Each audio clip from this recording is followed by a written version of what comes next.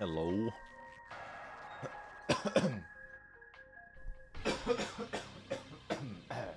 Sorry.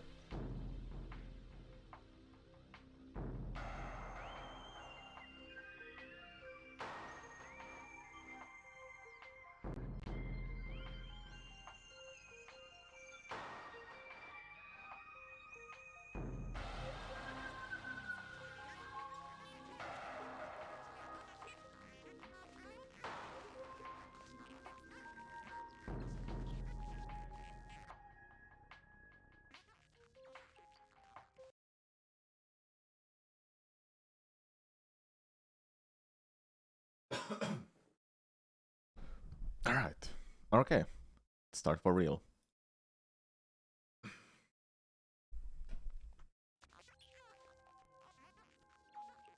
Hello everyone. I'm going to play Metroid Prime Randomizer. If you don't know what is a randomizer, basically items are shuffled between each other. For example, some missile or E-tank locations might give me X-ray, thermal visor, any wave beam, ice beam, plasma beams, and so forth. And my object is to beat the game. I fucked up the intro.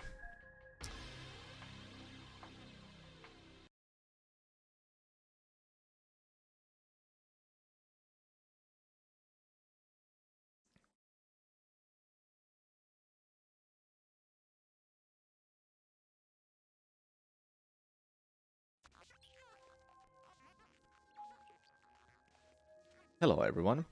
I am going to play Metroid Prime Randomizer. If you don't know what is a randomizer, basically items are shuffled between each other. For example, charge beam may not be in that location where it's anymore, same with wave beam, ice beam, and so forth. And my objective is to try to beat the game by collecting all the necessary items, equipments, upgrades to beat the game. Some of the important ones are all the beams, wave beam, ice beam, plasma beam, so I can beat Metroid Prime. And one of the suits is important, mandatory for beating the game. It's Phazon suit.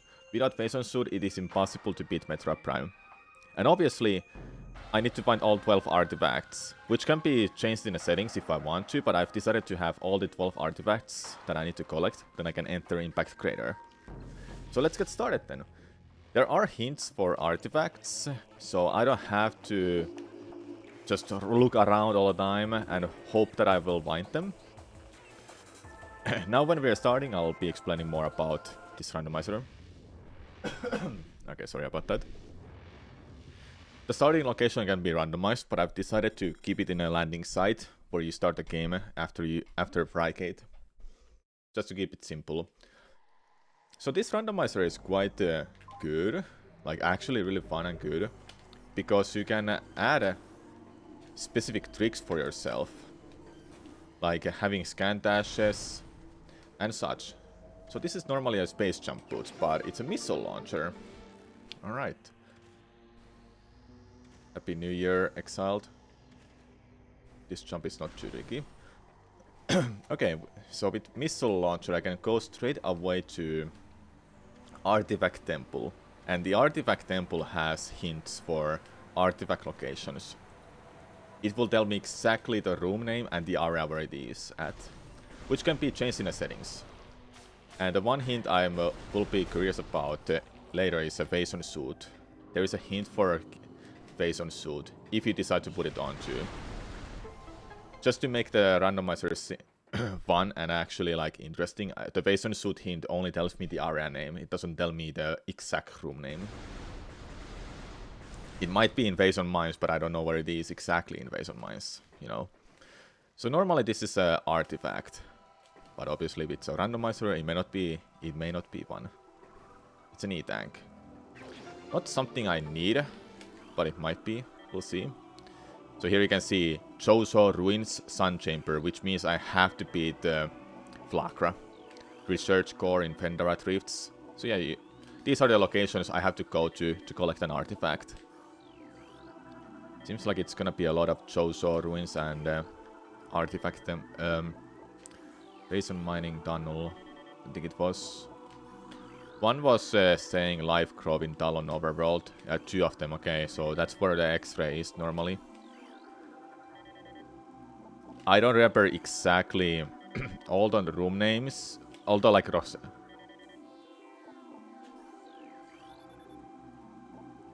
Plasma processing, is that the plasma beam location? It might be. There was 2 hints for artifact. There was 2 sun chamber. So beating Lacra will give me an artifact, and then going back there will give me an artifact. Let's see how it goes. Okay, with missiles I can pretty much just do one check right now, then I have elevators to check. Oh, I didn't mention, by the way. Elevators can be randomized too. And I have them randomized. Just to give a little bit of more confuseness where to go. And it's fun. So how's everyone is here started so far? I should check this elevator first. Normally this one leads to Chozo ruins. But right now it's gonna be West Main Plaza. That's actually in vanilla. I'm not gonna go there yet because I need to check what is this elevator leading to. And there's an item, actually. Better to get all these easy checks out right now.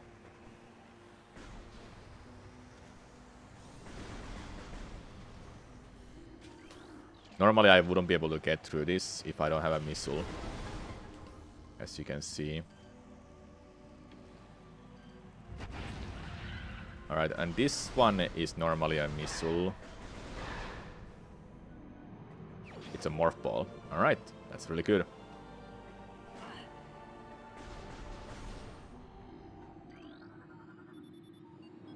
Sun Tower activated. I can actually go through this now.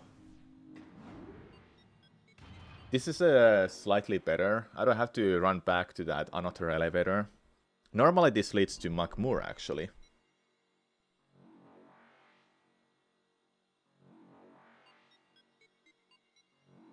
Sun Tower is like right here. Nearby where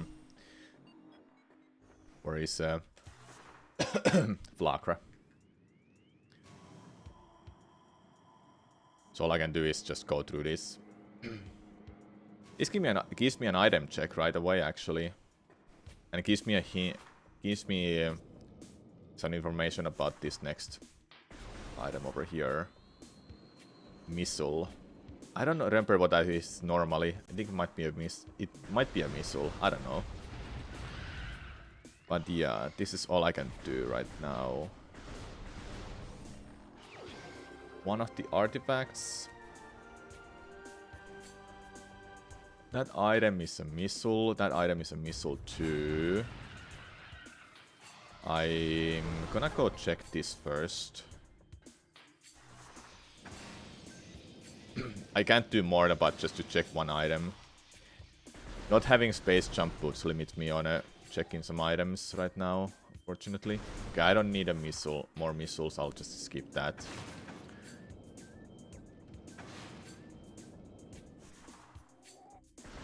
Before I go to other part of the where like continue where you would go normally after getting Morph Ball, I'll check this area. I get the information. Nice lag. Emulator. Not having bombs hurts as well. Gonna limit me on doing some stuff. That's a missile. So many vanilla checks right now. Okay. This next room has 2 items, both missiles usually. But I can only check one of them, which is this one over here. That is a pretty nice find. Thermal visor.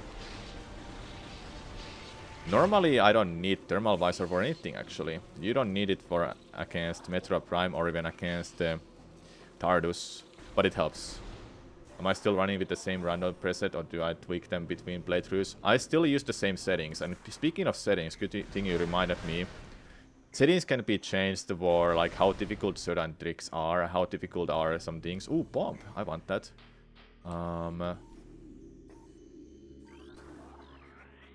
Okay, got it. I'm stuck. I'm actually stuck. Oh! That was scary. Okay, I got that. Bombs. I'm gonna go this way. Bombs are good. Bombs are really good, so I can do some stuff now. So yeah, about the difficulty settings, there are like in a Randomania program that I use for making randomizer for this game, like the seeds, there is a difficulty settings for like each tricks, like bomb jump, slope jumps, how hard are fights that you need to do, how hard is like R jumps, L jumps, anything like that. You can even disable them all. You don't have to do any of those tricks. I have put them on mostly in an intermediate because I don't know the game super well, but I know it well enough that I can do some tough jumps and such because I've speedrun the game. So I have quite a lot of settings on, but not all of them. And do I tweak them between playthroughs? Not really. But I was tweaking them at first when I noticed that I have some trouble to do some stuff. Okay, now when I have bombs, I should go back to check this item over here. Because it might be something good. You never know. A little bit of running around here and there all the time. Also, hey Sora. Sorry to say, I forgot to say hi. Okay, all I can check is just this one over here.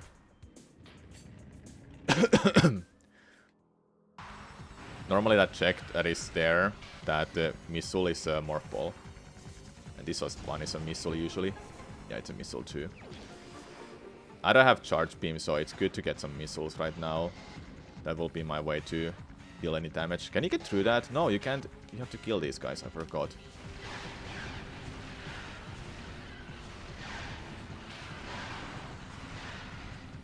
I forgot I have to kill these. That's gonna... Oh yeah, I don't have to. What am I doing?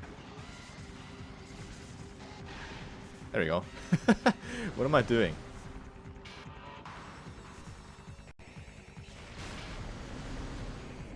Want some health back? Okay.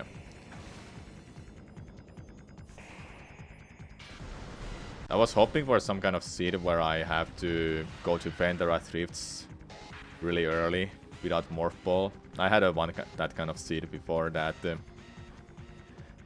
I had nothing but a missile. Then I used an elevator to get to Vendera Thrifts. And then I had to go to where the boost ball is normally. That room. That had a Morph Ball. It was all the way there. It was insanely fun. Alright, well, so with bomb and missile there. Did I just got stuck there? That's kind of weird. So with bomb and missiles, can't do much right now.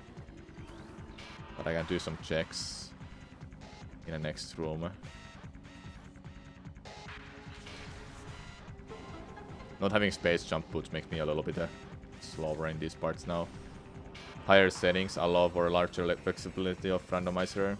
So yeah, like there might be like really hard jumps you have to do, or bomb jumps.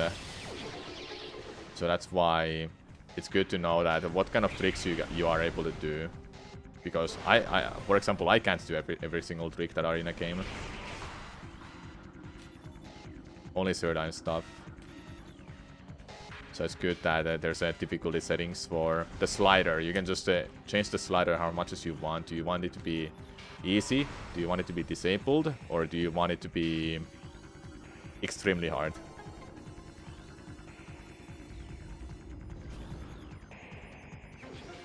Alright, that's normally that is normally a charge beam.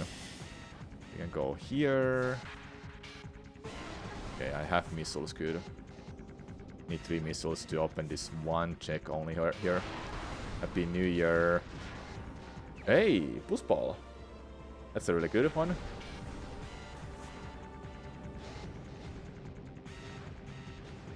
Are the items only randomized?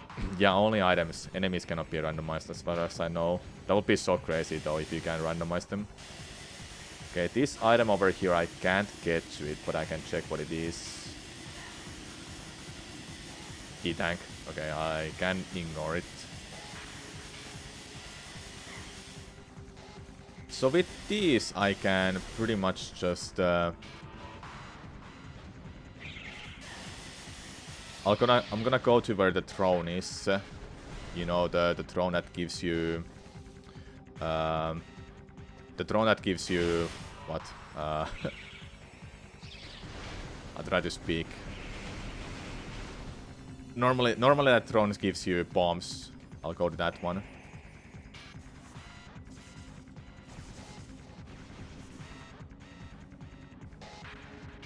But first I'll check this one, obviously. This is always a missile. I've never had it anything else, I think. Okay.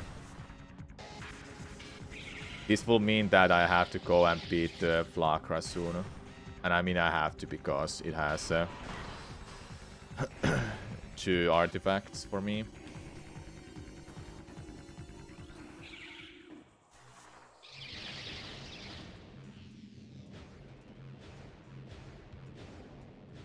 That was interesting. The camera changed there. Okay, this mini boss time. And a good music.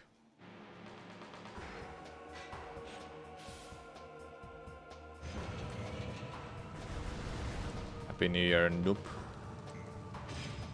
Noob Cake, what's up?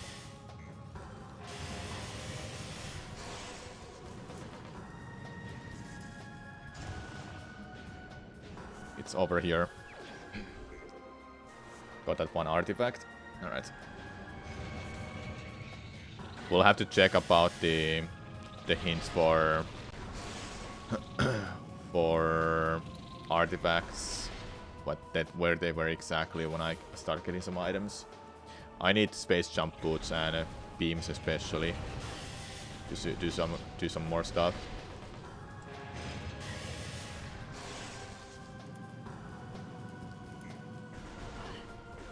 Hey, on my way.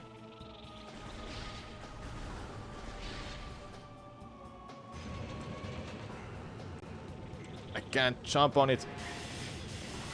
Okay, got it. Something good here? E-tank? Sure, I mean... It didn't open that, are you serious? There's one thing that is a good addition for this. I'm actually playing a GameCube version, but they have hacked in Spring Ball from Wii version that I can use then. Speeds up a lot. It's really good.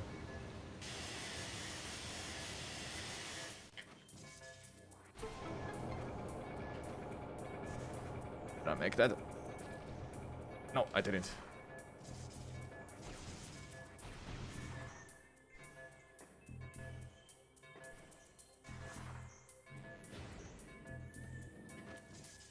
Okay, so I have one check waiting there, kind of. Yeah, just one check. I don't think I can do the other check right now.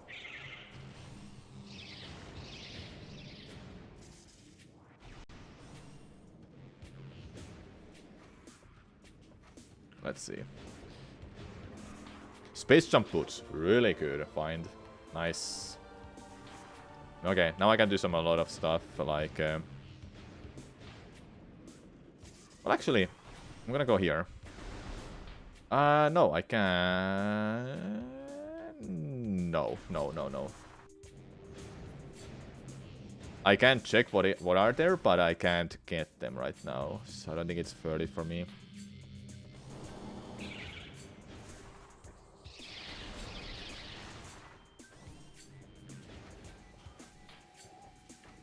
I should have just stayed in human form. Oh well, whatever. So about the Chant Chamber room, it is possible to collect both of those items right now, but the problem with that is gonna be that revisit. See, the thing is, there is a setting for having to do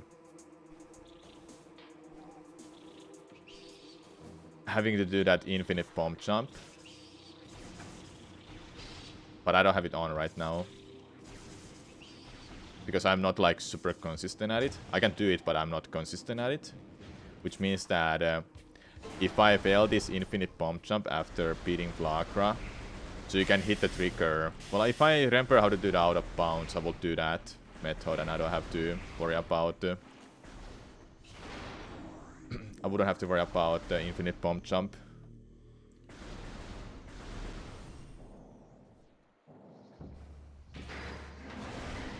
Just meaning that if I don't get it, I have to get Charge Beam, Super Missile, and Spider Ball to come back here later then. That's only if I don't get it. So let's hope I do get it. This boss has 2 artifacts waiting.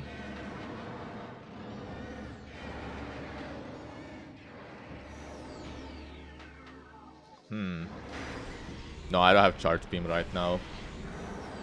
Speaking of Charge Beam, there is a duplicate of that. You can duplicate any item you want. 2 wave beams, 2 plasma beams. You decide, but I've decided I've only let it on default mostly. Only 2 charge beams in an item pool. So if I find one, then that's good. If I want the second one, it doesn't matter because I already have a.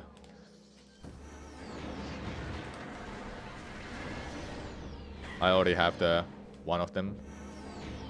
I'm actually thinking of maybe I should add in as item settings 2 thermal visors, because I tend to never find a thermal visor, to be fair. X-ray is not that mandatory, but it will be really good to have 2 of them maybe. I don't know, maybe not 2 of them, but 2 thermal visors, because I would like to find no missiles anymore, that's fine. Because I tend to do... See, the thing is, thermal visor is like the least used. It's the least useful visor in a game. You don't need it for anything. You don't even need it to beat the game. You don't need it for against Metroid Prime or Tardus. But X-ray, in other hand, is far more useful. Gives you access. You can see the hidden platforms, which I've memorized actually. But you can also shoot them to see which ones are real. However, against Omega Pirate, it's impossible to beat it without X-ray. So that's kind of one reason I wouldn't want to maybe have 2 X-rays. But Thermal Visor, even though it's useless, I think I would like to have 2 of them in an item pool. Just to have a chance that I might find one. Okay, let's see, can I do this?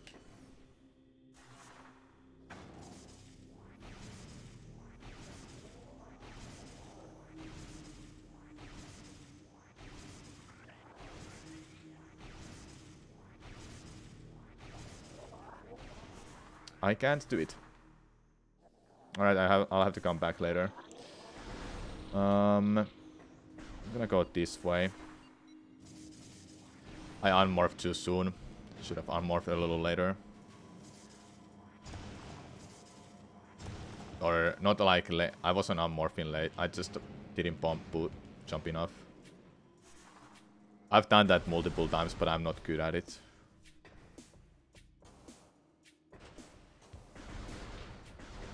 Okay. I have to check these locations that I couldn't do before. Oh yeah, Spring Ball, by the way. I don't know how it was in Vanilla. In a Wave Beam. Ooh, that's a good find. I don't know how it was in Metroid Prime Trilogy, but I assume that if you get bombs, then you can use Spring Ball. It's the same thing in this too. That bomb jump is doable on Wii. Yeah, I know it is, for sure. Hey Panic, thanks for the good luck and Happy New Year as well. Okay, so we have Wave Beam. I can grab some missiles quickly. It's unfortunate I couldn't get that before that. That one check, but no can do. It is bombs equals spring ball. Yeah.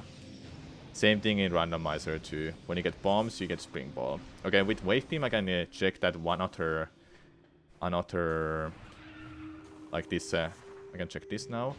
Missiles, obviously. But the other one I can check is right over here. This room. Oops. I overshot that. Underwater jump is simple and easy, which I can do. I can also see what is up on the very top of the room. I'll shoot missiles to the blocks. So I can see that from the cutscene what it is up there.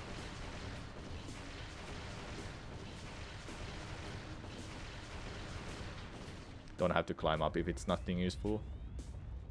Yeah, it's a missile. Don't need it.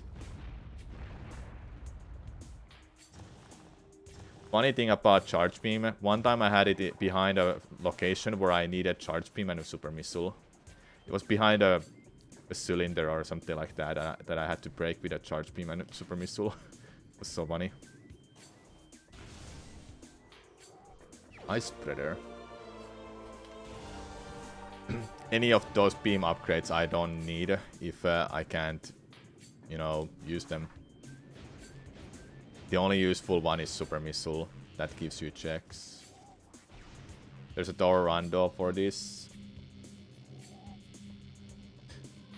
Oh yeah, but what am I thinking? This is not a... That's a wave beam door. Okay, what else is there I can do? I can go to ice beam check, but it's too far. I'm not gonna go there. Screw that room anyway. Okay, let me head back to landing site.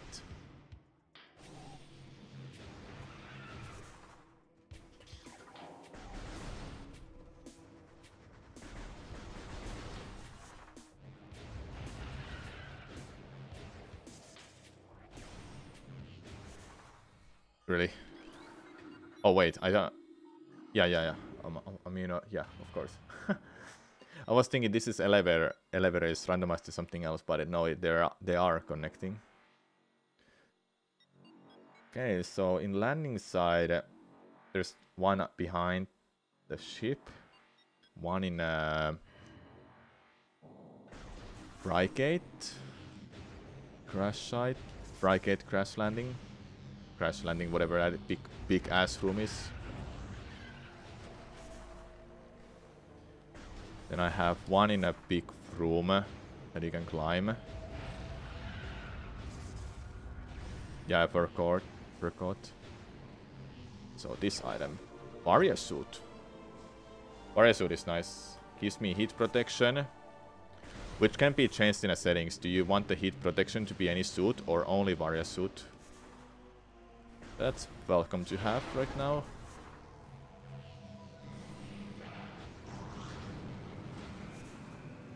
What's up there? That looks like a missile. Yeah, that's a missile. Yeah, I'll leave it behind. Yeah, Varia only makes the most sense.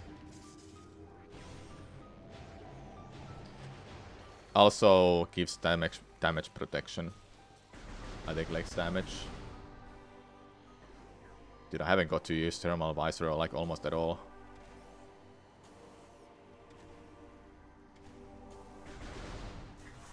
Okay, next check I have is that tall room. Then I guess I'll have to go back, and I'll have to go to the where the ice beam check is, and check those places. 10%, 20%, 50%, yeah. You know the game quite well.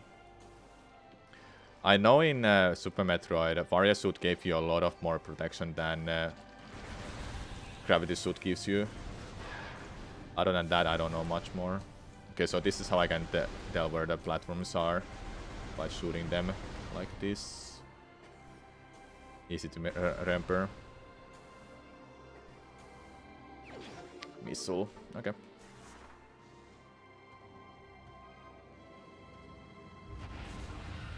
We are heading back.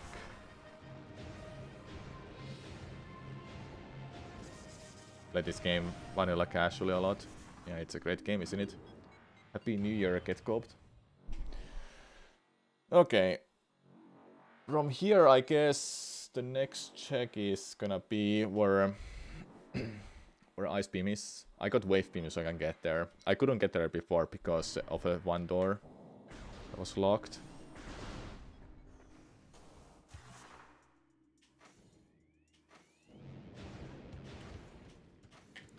Ah, Spring Ball is helping so much.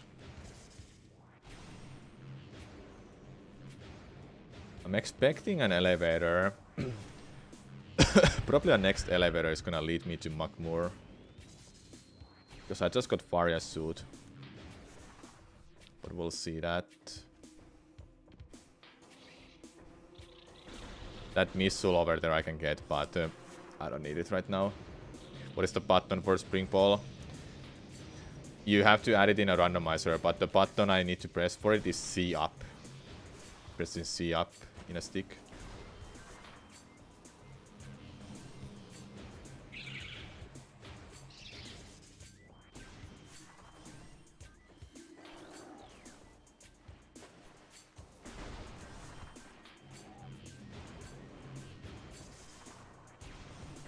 Can also be held, so you can buffer it, yeah.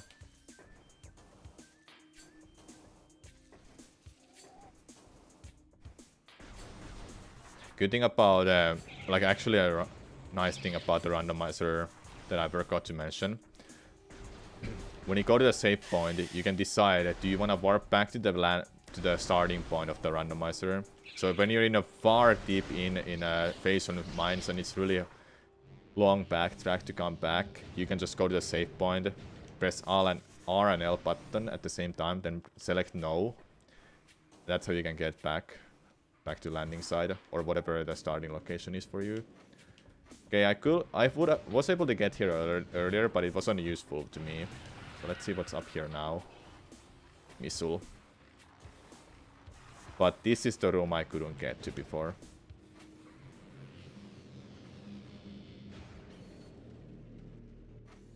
Right here. And now, what's up there? Ice Beam. Nice beam. I bonked. No.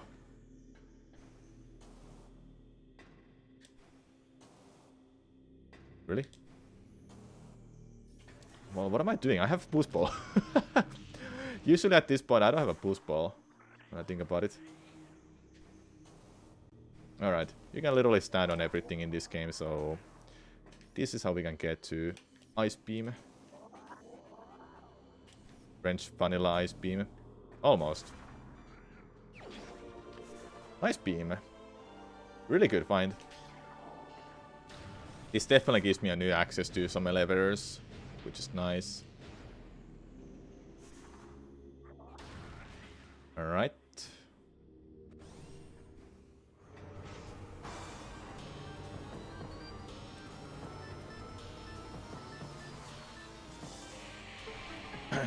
Here's a new check in this room. Then I'll have to go through, check what is Ice Beam, then I can check both elevator checks. So Ruin's kinda loaded, not gonna lie. Yeah, it's been loaded, for sure.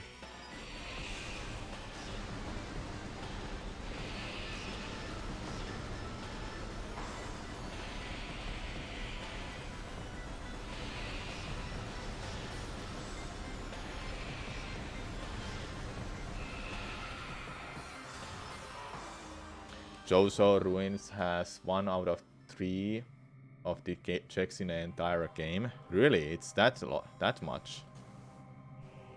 That's surprising to me. I would have understood 1 out of 4, but 1 out of 3 is a lot. Think about it though. There's 100 items in a game, right? 100 items. So this area alone has 33 or 34 checks on its own. Then everything else has like 10 to 20 or so. So this is normally a missile E-tank, but it's a power bomb. Nice. Power bomb is good. Alright. And now we need to... That's not a good slope jump. That's a much better one. Gotta go through this.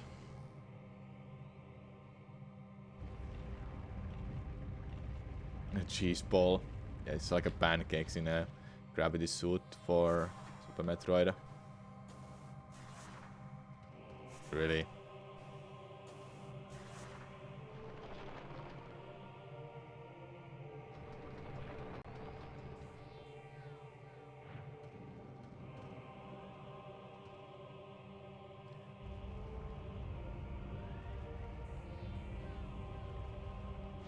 Okay. Next is ice beam check. What the elevators are. Then we move on to whatever is the best choice. If I get to Fendara, that's good. If I get to Makmur, that's even better.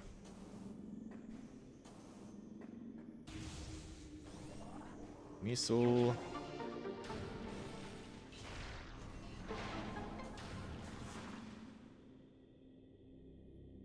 Remembered something. You remember Wave Beam was extremely bad in hyper mode because damage is so low. Makmur workstation. Okay, what's the other elevator? Wave Beam does less damage than Power Beam actually. No, actually no, I'm wrong. Power Beam does less damage than Wave Beam, but fully charged Wave Beam is weaker than Power Beam. Base on Mines. Ooh, that's a place I shouldn't go to yet. I mean, technically I can go to Base on Mines, but... wait. Can I do... How much I can do in Base on Mines without the main power bombs? Or with just the one power bomb? I can do a lot there, right?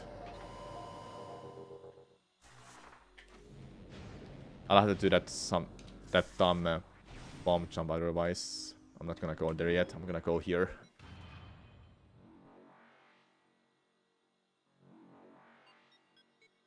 Plasma processing.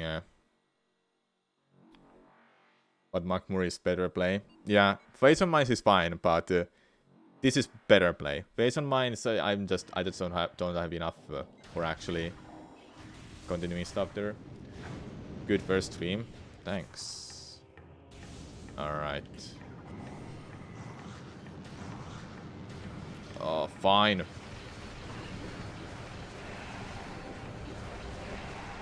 Okay, let's see what is here.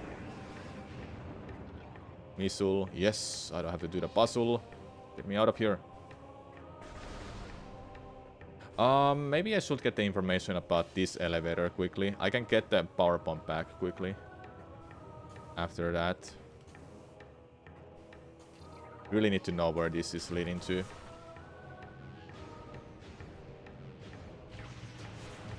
These guys will drop a power bomb. Right there. Alright.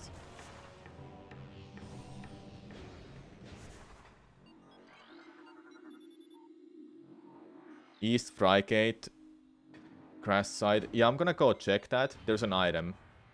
Then I'll come back.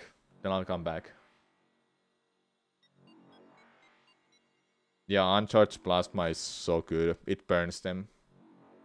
Deals so much damage. This leads to Crash side, where the big room is. Now where is the charge beam at? Charge beam is behind a charge beam. How about that?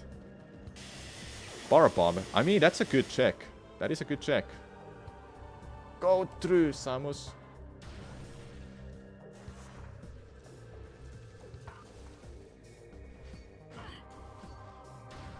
Right now, when I don't have main power bombs, this is what I'm clicking.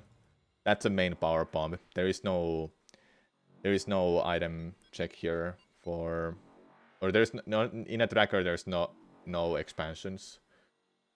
I haven't found main power bomb, but it's fine. But that's fine. I have 2 of them right now. Plasma processing had 1 of the artifacts, which means we have to get to plasma beam check, but we cannot get out of that room. I can open that. I can do that puzzle, but it wouldn't matter. So am I correct, Sipur, if you know the game a lot better than I do? Plasma processing is plasma beam check, right? I'm pretty sure that is what it is, because the hints say the Makmur and plasma processing, which I'm thinking it's it has to be. Yep, yeah, I thought so too. The problem with that check is that I need a plasma beam to get out of that room. I cannot leave that. I cannot go there. I mean, sure I can go there, but I'm gonna softlock myself. That's not smart. Where is my health going? I should probably be a little bit more careful with my health.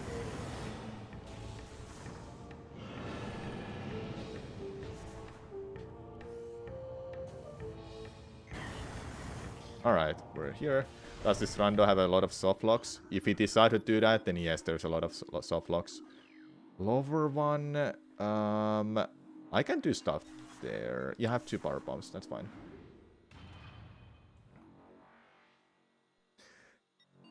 I'll go through life growth. I have boost ball, I can get there. I can check everything there. I can check the other elevator, but I cannot go Brigade backwards, which is fine to me.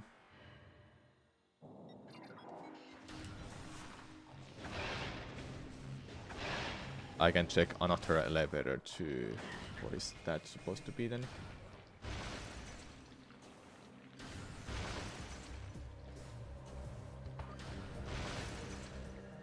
If I didn't have a boost ball, then doing this backwards will be really annoying. You can do it, but it's really annoying.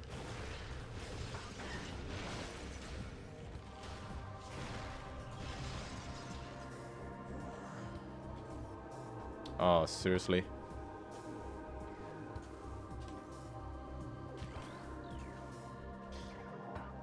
What is here? Ooh, speaking of main power bomb, we were talking about it earlier. There it is. Now I have 6 of them.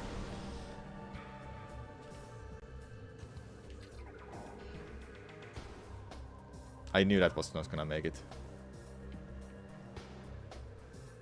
Somehow it just wasn't enough distance.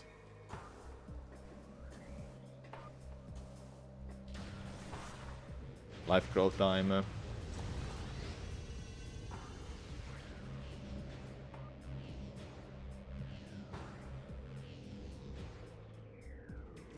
And check this. E-tank. That's normally a missile, I think.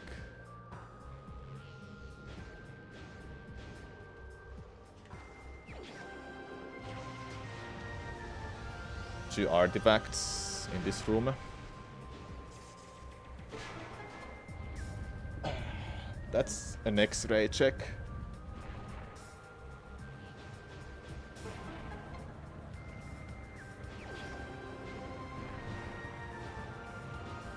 Okay.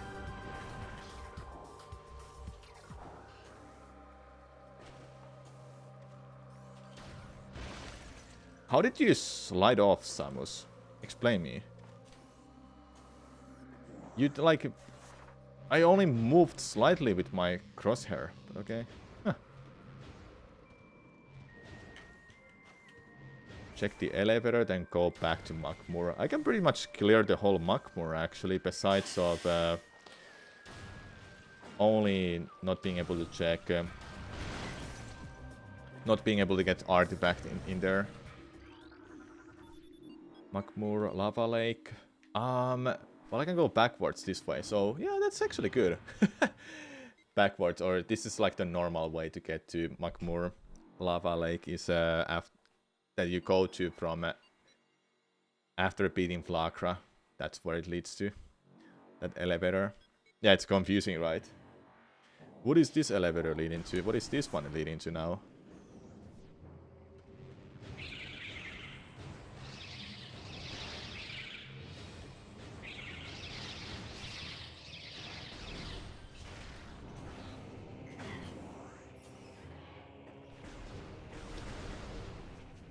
You can randomize elevators if you want to. I've decided to randomize them.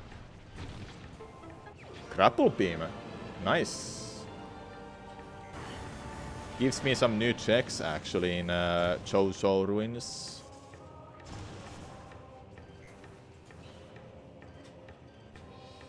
I can't dash. There you go.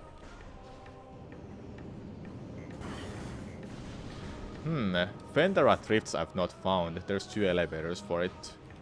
I assume one is gonna be here. Missile. Alright, leave that behind.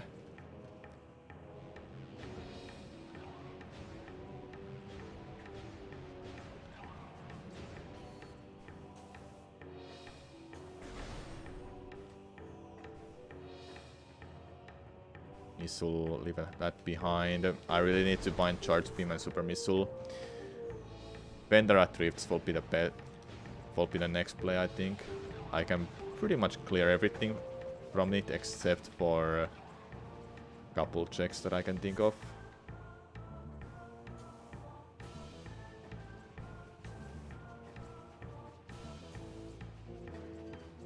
How did I drop down? Went for like 5 minutes and we already have a lot of power bombs. Yeah. I got the main power bomb just earlier.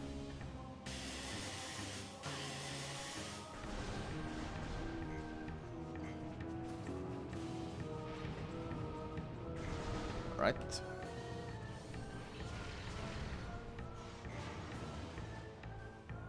Climb up this. Then we can check that location where artifact is normally at.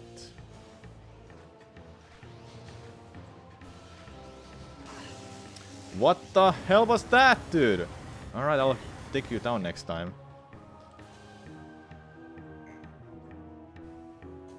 I'm annoyed over that.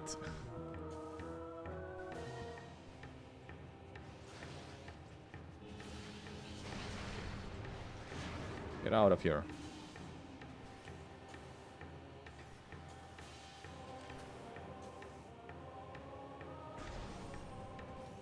E-tank, sure.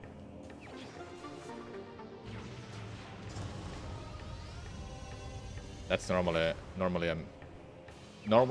that one is an artifact, and that other one is power bomb expansion. Missile, leave that behind.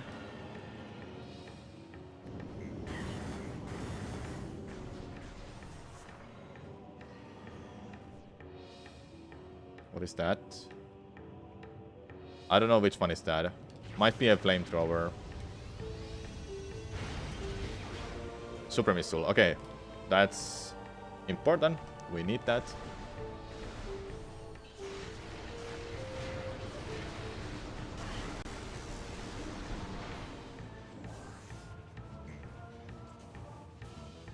Need super missile, charge beam. Now I need charge beam to actually use super missile. Then I need spider ball to get that last artifact in Chozo Ruins.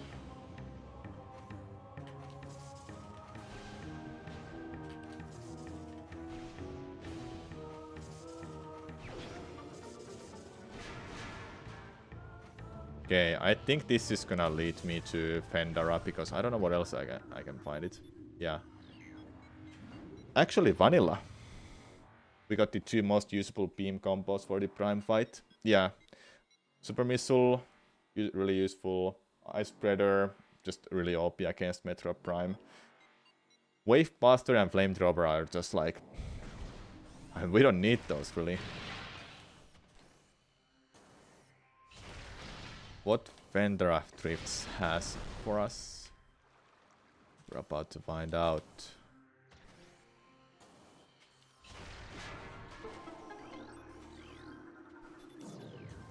Okay. This check artifact, obviously. I can't see what is that check there. That looked like a missile to me. Yeah, wave buster damages, but other missile combos are just much better. That's a missile, yeah. Need to find plasma. Need to find plasma.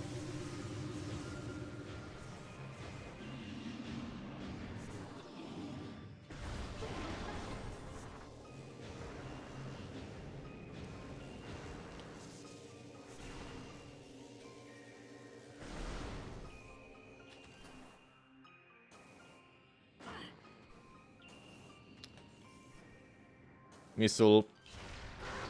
Don't need it, really.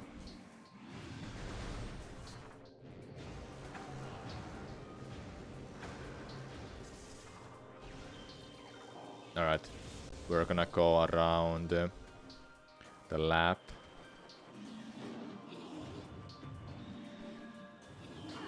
You asshole. Alright, got it. Need to get the information what is down there. E-tank. That I think normally is power bomb expansion.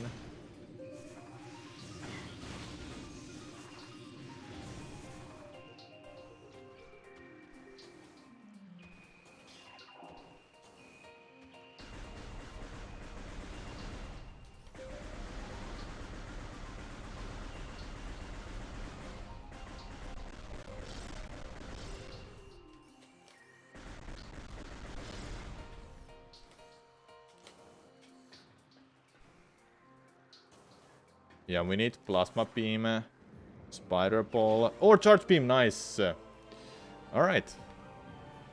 Charge beam, plasma beam, phase on suit, and spider ball. We need those, then we can beat the seed.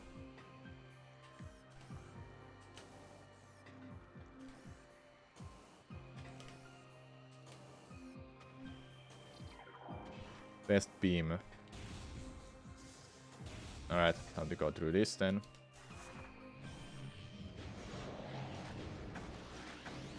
Get out of my way. Good thing I just got charge beam because I'm gonna go and break that you know, thing in a lab soon. I wouldn't be able to check what it is otherwise, unless if I had X-ray.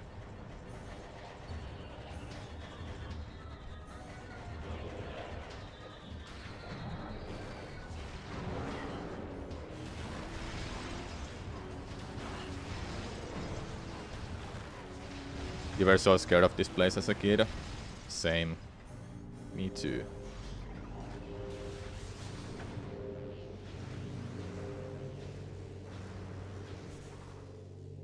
Alright, this room has that one item I wouldn't be able to get otherwise. Thank God for a charge beam, actually.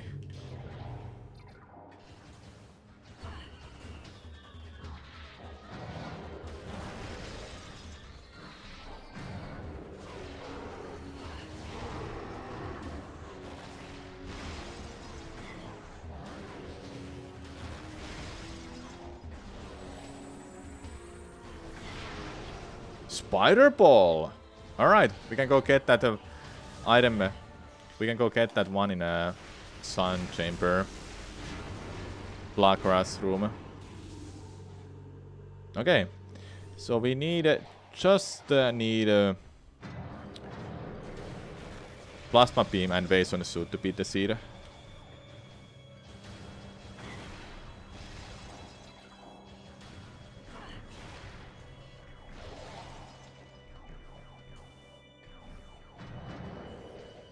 Where are they? There you are. You dodged. You dodged. Stop!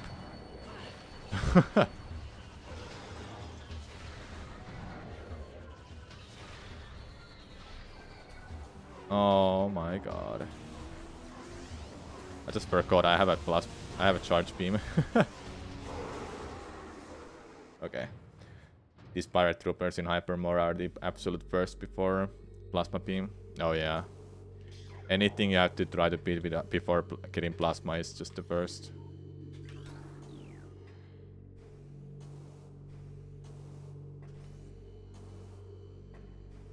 Power bomb expansion, don't really need it. I'll leave it behind. I have 6 power bombs to use. Well, right now 3, but you get what I mean.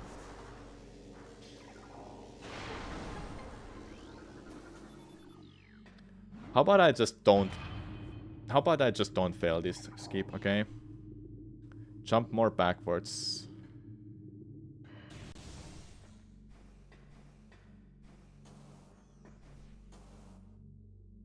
Like that.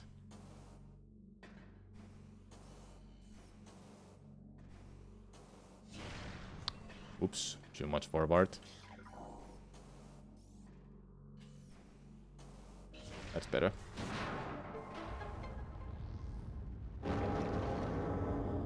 Okay. What was in a Fendera Thrifts? Like couple artifacts? I'm gonna check the room names quickly. Or what we have left. This is in Shorelines. Plasma Processing. Base of Mining Tunnel. Jojo Ice Temple. Research Core. Elite Research. Okay. I know those locations for Fendera. Ice Temple is Wave Beam check. Ice Temple. Did I say Ice Temple? Ice Temple is a check. And the Processing Core, I think it's this one. Actually, no. Must be the next one.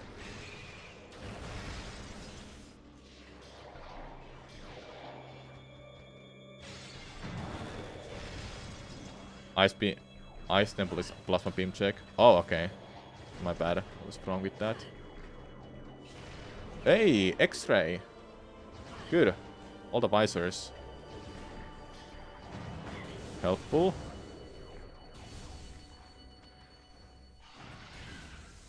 So we need a Plasma Beam even more now for those checks. Oh, is this the one that I'm thinking of? Yeah, this is the one.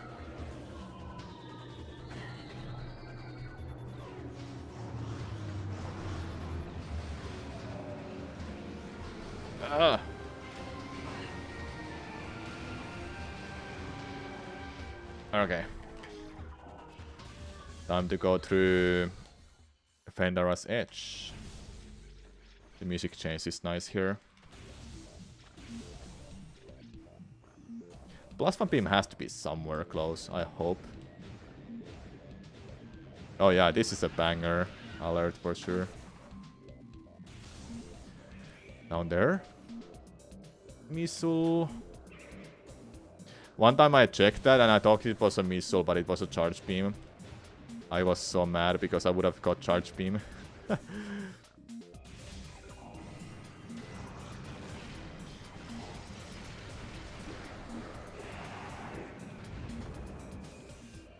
Okay.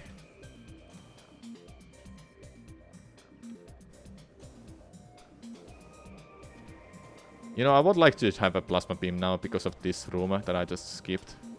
That normally has a artifact. Wave Buster. Ugh. Yeah, visors are not required for beating a game. That is true. Mega Man X music Ost. Yeah, it's really good, isn't it?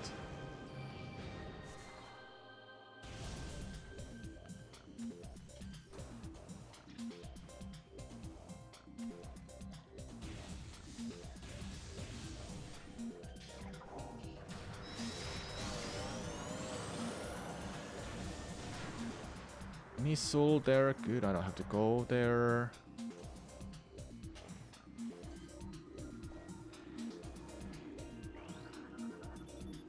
Another charge beam to duplicate. So yeah, speaking of duplicates, chat, do you think that I should have a duplicate for a thermal visor? Or what I should have duplicates for? There's only duplicate for a charge beam right now, and I'm thinking of adding another one. Maybe thermal visor, because it's literally the least used visor. You don't need it for anything, like really. I've explained this earlier. But X-ray, on the other hand, it's only useful against Omega Pirate, and you need it against Omega Pirate, to be fair. It's not that just useful, it's mandatory. Then beams are like, why bother? Why bother? Charge beam seems enough. Yeah, charge beam, god damn it. Charge beam is definitely enough and only really necessary. Duplicate for wave beam. Why do you have a duplicate? Charge beam is like It's just a really good thing to have, because think about fighting Metroid Prime without Charge Beam. That fight is long as hell. That's kind of the reason why I still have it on. Why are you pushing me?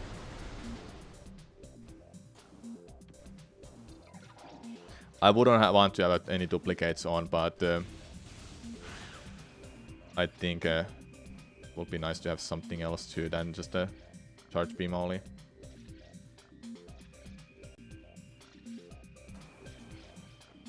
Wave Beam.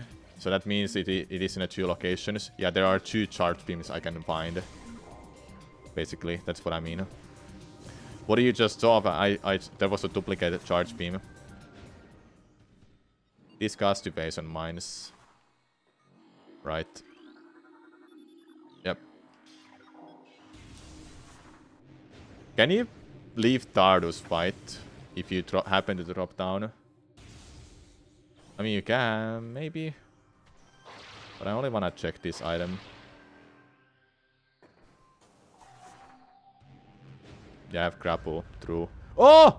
Oh! Plasma beam! Let's go! Okay, so... Okay, I have a... What do I do now? What do I do now? I need those checks. You will fight Dardus now? What if Dardus has a Phazon suit? I only need Phazon suit anymore, so may as well fight it. Like, god damn it. This fight makes it so fast now, this plasma beam. Are you kidding me? I didn't hit that. I've never seen him rolling in the very start. Never. Yeah, it's just artifacts.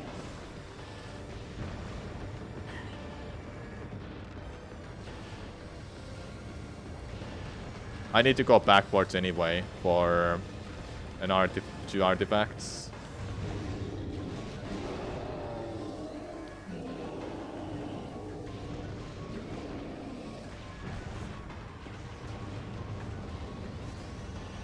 It didn't hit it. God damn it, he got stuck. Almost.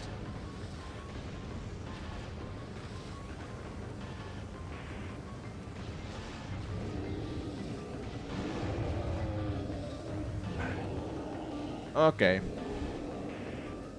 Still have to go to base on mines, by the way. There's an artifact waiting. I think it was 1 only. 2, actually, 2.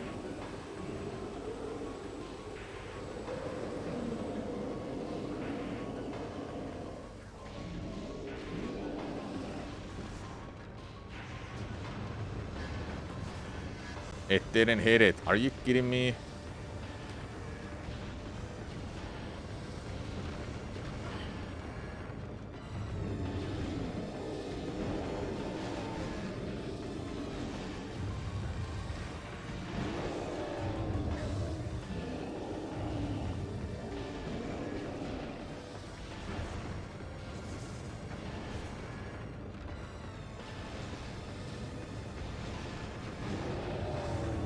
This fight is so fast with the thermal visor. Just helps so much.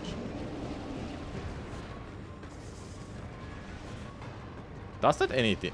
Is that dealing any damage to that? I actually don't know.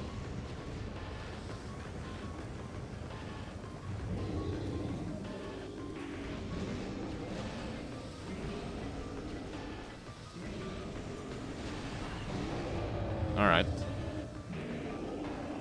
Starting with Charge Beam and Vanilla Charge Beam are pretty common in race settings as well. Yeah. Bombs do massive damage to unexposed joints. Yeah, I know that. I was just thinking, does it deal any damage when you have it exposed already? Do I have a... I have 2 power bombs after this. Yeah, this should kill it. There you go, good. Come on. Show me that Phazon suit. Come on. That's the only reason I bought this. And I can go back, so I don't have to actually run around the lab to get back to the starting of Fendara. Nice missile, yes. Let's go.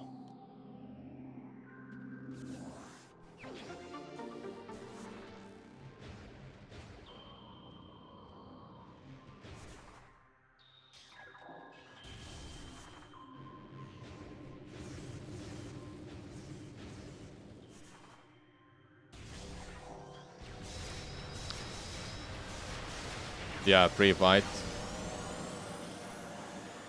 At least, so it's good. Alright. We head back.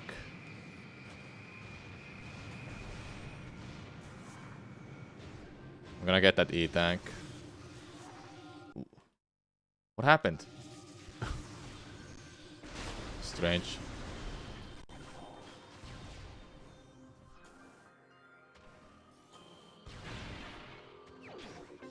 Alright. More E-tanks are always good. I'm gonna go to the right first.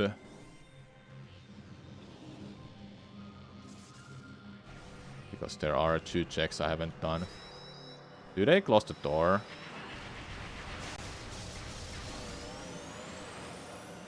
They do. God damn it.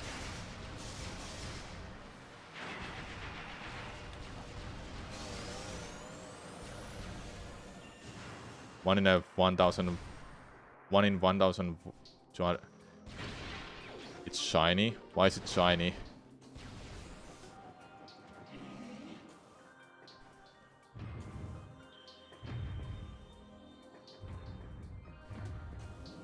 Missile. Alright, nothing.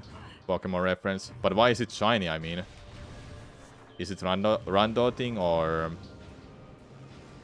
I assume that's a rando thing. Great hitbox. Rando thing? Yeah, thought so. I was like, there's no way that's in vanilla.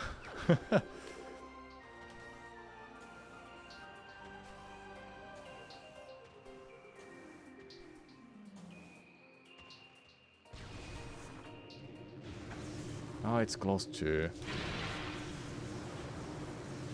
I have pretty much checked everything in Pandora, have I? I have nothing left after these 2. So I can go to base on mines.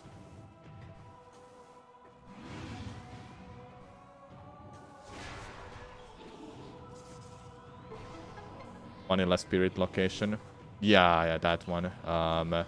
Let's just hope base on suit is not there. I'm not gonna go all the way back to that check.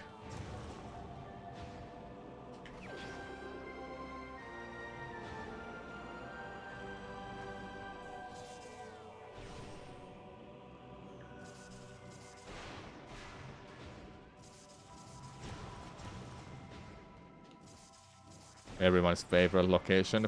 I was scared as hell about base on mines as a kid. E-tank. I was like thinking, what? That looks so weird. I guess it's face on mines next, because this one lead to... Macmore. Vanilla. It's vanilla. Yeah, I'm gonna go to face on mines, because... okay. Double check the locations. Plasma processing, I have to go back to Macmore at some point. Face on mining, tunnel. Oops. Elite research and sun chamber. Okay, so face on mines is a better play. I can get those out of the way. And I might find a face on suit along the way too.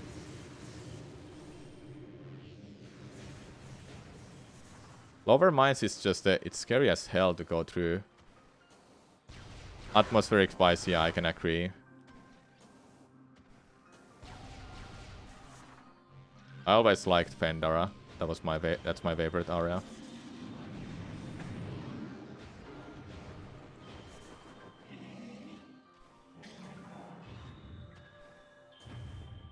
Please get this jump.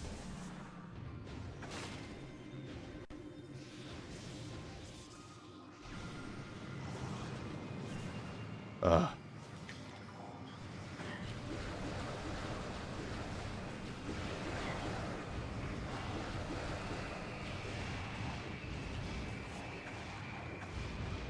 Ah, freaking missiles, man. Okay.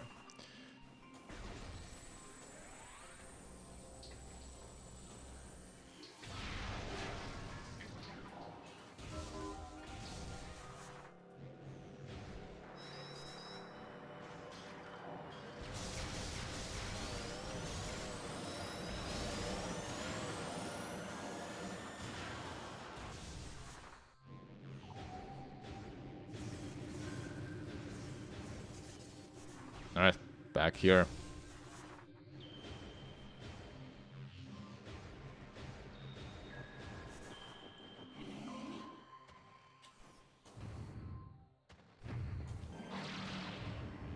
Good thing it barely reaches that.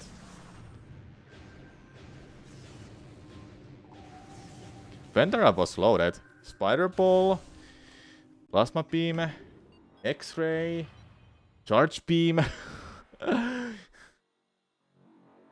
Like, 2 Charge Beam actually. 2 Charge Beams. Alright, Phase and Mines time. In here... Yeah. Super Missile. Was Super Missile here? I think it was in a Macmoor. I remember it being in a Macmoor, not here.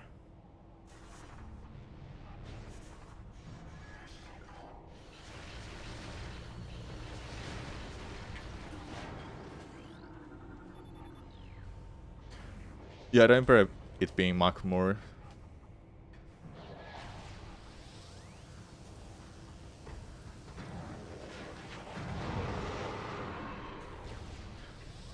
The Ice Predators check.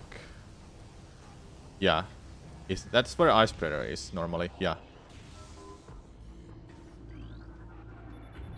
Alright. Check this, go around it normally, go to Elite Research, then go to Lower Mines, our starting location. That's Gravity Suit. But I should get it because... See ya. Because what if Talon Overworld has... Frigate might have Phase Suit. That's why I should go. Please don't shoot me. Thank you. Gravity Suit. Nice. And it's a more... It's also more resistance. Yeah, the Prong Suit. It's fine though.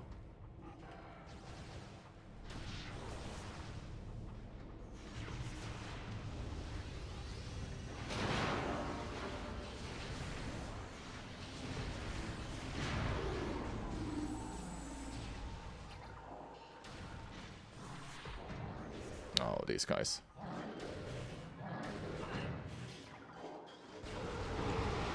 Oh, they don't care about being frozen at all, huh?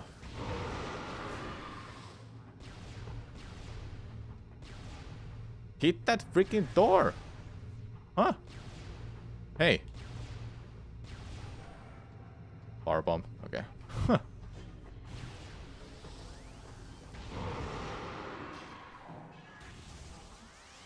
Alright.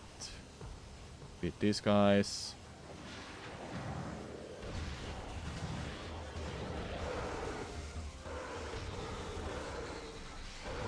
Charged ice beam shot. Okay, didn't know about that.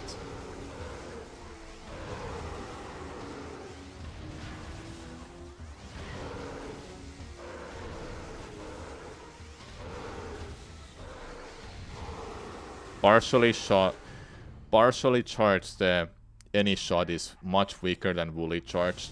So it will be much better if I just fully charge every shot that I make. Actually.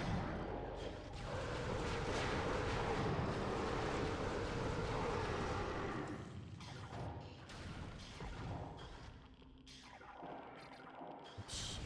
Come on, open it.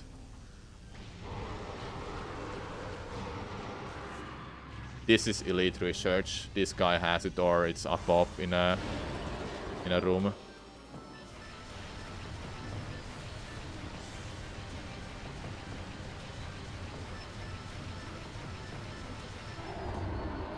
Perfect.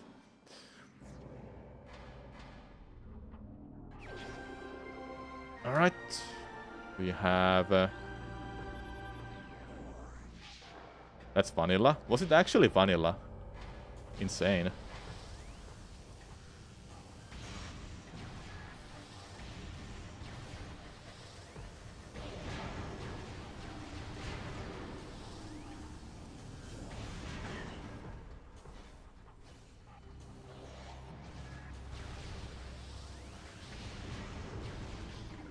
Nope, that guy is not dropping me off. See ya. Missile.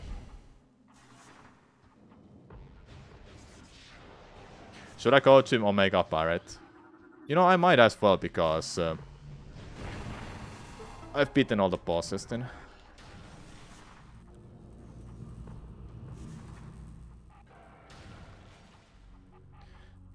I'm at the very lower part of this, am I? Yeah, I am.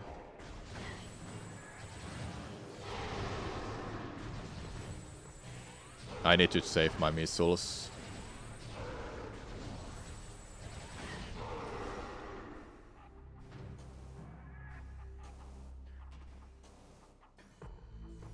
French vanilla. Yeah, I thought so. You can grapple this, right? Yeah, you can. That makes it so much easier. E-tank. Sure.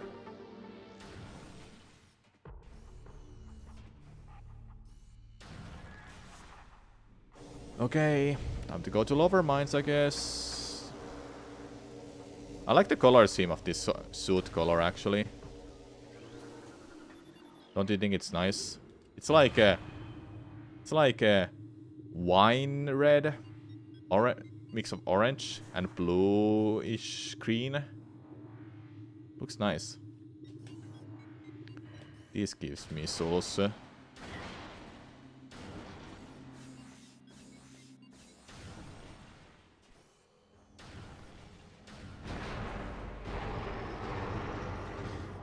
Okay.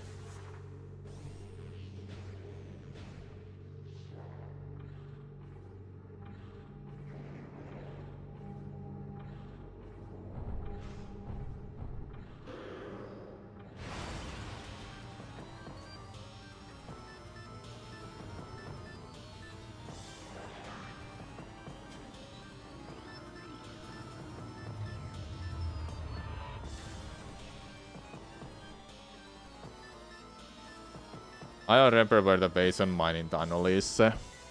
That's not the big room that is after... that is nearby the elevator, right? That big room that I was close to.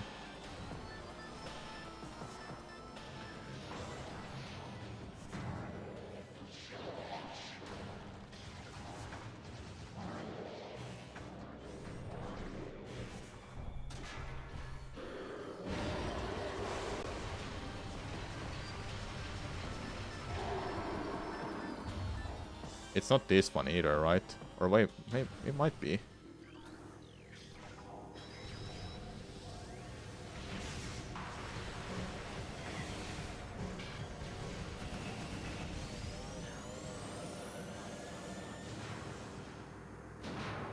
Almost vanilla power bombs. It's an expansion here, not the main power bombs. Okay, I'll leave it behind because I don't care about it. I might have to go through to Omega Pirate, honestly. I think it's the best play.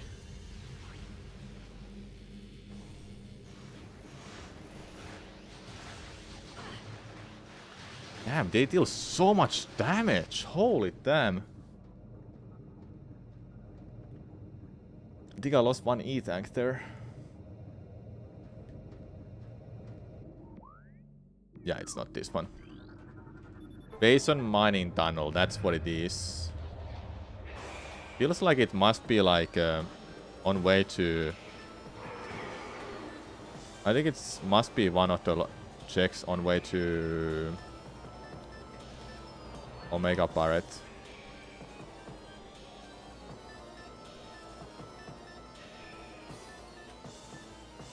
E-tank.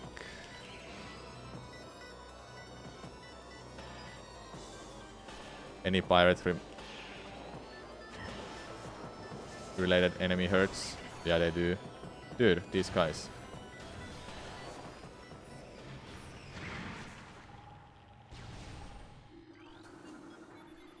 I hope Vason suit is vanilla at this point. It's funny. We just need a Vason suit and flamethrower to fully clear the whole tracker, besides of artifacts.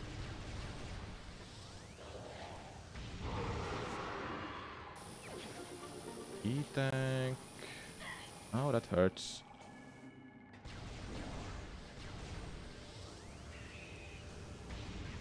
Oh, it doesn't kill it, obviously.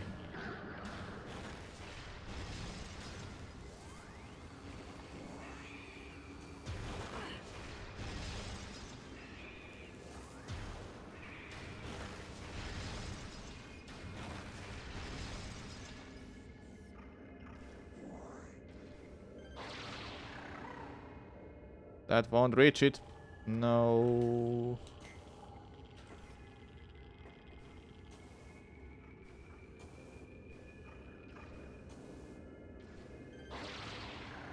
That will reach it. Okay, so here... Let's hope it's not... It's here. No. It's vanilla. It's French vanilla. I knew it. Okay, I hope Ryzen I hope it's here then. You see that? There's a...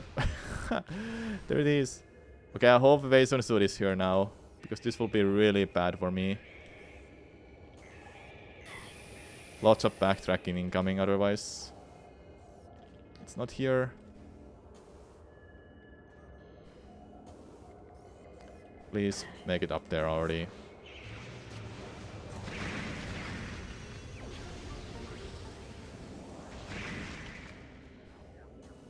I'm bonking into something stupid all the time.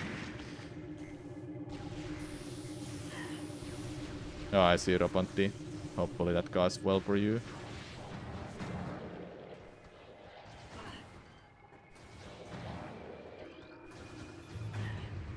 Okay, what is it here? Oh, there it is! There it is! Oh, yes! Yes! Thank God I came here. Okay, we go back, we go back. Oh, look at that color scheme of that suit. It looks beautiful. Purple with black. Okay, this means Sun Chamber and... what was that last check I had? Makmur. So 2 more locations to go to after this. So we are in a go mode besides of artifacts.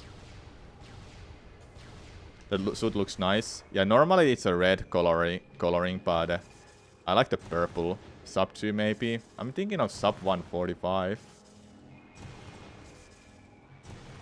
So besides of artifacts, only need flamethrower to fully clear the tracker. Dude, that's it. That is an amazing check. Let's go. Alright, now we head back. Just get to the safe point. Then I'll take the elevator to Jojo Ruins, then I go to Makmur. Whatever the elevator leads to Makmur, actually.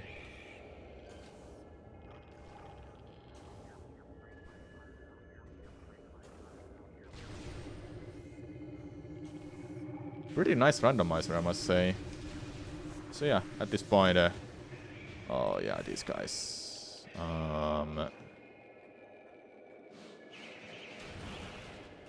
Yep. Alright.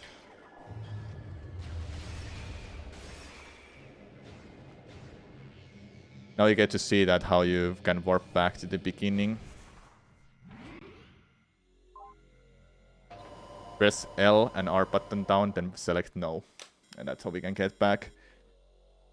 Running back to the start or anywhere else, oh, that's gonna take so much time. But this is good. Okay, 2 more artifacts. Back to Sunset Chamber. Unfortunate, that would have been so much faster if I didn't mess up getting back to Sun Chamber. But that's kind of on me because I haven't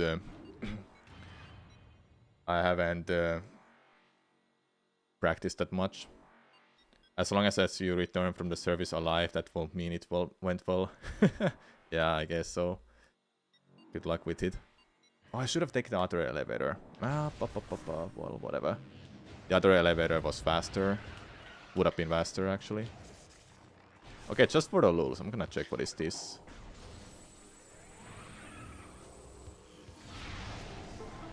Okay, it broke it. Nice. E-tank. I'll take it.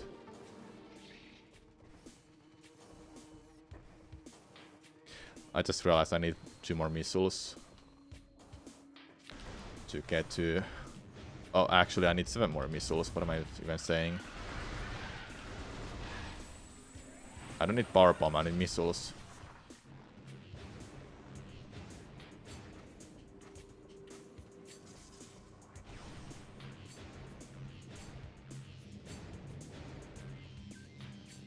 Get in there. All this run back just to get to this one artifact, you know, kinda sucks. No can do.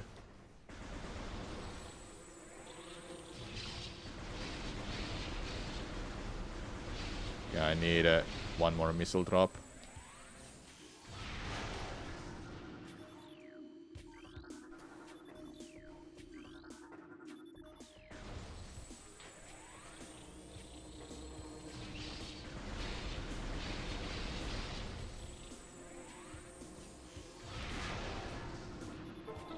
There you go.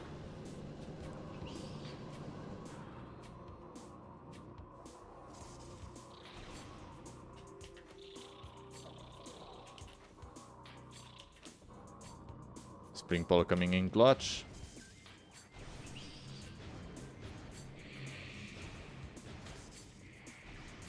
Did I have a... Was there any elevator here that lead to Makmur? I think it might have been one from... I need to double check quickly. Slow as camera. Yep, that lead there. Okay, I'll go there.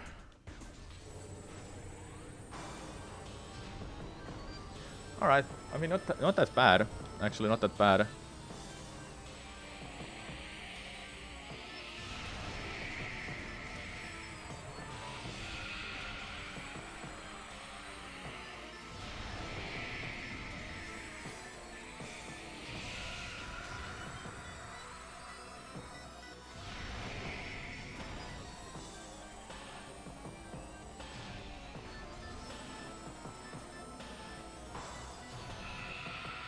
Alright, perfect.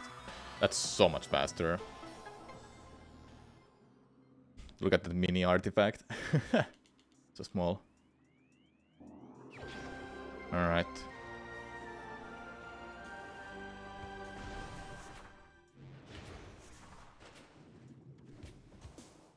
I gotta go through this because I haven't opened the gate.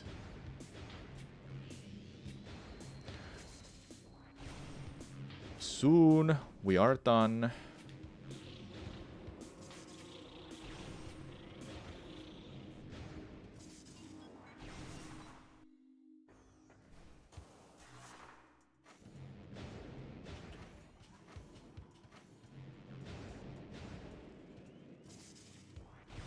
I kinda like this run though. This was quite fun. Feel like I was doing the right place here and there, like going to Invasion Mines would have been a suicide instead of going to Makmur. Going through lab was good. I got X-ray, got some other stuff, spider ball, you know.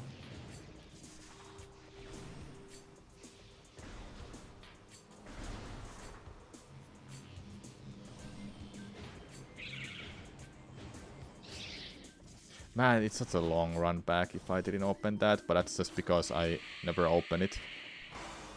I guess you can go backwards from that too, but I don't know how. Maybe it might be just a bomb jump anyway. Simple bomb jump.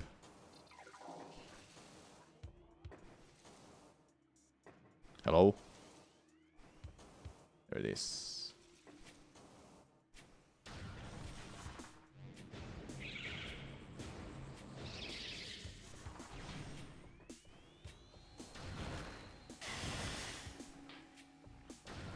Okay.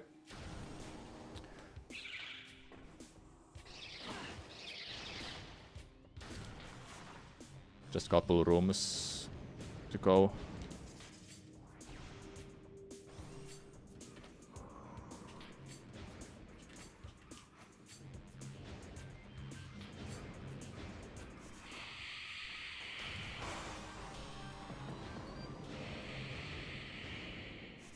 can just ignore everything, which is nice.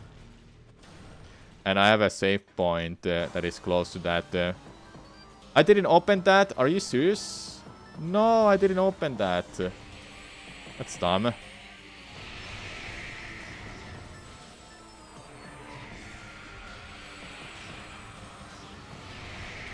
Oh.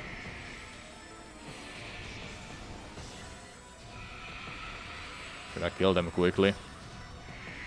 I completely forgot about that.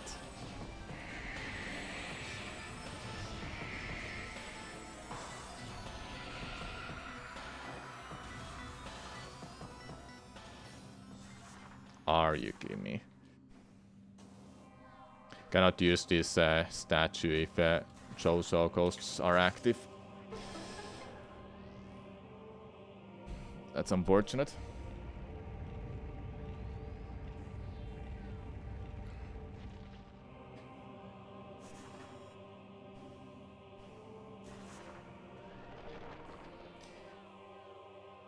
Dude, that purple looks so clean. I like it. It's like that's like my favorite type of purple actually, or maybe more brighter. Look at the wave beam logo, for example. That's the kind of purple I like, or the timer especially. That's a little more darker.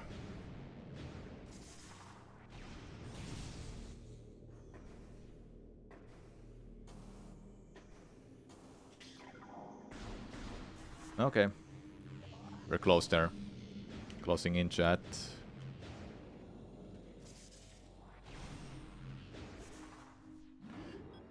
Finally we are here. One of the fastest randos I've done. I think this is gonna be sub 1 hour 45 minutes. The final fight shouldn't take too long now when I have Super Missile, Ice Predator, all the visors to help against Metroid Prime. Maybe make it a 3 full. That was funny that how it shot back and forth all the time.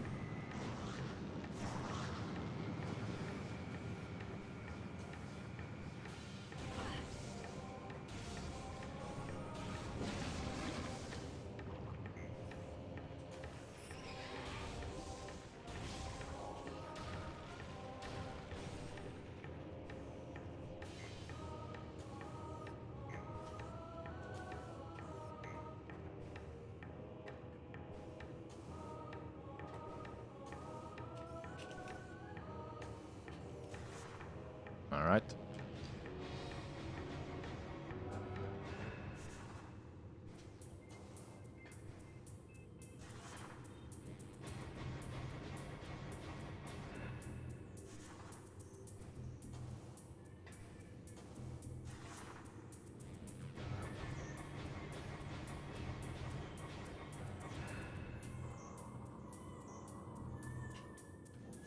Oh, oof.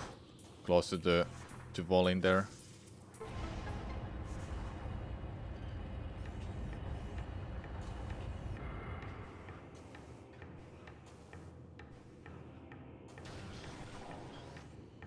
And there's the last artifact. Go mode. For real now. I couldn't get to that room earlier if you were wondering why. I didn't have a plasma beam. That requires plasma beam to open. Because that's where you get plasma beam normally.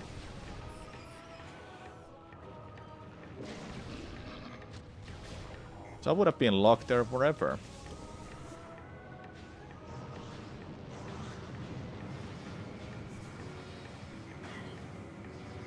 Are you kidding me? I'm surprised I didn't land on that. Nice health.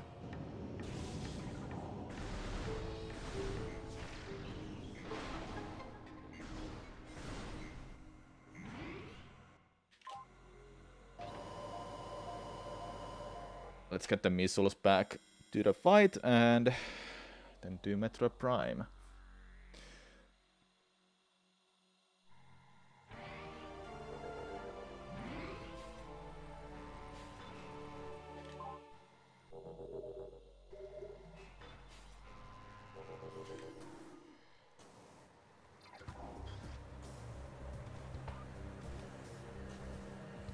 I like this run though.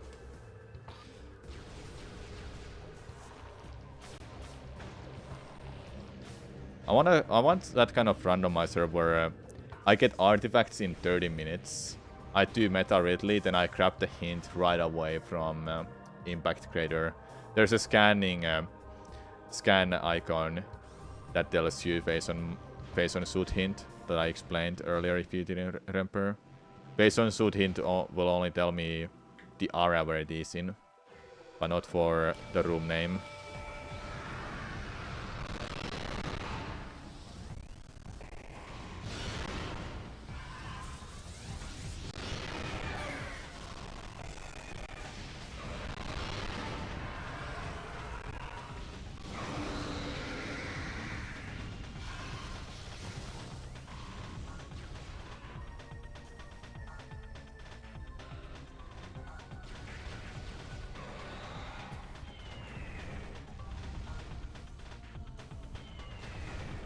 Where is it? There. No, I didn't touch it. That's fine.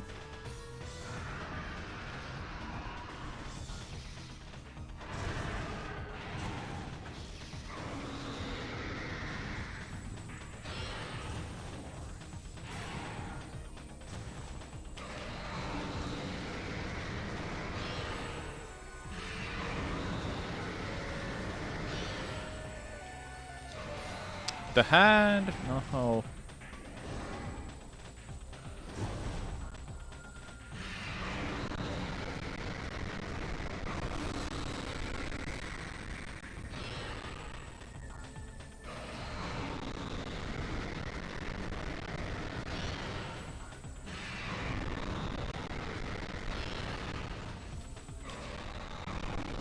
Perfect hit.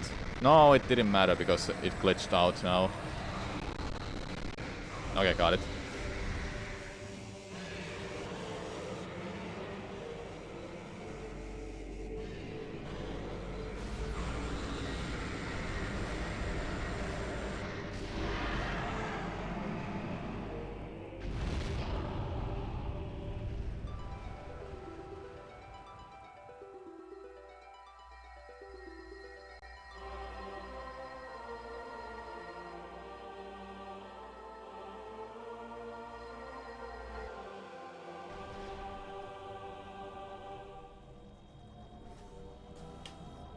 Alright.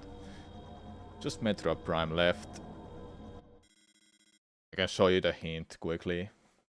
That where it is. It's right next to the door. It's right here. Base on my suit is located in base on mines.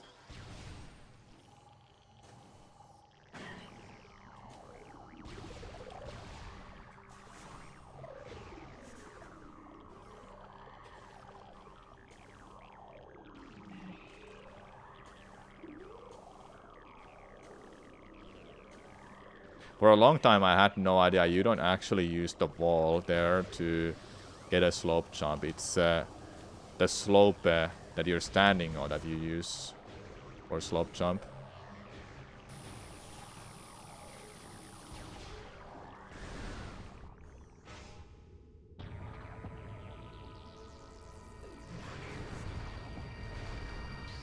Without it you can't survive in Impact Crater. No, without it you cannot beat the game.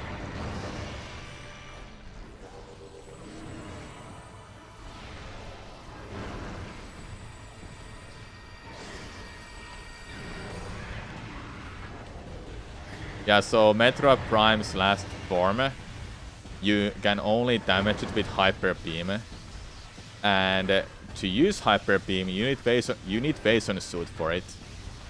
So yeah, that's why you need base on suit. There's no other reason for it, for having it. You can reach the final boss and everything without base on suit, even in vanilla game. So you just can't beat it.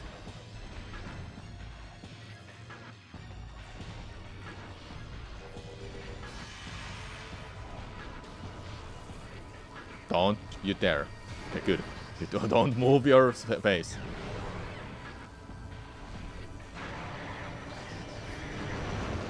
Ice Spreader is so good here because I can like literally just skip 2 phases right away like this.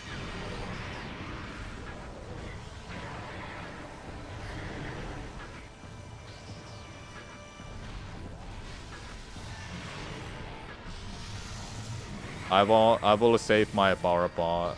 Actually, no, it doesn't matter. Just use it here. Because I had 3 more uses now. I mean, still have 3 more uses.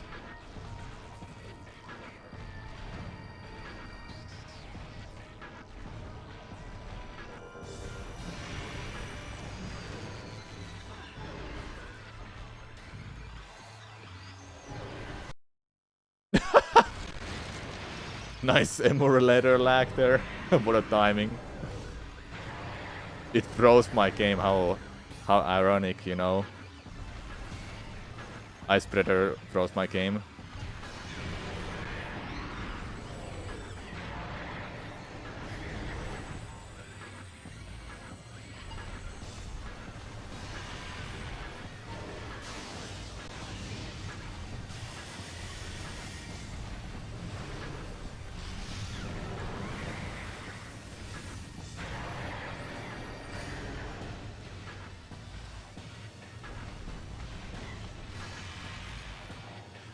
The first beam.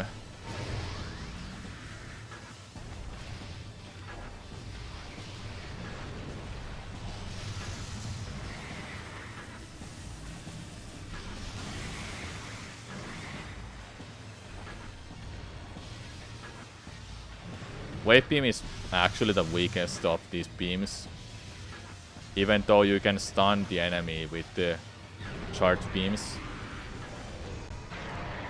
It's just that it deals less damage. Fully charged wave beam deals less damage than fully charged power beam, for example. Meanwhile, ice beam, it freezes the enemy. Plasma beam burns the enemy instead. No, you don't dare to do that.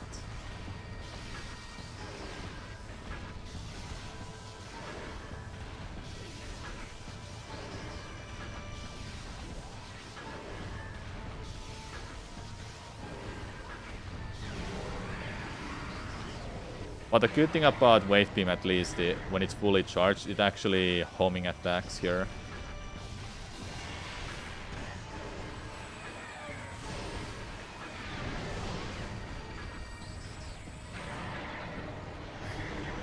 I'm hoping for Ice Beam next. Thank you. Perfect. Wasn't necessary. I should have probably saved that for this one. Oh well, doesn't matter. You troll. I'll probably get it here now. No! What a timing.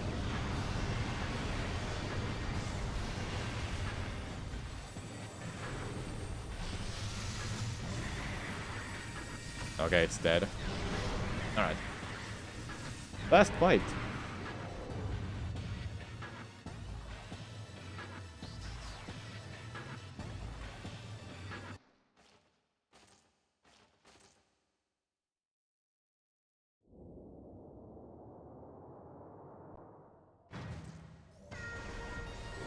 No missiles, but we don't need them.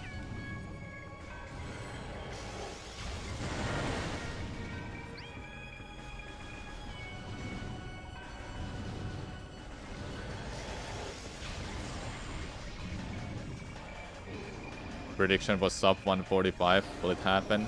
Yeah, it's gonna be close.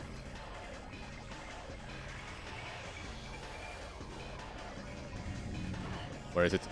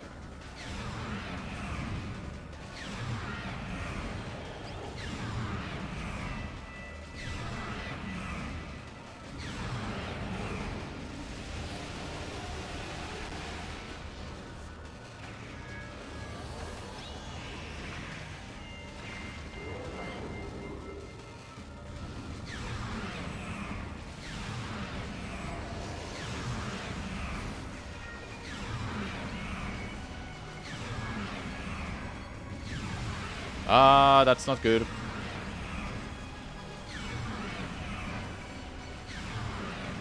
Oh, got it. Woo! I thought that wasn't enough when I kind of messed up that strat. But I got it. Ooh, sub 145. Like I said.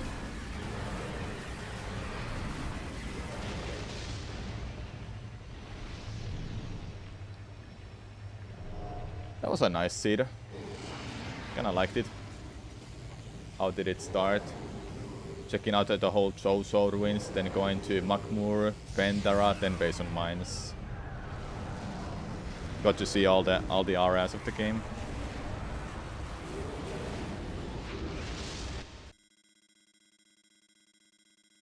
Thanks for the GG's.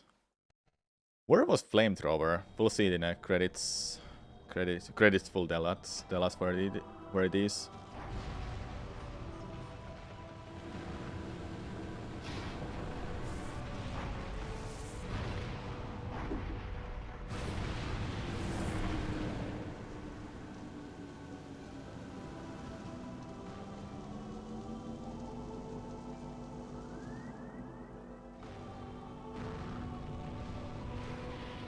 They completely ruled out the escape sequence, huh? Yeah, because the only escape is in a frigate for this game. It would have had potential that you just have to climb up from each platform and such from a Metroid Prime room. That would have been really fun. Okay. Flamethrower is in a training chamber. Oh, that's where it is, okay. I couldn't get there because I didn't have grapple beam and I ignored it when I was in go mode. That's where you fight against Joso ghosts. That kind of room. And the final time, what is it gonna be? I'm guessing 1 hour, 20 minutes. 58%. 1 hour, 28 minutes. Hey, not bad. Also a nice seed, I liked it, like I said. I hope you enjoyed it too. I don't know what's that word of a YouTube video. Like I feel like I want for a YouTube video to be shorter than 1 hour 30 minutes, but that's just requires a good luck then.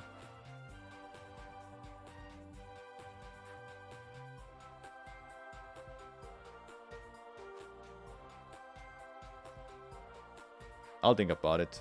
I have another seed that is 1 hour 30 minutes actually. Might upload that instead, but we'll see.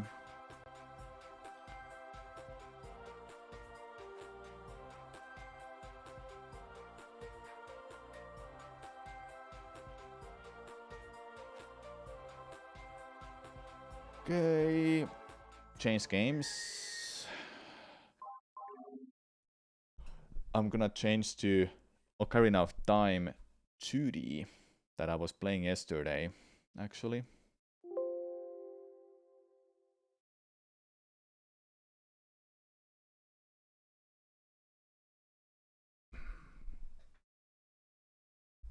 But I'll have a small break soon, hold up.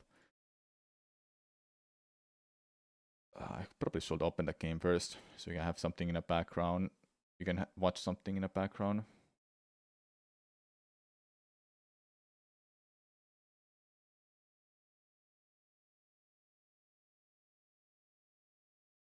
Yeah, so yesterday I was playing, well, last year, let's say, I was playing Ocarina of Time 2D, but it was an older demo. So this one is much newer, but it's obviously not finished. Okay, we're back.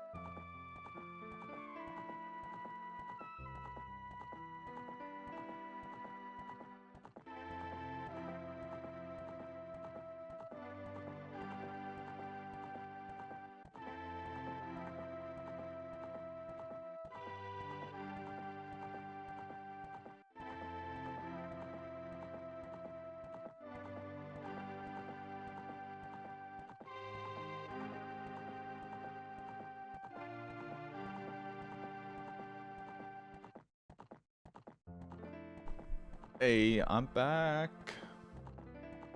Alright.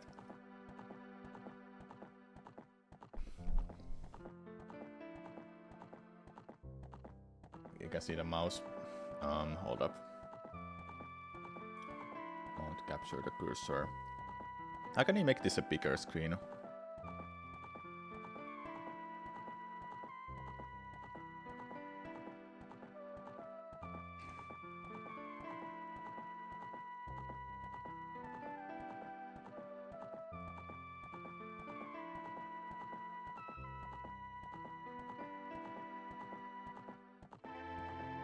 I don't think anybody happens to know how do you make this bigger, this screen. I want to make it bigger for some reason.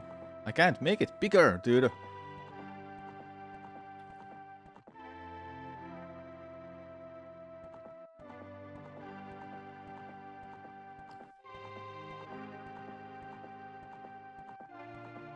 What is that called, that shortcut, when you... That one? No, that's not gonna work. How do you make this bigger, this screen? It's like a... Look, chat. This is what I see. This is all I this is all I have. It's this freaking small, tiny window that I'm supposed to look at. I can't scratch it. And... No, that doesn't work, obviously. That's just minimizing it.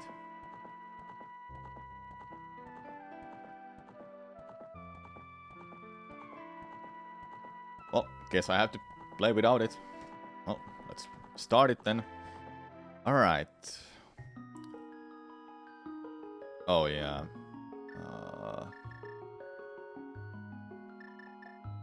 Alt enter or full screen.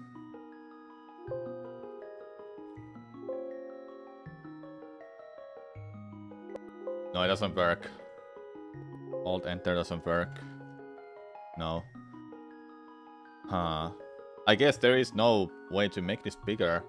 The older version had, like, you just press F4 and it makes it bigger. Or F11. No, it doesn't work. No. There is no way to make this bigger. RIP then. Well, gotta go without it then. Okay. So, I know the buttons were kind of weird. ASDF W, I mean, was that pressing 1 and 2 in a numpad will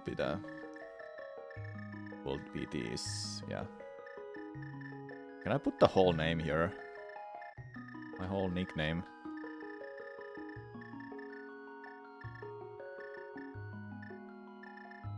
I can't put the whole nickname there, no. I guess I'll leave it like that then. Alright. Samurai. Let's get started then. So this is Ocarina of Time 2D. It's a remake of Super Mario. What did I just say, chat? What did I just say? I don't know. But this is Ocarina of Time 2D. It's a remake of Ocarina of Time for N64. This is with the SNES engines, or SNES graphics rather. Let's get started then. Control F. No, doesn't work. Whatever. We'll just play, okay? See how this is. It's starting just like in Ocarina of Time 2. Link is sleeping without a very. Thanks for the good luck, Matt. I'll need it.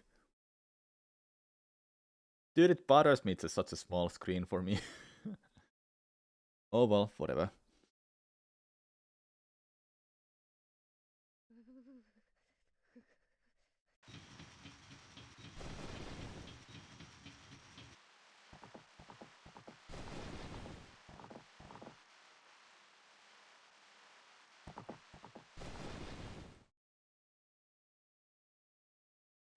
Ganondorf.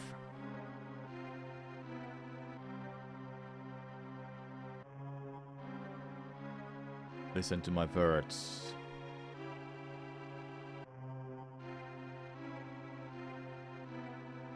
This looks sick. It is. looking quite nice, I must say. I'm excited to see how everything will look like for what we can check. I mean, this is not a finished ROM hack actually, it's only a demo that you can play up to like, I don't know, you can at least beat Deku 3 and some other stuff too.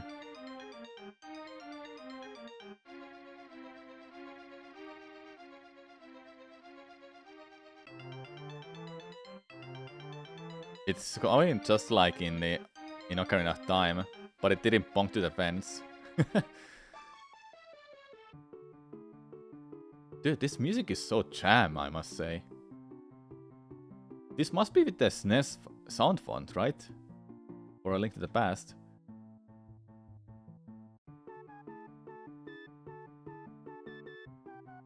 It's getting so much better. Holy damn.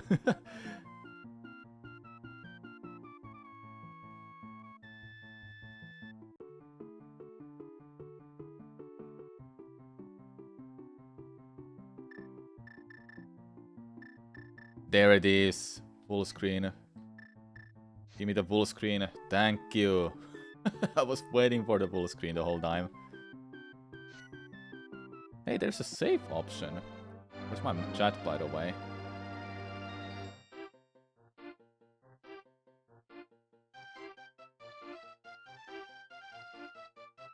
Don't press that.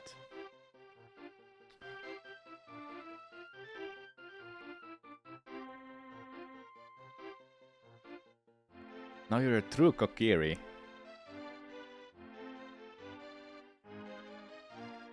Alright, let's go get the Kokiri's sword first.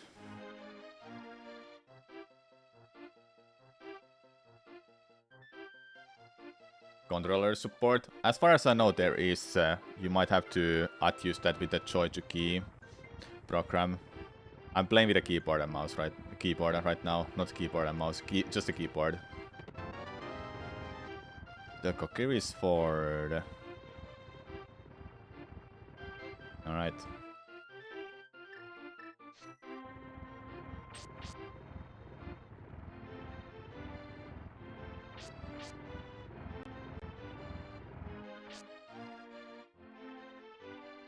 This is simulated off a site. No, I'm actually playing it on my computer. If that's what you mean. Okay, these don't work at all. I see.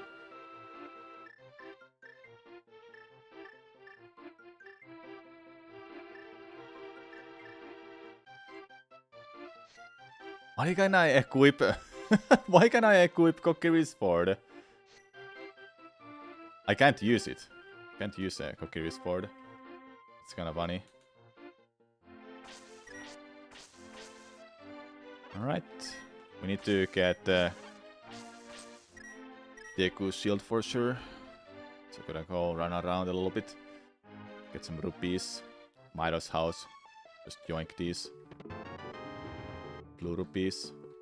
RPA incoming, yeah.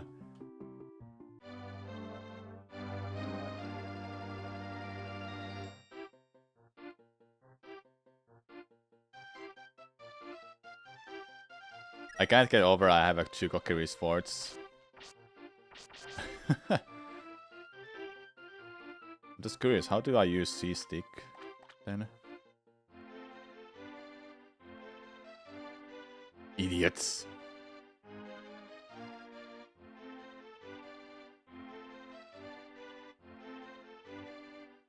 Equip a sword and a shield. What a dumbass.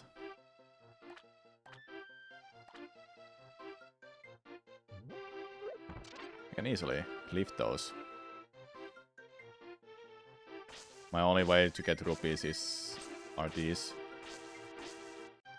pushes right now. We're gonna get a download for OoT 2D. You need to find it.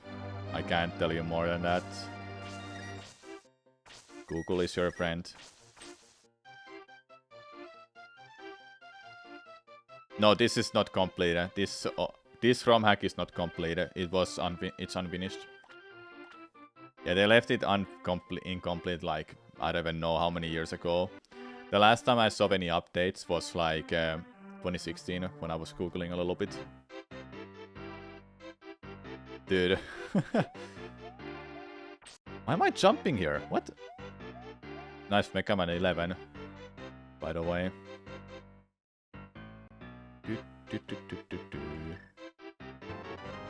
Alright, got a Deku shield. We'll equip it. There we go. Yeah, it's a mod. It's a ROM hack. A ROM hack of what game? Ocarina of Time, I mean. Good grief. The idiot who puts his shoes on backwards will find the Kokiri's sword. He's calling me out to be bad at this game. You'll trip and fall on it by the time you get to the Great Deku Tree anyway. What a dumbass. Alright. This was made by doing an ace from Pokemon Red. Alright, the Great Deku Tree.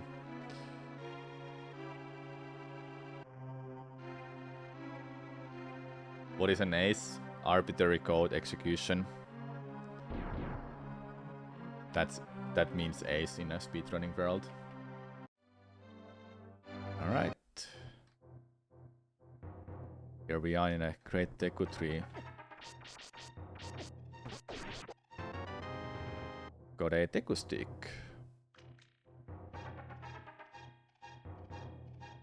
Okay.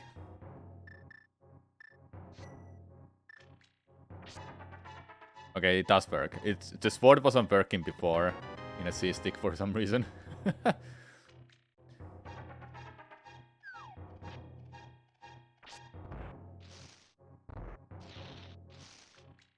Does this room remind you of anything, chat?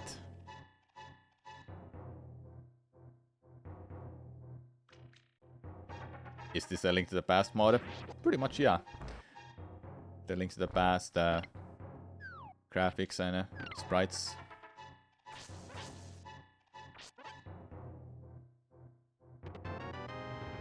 Yeah, that's just a recovery hard in a vanilla game too. And we got a very slingshot.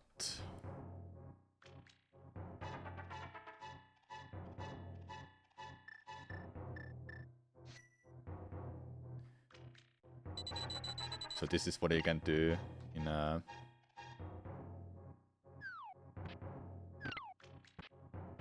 first-person mode.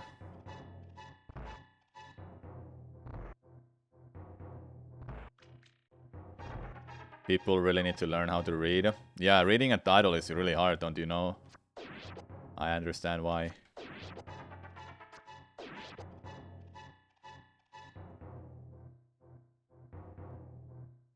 Alright, we're at the very top of the tree.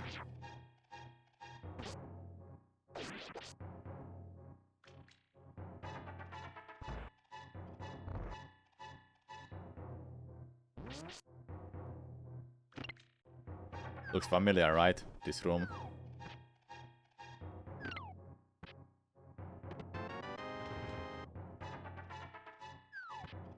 The stick is burning.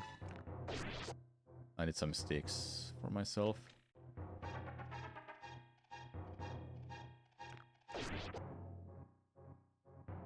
Okay.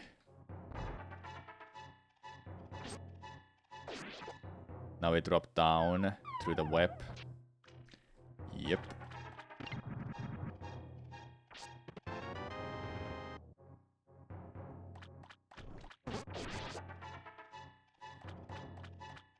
The music is wrong though.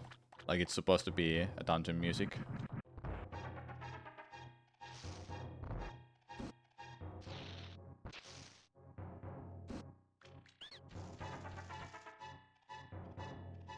This looks so nice. It is. Pretty nice, isn't it? 2, 3, 1. The same order.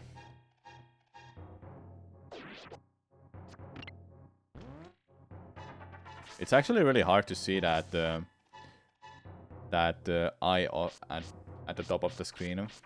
If you look at the where the sword is. But I knew that. I knew that already because I played this a little bit. The water level changed there. Alright.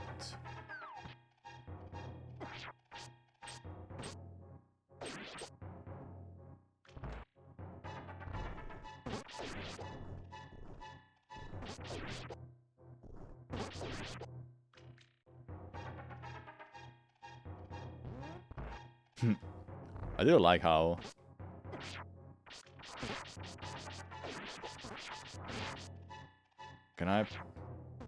I can attack them with this, yeah.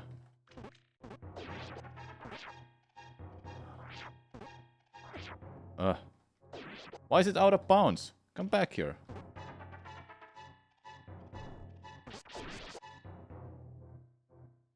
I'm gonna burn this quickly. I'll go check out this one. Come back here.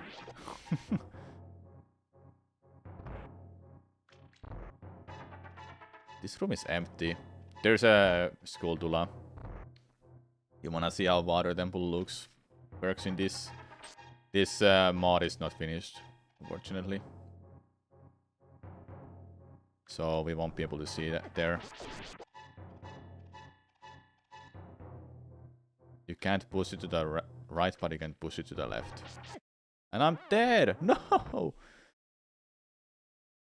Well, that's how you die in this game. I hate this game. No. It's kinda funny. Good thing I just pushed this block too. Alright. Let's go to Kohma. Oh, I would have got those hearts here.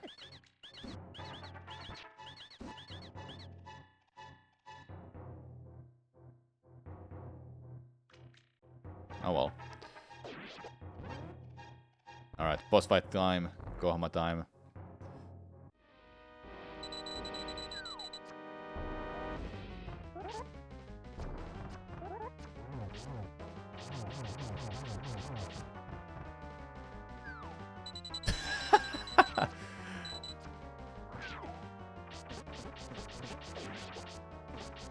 It's kinda funny that the emote.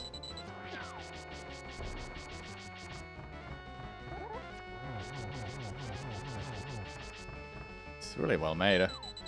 Again?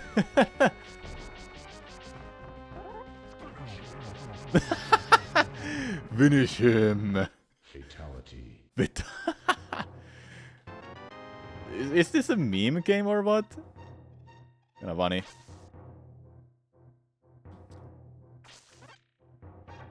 Are these dropping any slingshot seeds? There you go. I need those. Finish him! And that's the Deku tree.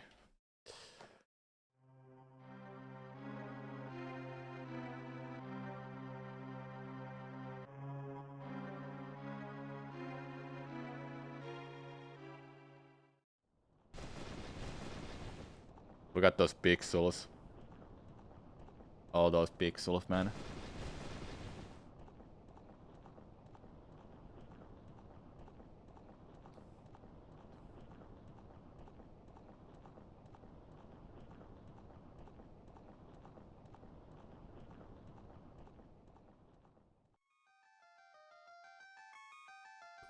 Oh.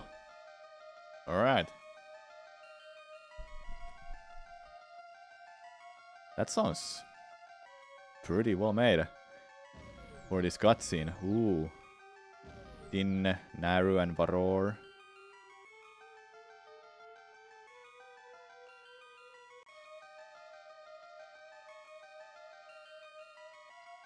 Impressive, you know.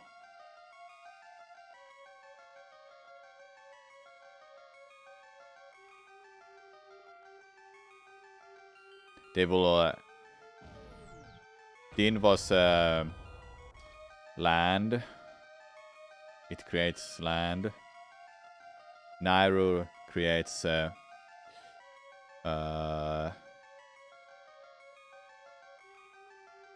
Yeah, Tin created land. Nairu creates sky.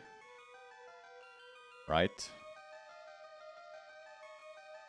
Spirit of the love to the world. Yeah, something like that. So sky, not the sky. Then Varor is giving giving a life, like trees and such.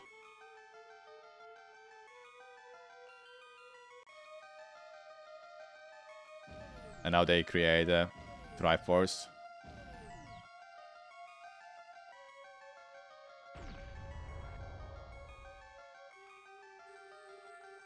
Wow, that's impressive.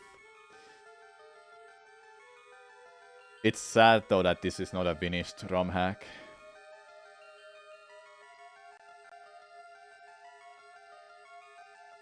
Reminds you of a Bloodborne remake. Yeah, it's a similar thing too. Bloodborne remake wasn't even... Like, it's kind of like fully done, but it's not the whole game. Like a Bloodborne, it's just a certain areas, right? I didn't get to play it yet.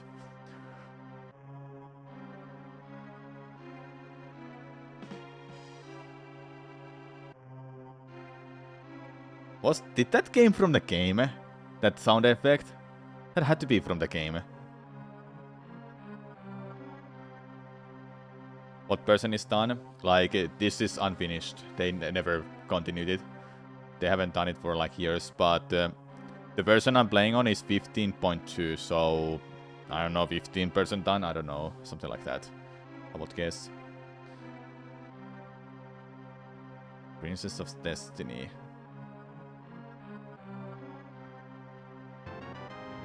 Kokiri's Emerald. And now he's dead.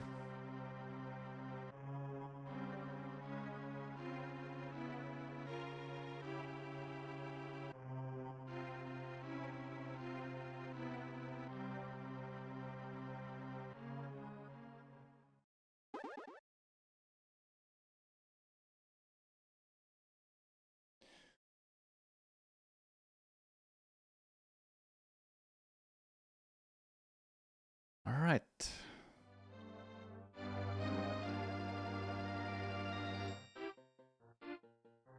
Your stupid question is called Killer Rock.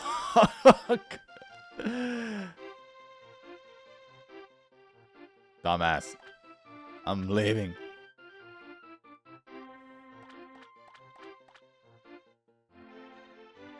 Alright. Off to the Hyrule Field. Read the sign and edited the text with the scroll of time. Forest folk shall not leave these woods. Violators will be shot. Survivors will be shot again. Yeah, so there's a little bit of memes here too.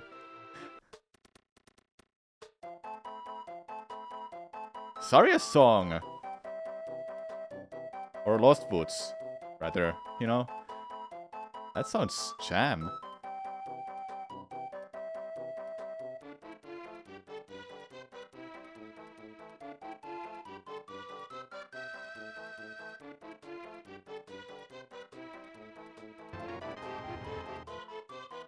Got the very ocarina. Happy New Year, Flaming Force, and everyone else too. This is Ocarina of Time 2D. Hey! What? What? What?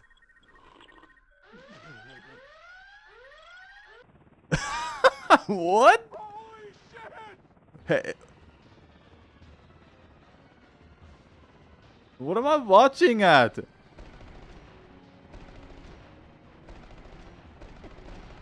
What?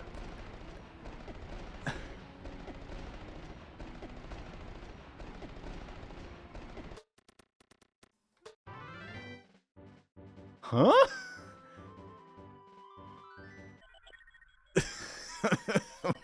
What? Holy shit! I like the music is from Metroid Prime.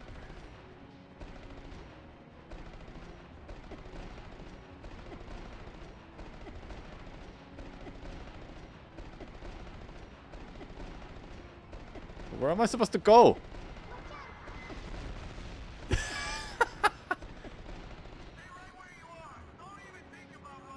Did he not read the sign? I did read it!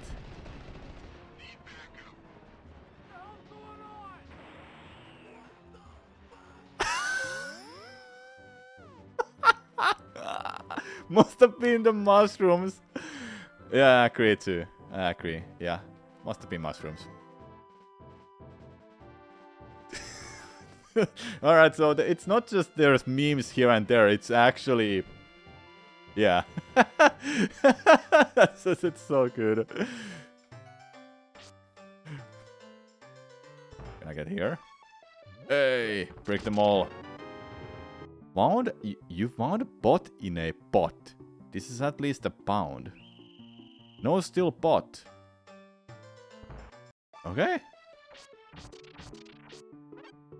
What? Don't steal a pot. What do you mean?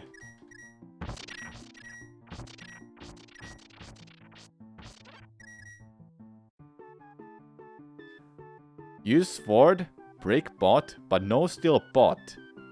I'm confused. Am I really not allowed to...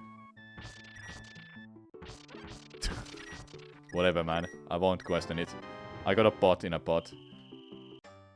Pot is slang for the weed. Yeah, I kind of figured it when I saw what it looked like.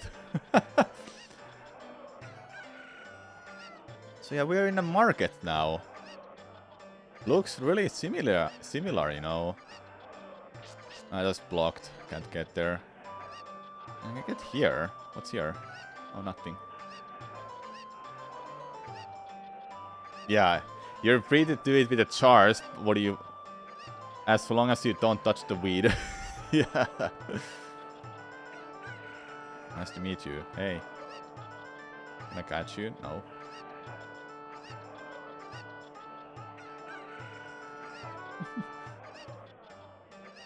Hyrule Castle is here. I can't get there. Hyrule Castle, I mean Temple of Time. Hyrule Castle is here. Hi. I'm giving eggs to everyone I meet today, so here's an egg. You got a weird egg. Thanks.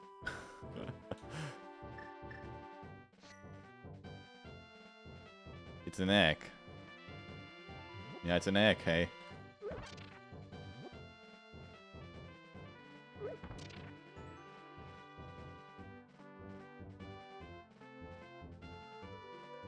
Who do you think you are, Solid Snake?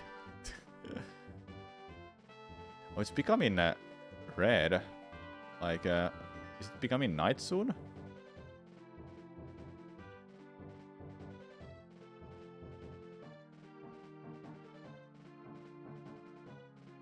Can I get to the... Just avoid them. Yeah, it's becoming night. That's actually awesome. Going exactly like in Ocarina of Time with Bolt. Okay.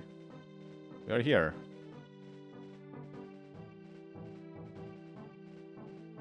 Guess I'm gonna wait for they.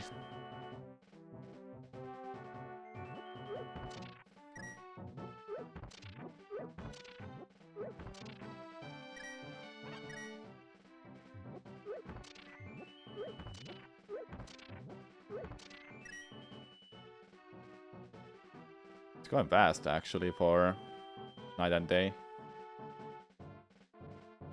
Okay. Soon we can wake him up.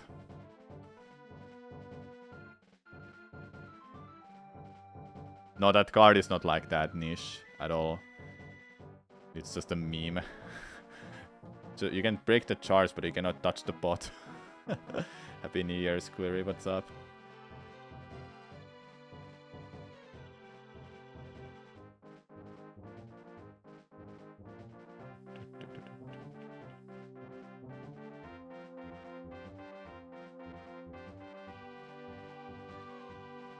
It's day now. Hey!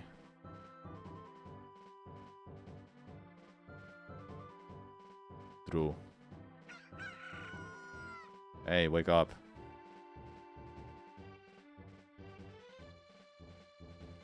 Looks like a Yoshi egg. Yeah, it is. Doing good. What's up?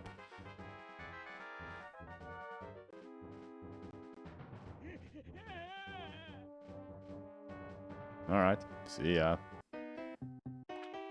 Dude.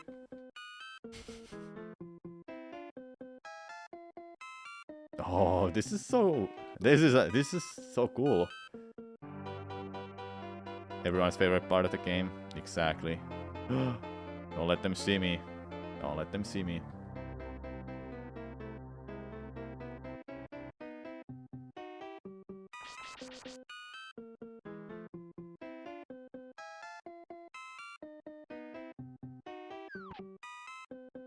That one. Oh, but they both are fast now. Okay.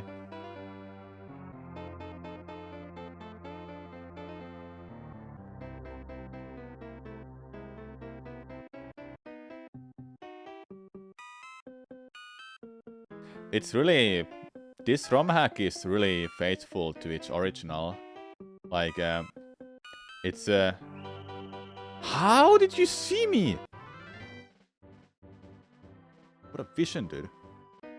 Alright, guess we're gonna do it again. It turned to the right and it saw me. Didn't know this existed. This is pretty dope. It's amazing. It's actually really well made. Just unfortunately, like I've mentioned before, it's not finished game. A finished ROM hack, actually. Like the last time they did any updates, from what I googled and checked, it was 2016. So, whatever is out there, that's what you can play.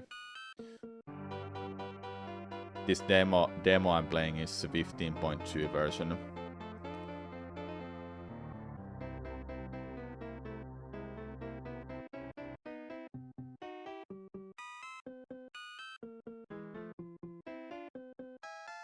Okay, I'm gonna stay like away from it.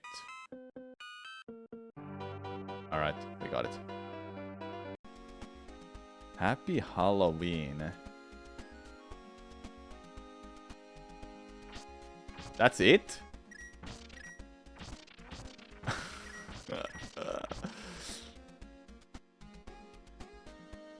This has to be a bait. This has to be a bait.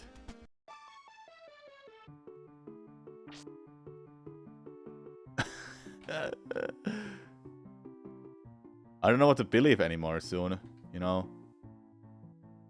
What can I push and what I can't not? We got recrawled. Yeah, we got. Okay. What else is there I can check then? I hope YouTube is not gonna recognize that recrawl, by the way. It's gonna demonetize the video. By the way, the horse looks really well made. Because there are no links to the past. There's no horses in A Link to the Past. That's a own-made sprite.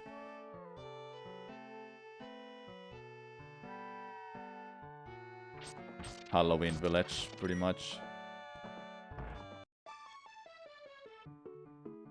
Anything else here? Can I go up here? Yes. Empty, obviously. There are horses in a Force Forge Adventures, so it might have taken a sprite from that then and put it in here then. That's probably then. Not sure if that was one of them. Yeah, I'm not too sure either. Alright, well, what else is there I can check? Let's explore around. Because obviously this is not a finished demo. This is not a finished game. Where am I going to now? Where is this going to? I have no idea where I am. This feels like I'm nearby Lake Hylia.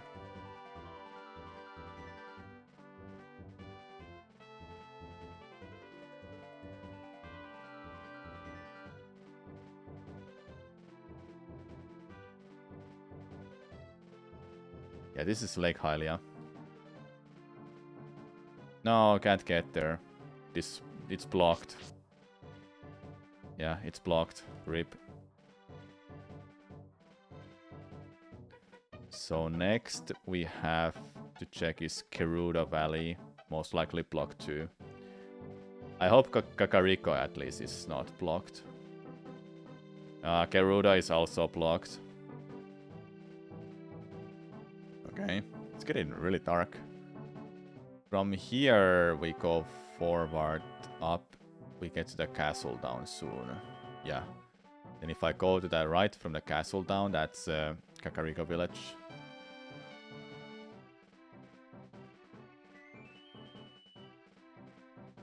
I mean, it must be nearby castle down by now. Yeah. This looks like it. Yeah, so now it's night. Like, look, when it turns day really soon, it'll put down the bridge. This is OoT 3D. What? 2D, you mean? Yeah.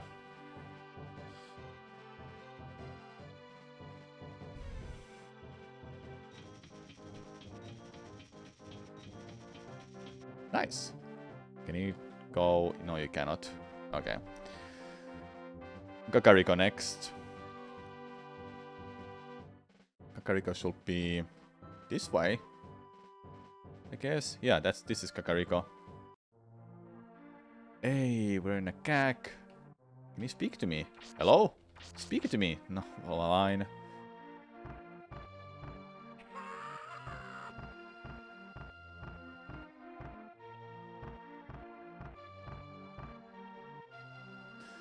This game will be crazy in 3D though. True.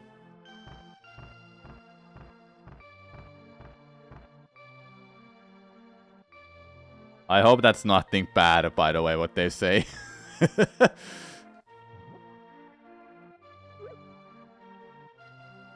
No, I can't get to Death Mountain. Oh, let me go to Death Mountain. Just a tiny bit racist. Yikes.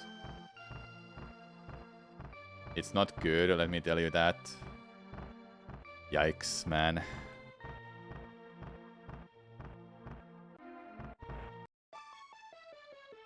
I'll definitely cut out that from a video.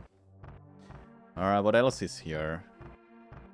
Oh, a well. Let's go to the bottom of the well. Guess I'm not gonna go to the bottom of the well. That would have been a gateway to the Breath of the Wild, actually.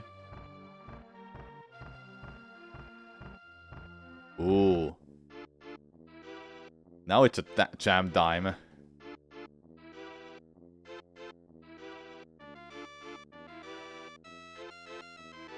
Dude, this is so good. Holy damn.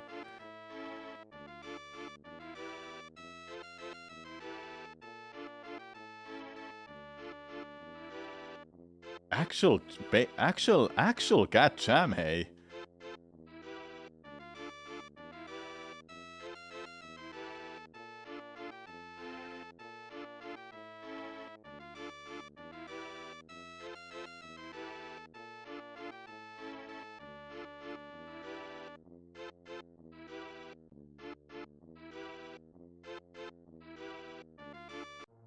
That's so good. Dude, they're just running around exactly how they are in Ocarina of Time. Now this one is going to the graveyard, then it comes back. Well, I cannot even get to the graveyard. It's blocked. No. Is Anju here? Yes, she is. Anju, I mean the Kuko lady. Anju is in a Majora's Mask. These NPCs don't have a name in Ocarina of Time.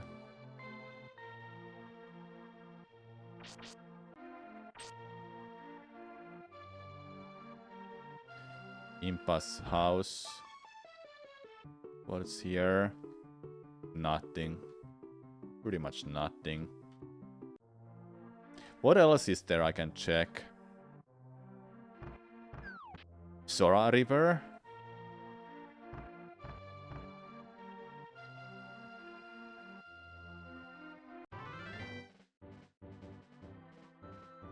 Is it this way? No, it's blocked too. Everything is blocked. There's not that many places to go to then in this demo. Just Kakariko, Castle Town, and Cookery Forest. Well, one thing we have to left to check is Lost Woods. Let's go back to Cookery Forest.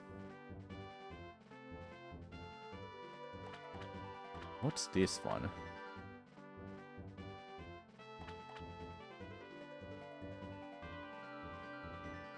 Oh, I think that's what is below Sora River.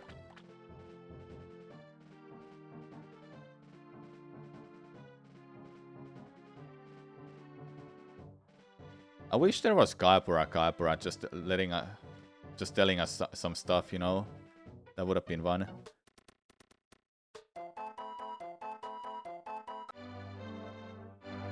It's almost night. Okay, it's turning night actually.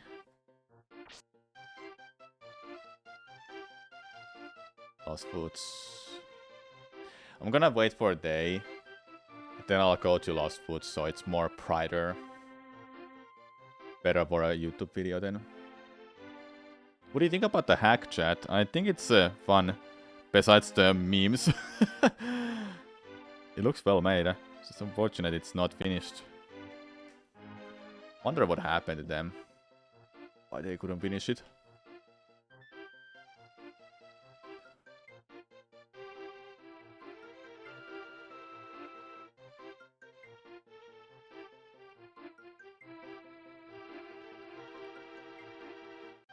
The first part is it's incomplete.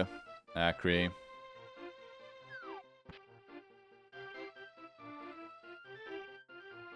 The whole budget went to the choppers. Yeah. Yeah,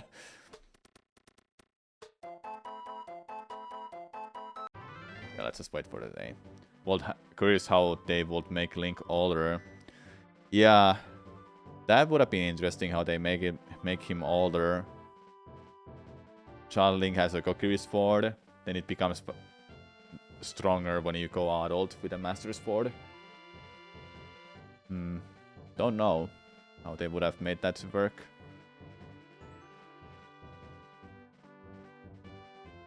I do like how the game cycles between day and night, just like in Ocarina of Time.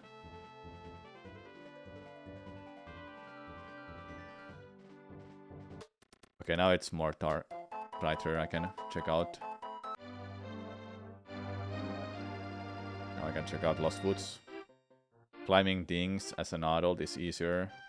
Is it really? Alright, Lost Woods time. Let's see where things are going. There's a school kid, right? Yep, hello. Can I talk to you? No. Yes, this song is good. Is there a Teku here I can... No, there's no merchant. Teku merchant. I can't chop down. Now I can.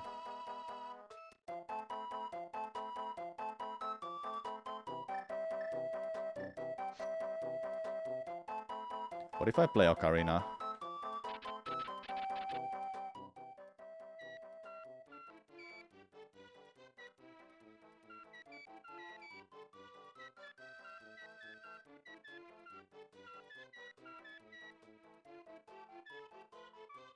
Okay. That's nice. Just don't have any songs to play. But if I go forward, yeah, you just go backwards there. Okay. Is there a mini game here we can play?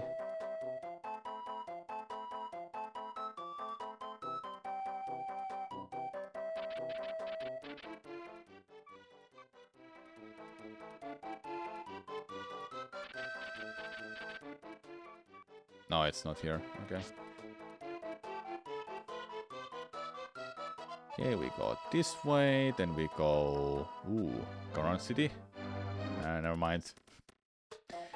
Guess there's no Goron City in this demo.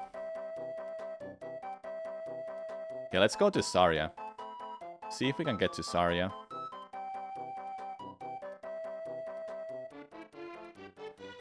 should be a water pot. What is this? Go forward this way, okay. Kinda confused where am I supposed to go now. Left maybe? No.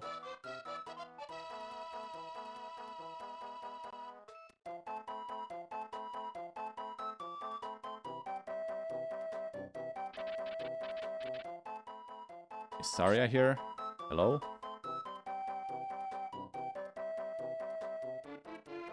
Oh, Cassie, she's not here. This must be the end of Lost Woods.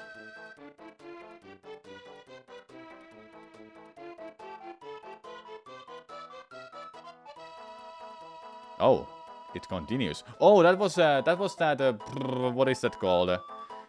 That whatever that place is. Yeah, that's not a. That wasn't the end. I forgot I can keep going still. I was like getting confused. Okay. No, what? I'm confused.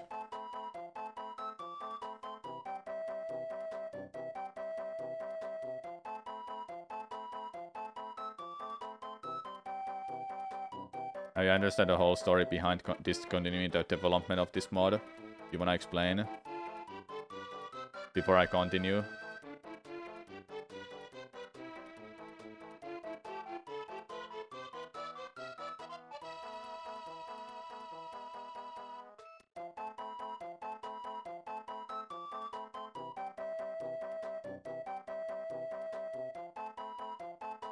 Or actually, I can just keep going until I get... Yeah, this is a demo, it's not... This is a demo, not the full game. I was on the right track. I was just chilling there until Pordent might explain why they stopped the development. Yeah, I was on the right path, I know.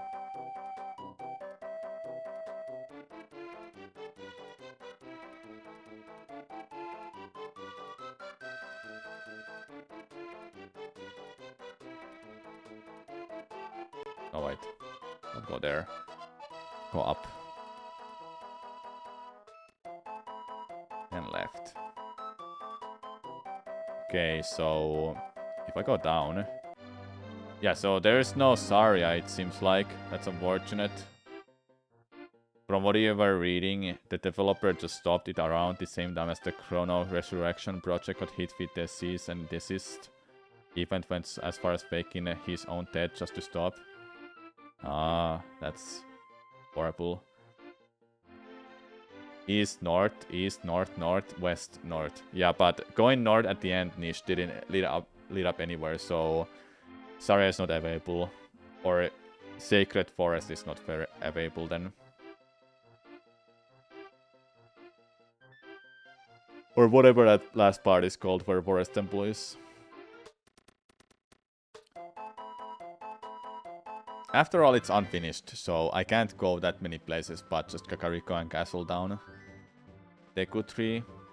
I already did Deku Tree.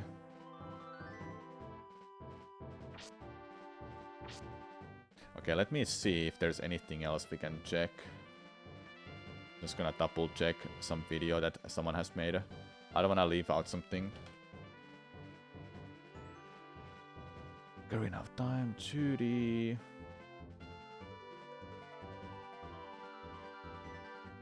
There's Deku Tree, Hyrule Field, Castle Town, Hyrule Castle, Lon Lon Ranch, Kakariko Village.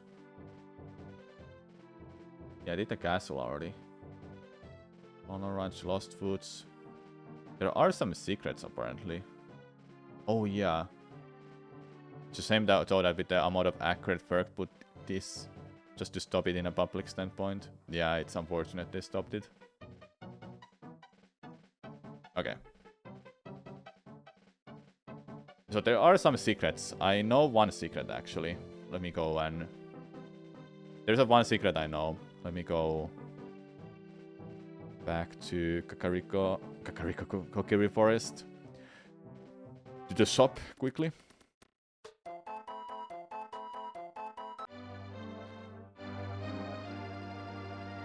So here in a shop was this corner you can go to. And you can actually shoot up there. Can you hit that? There you go. Where is this leading to? You're too busy reading this sign. Catch me.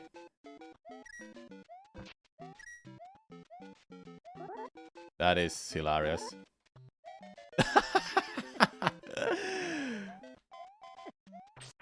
Kill that! Get it off! No, I have 1 health.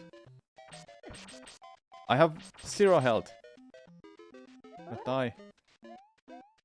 Please give me that. What if I pull out Ocarina here? Okay, nothing special. Pretty nice, secret here.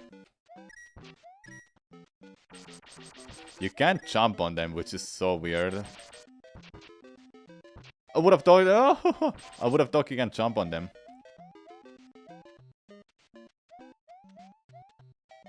We are Mario now. Who would have thought that Link is actually Mario? I am not dying. We made it! Nice. Okay, let me see if there's more secrets. Is there anything else I'm missing? I'm just like spoiling myself from this video. Ocarina of Time, Judy.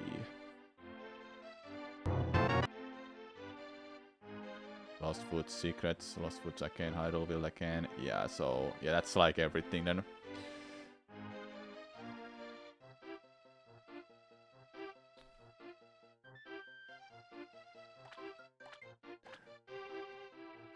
What if I buy some stuff? Can I buy something?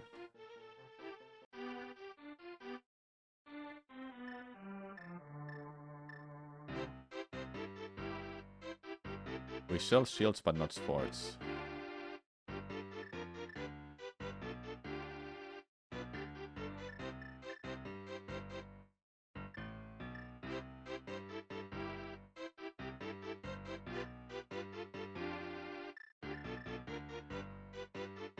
Thanks.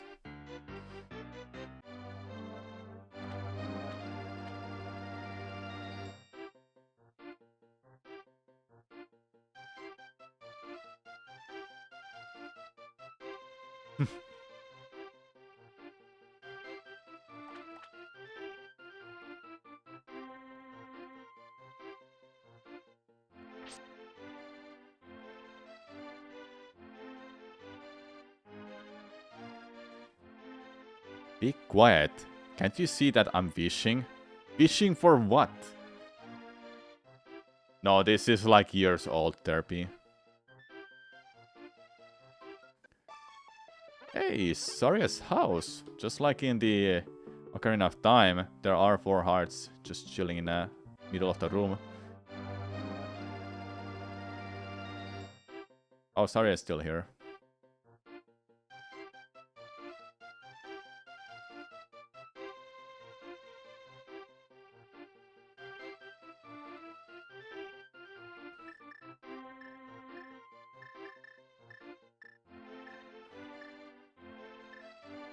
There's no quest menu, it seems like. Yeah, no quest menu. Oh well. Is it the entire Ocarina of Time? This is unfinished. They stopped it like years ago.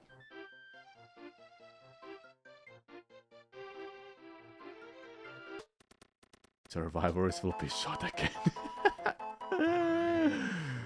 That's such a good meme. No, I want it again. It was hilarious. Oh well.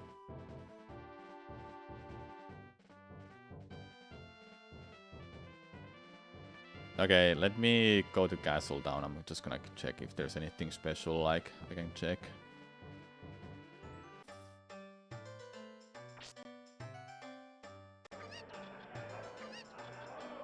Everything is blocked pretty much. Except this maybe. Oh, minigame.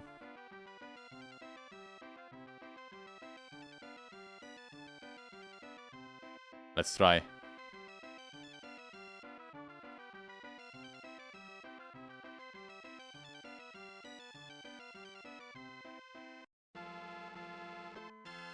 Alright.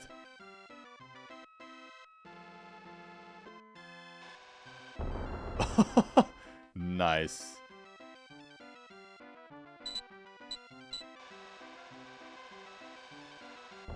Actually, pretty nice. That's so cool. Alright, can it hit? No, it didn't hit. No. No, the chicken! God damn it. No, chicken again! Stop! Stop, god damn it!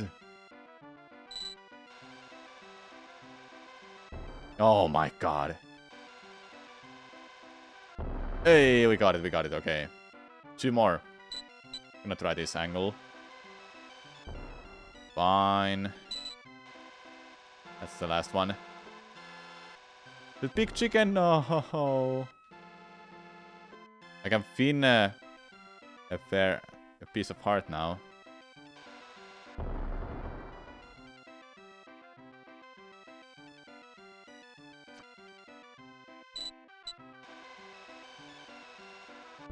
This chicken is winning everything. Oh my god. Stop! This is not an official game. No, no, of course not. It can't hit that, man. Hey. Okay. Okay, so here... Let's see. Let's try something like... It can move certain pixels, but not to everything. I'm gonna try this. Well, that's bad.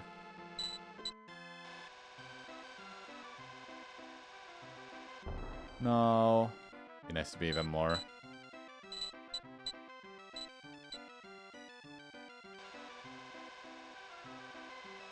No, so close. No. I don't have enough rupees anymore to try. Well, that's really... That's really good. Really good, actually.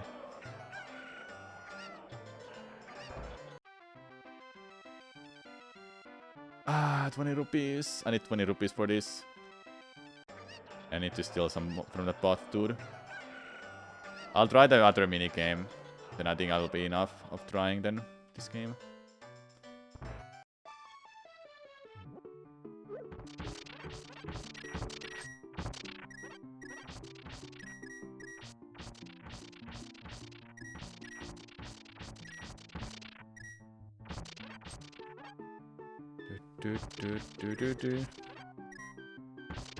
Oops, I got the bot.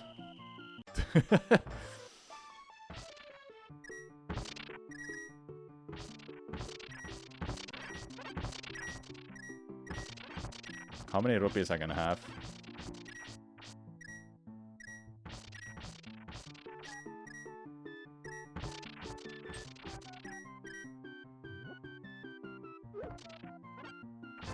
Oops. No, still bot.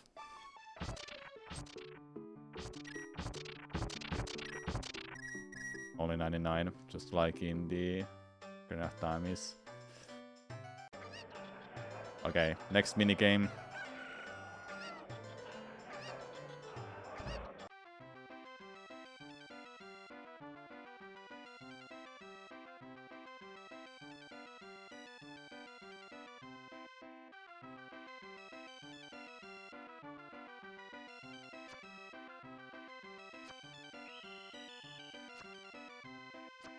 Oh.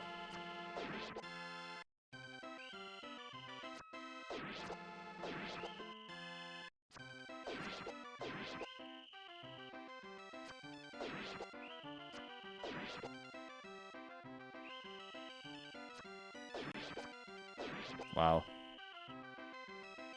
Almost got it. Okay. Really well made. Actually, no, I missed that.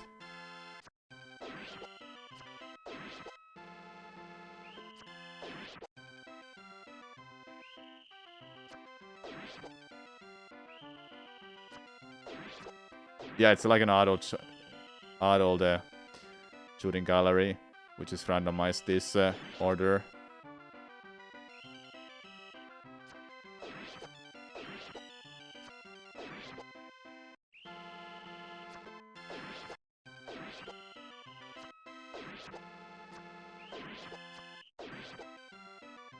What am I missing? This one.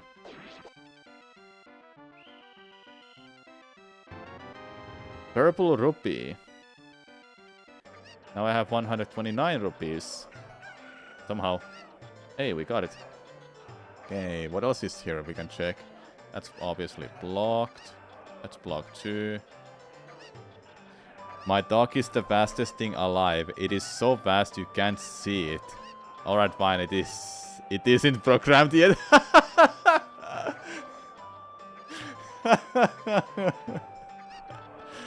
And it will never be.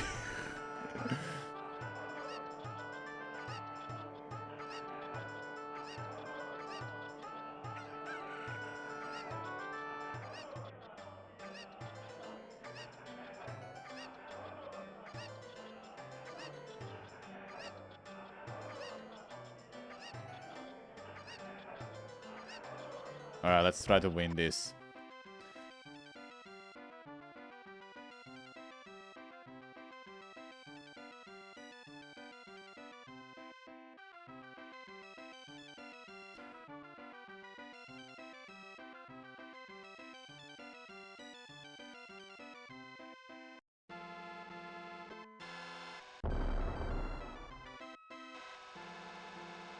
No. No. No. Dude, it's cheating. I didn't cheat this time.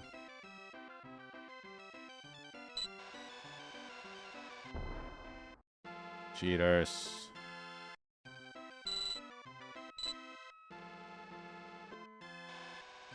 What?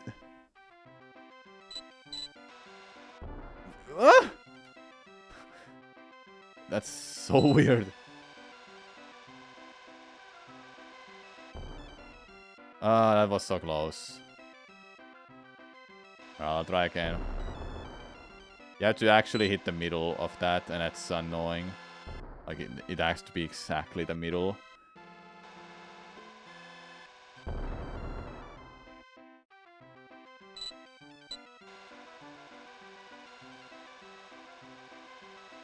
No, it almost hit.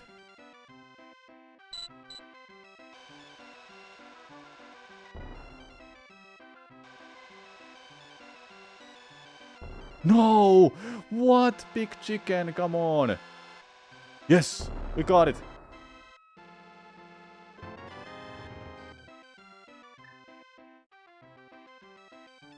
Alright. Nice. Guess there's just nothing else to check. Except this guy saying it. There's nothing like running through a PC3 with a pack of bombs. True. Well then, that's like everything I can really check with this hack. There's no more. That's like literally everything I can check. So, I hope you enjoyed this ROM hack. Unfortunately, they didn't finish it. And probably will never finish it. But yeah, it was nice to play through it. A little bit. Terrorist in a casual? Yeah. Okay, chat. What should I do next? Should I play this? Should I play Zelda Ancient Dungeon again? Just like I played yesterday. Vision Rando. I don't feel like playing Rando. That will take me hours. Another Metroid 2 Rando. I haven't even played it. And if I play that game on stream, I think Nintendo Police will catch me. That's kinda manga, I must say. Don't know how strict they are with that, but Metroid Prime 2D I was able to play, but if I play another Metroid 2 remake, that might be... Yikes. What about normal then? I don't wanna play normally. I don't really like playing randomizer, but I wanna play. But I wanna play.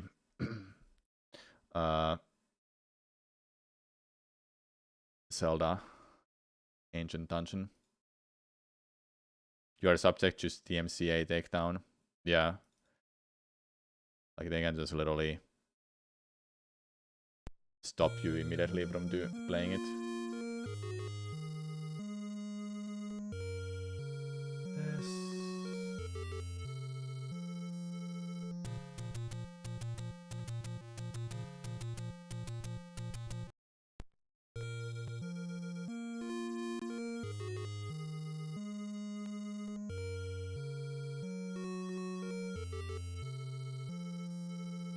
There's a bootleg of Zelda 3 on NES. I actually have not heard of that. ROM hack of classic Zelda. Okay, yeah, so let me explain you this. This is actually a really good hack. I like this one. Let me get some music though. What kind of music you want me to listen to today? For this? I'll do one run of Ancient Dungeon, then I think I'll be done for today.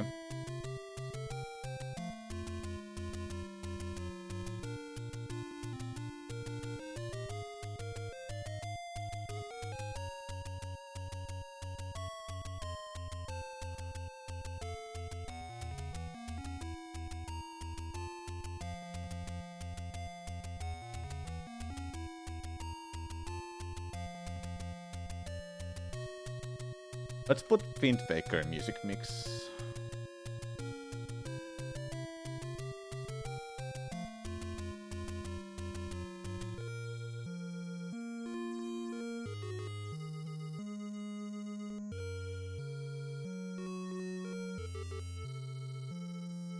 Am I done with Amok? I don't know, am I interested to play it more honestly. I can try it some other day, but not today. The game is just bad.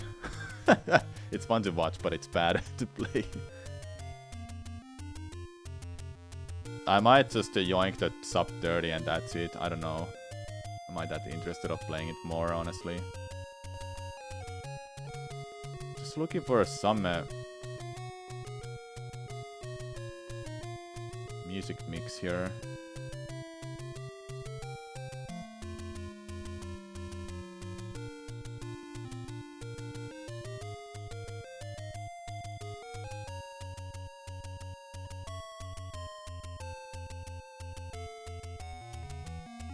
This one, maybe?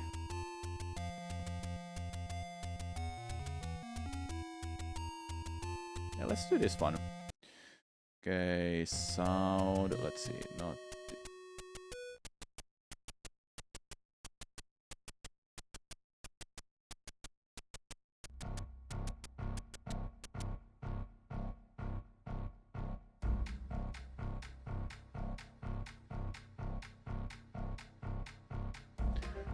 So, Ancient Dungeon, it's like a roguelike Zelda now.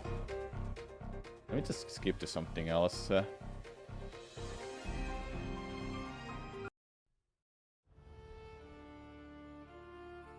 Let's put this one. So the original Legend of Zelda, it has 8 dungeons, but this is a kind of a ROM hack that has... there's 255 rooms. It's still louder. But they're all randomized. And the items that I might get, like equipments and such, will be randomized. The room will change all the time. After this, I think I'll watch that video that was linked in a Discord. And I think I'll be done for today. I got to 150 something yesterday. Let's see, can I beat it today? A single attempt is like easily and a half an hour long. More than that even.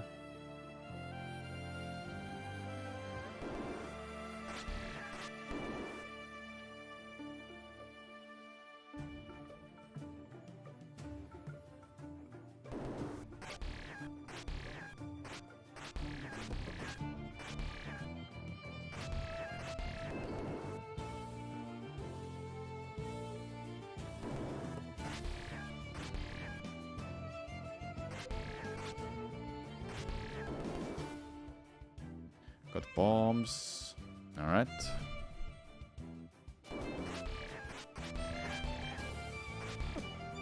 Stealth boss. Gotta make sure I'm in full health for using a sport beam all the time.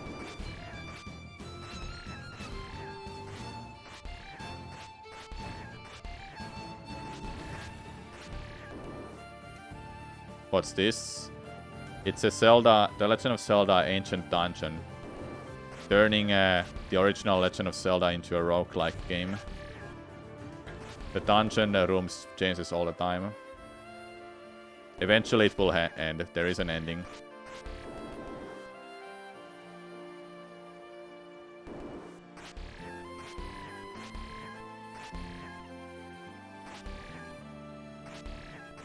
I just wish I can hear when I kill an enemy, but that sound effect is tied to music for some reason.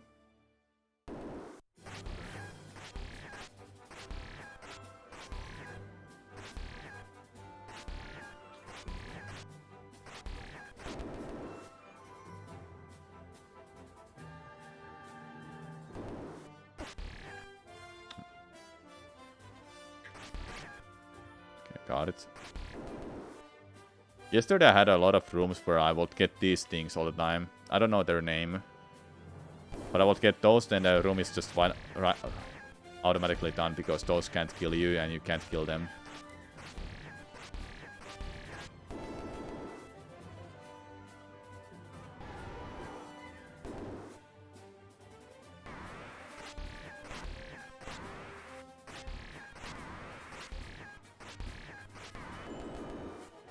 Oh, blurring! Now we take half less damage. Let's go. That's a really good one.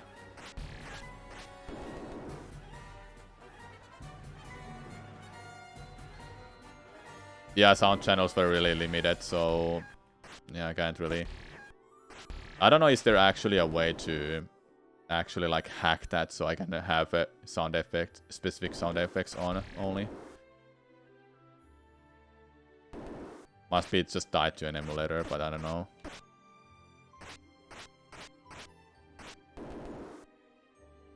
My sword beam is gone. Rip.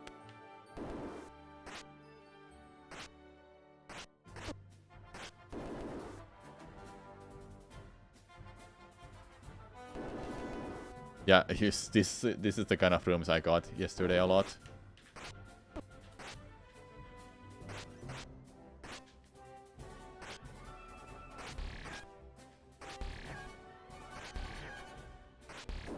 I should play with a D-pad. I'm using a GameCube controller's joystick now. Maybe I should set up DualShock 4. But I'm lazy right now to put it put it in.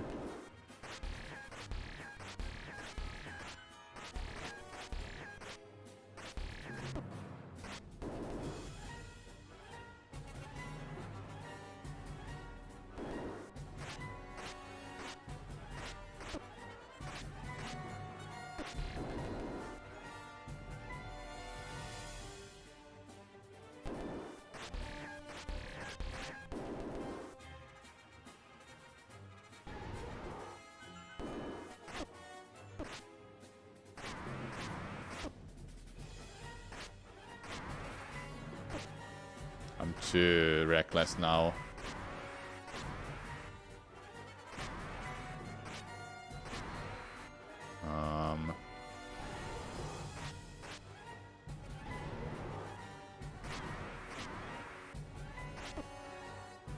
That's so bad.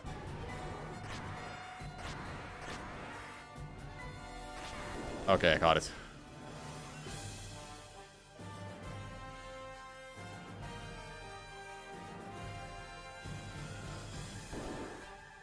Don't think what's emulated.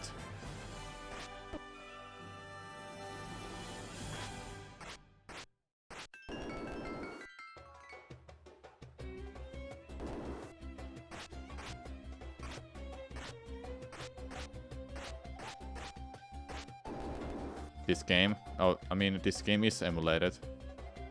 I'm playing on emulator, if that's what you mean. It's a ROM hack. I just meant that there's a sound Well, let me do it this way.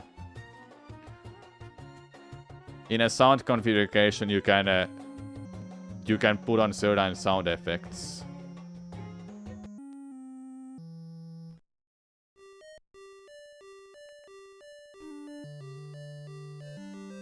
Do you hear that?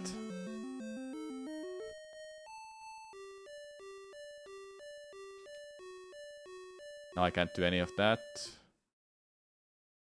Yeah, that's what I meant, that I can't have a sound effect for killing an enemy or touching it, hitting it like this, you know. I can only have the sound effect from the sword, so I know that I'm using a sword now. That will just help me to know that, okay, I killed something. Why though? Because it's tied to the same sound channel with the music. And also the low health sound is tied to the same sound channel. Or with the music too. Because of limitation of NES cartridge, most likely.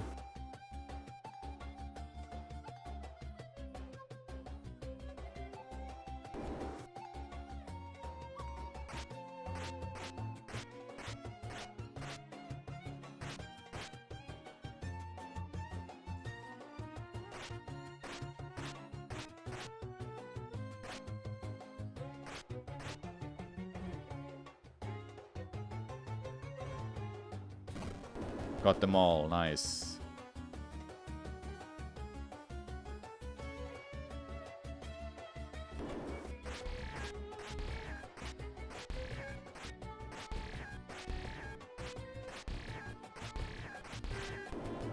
Okay.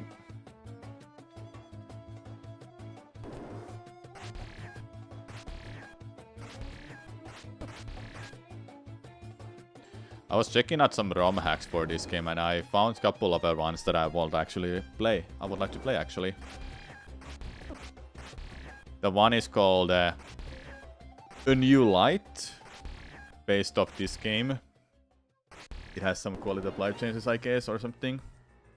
Then the other one is for Zelda 2 called Amida's Curse. That looks really nice too, actually.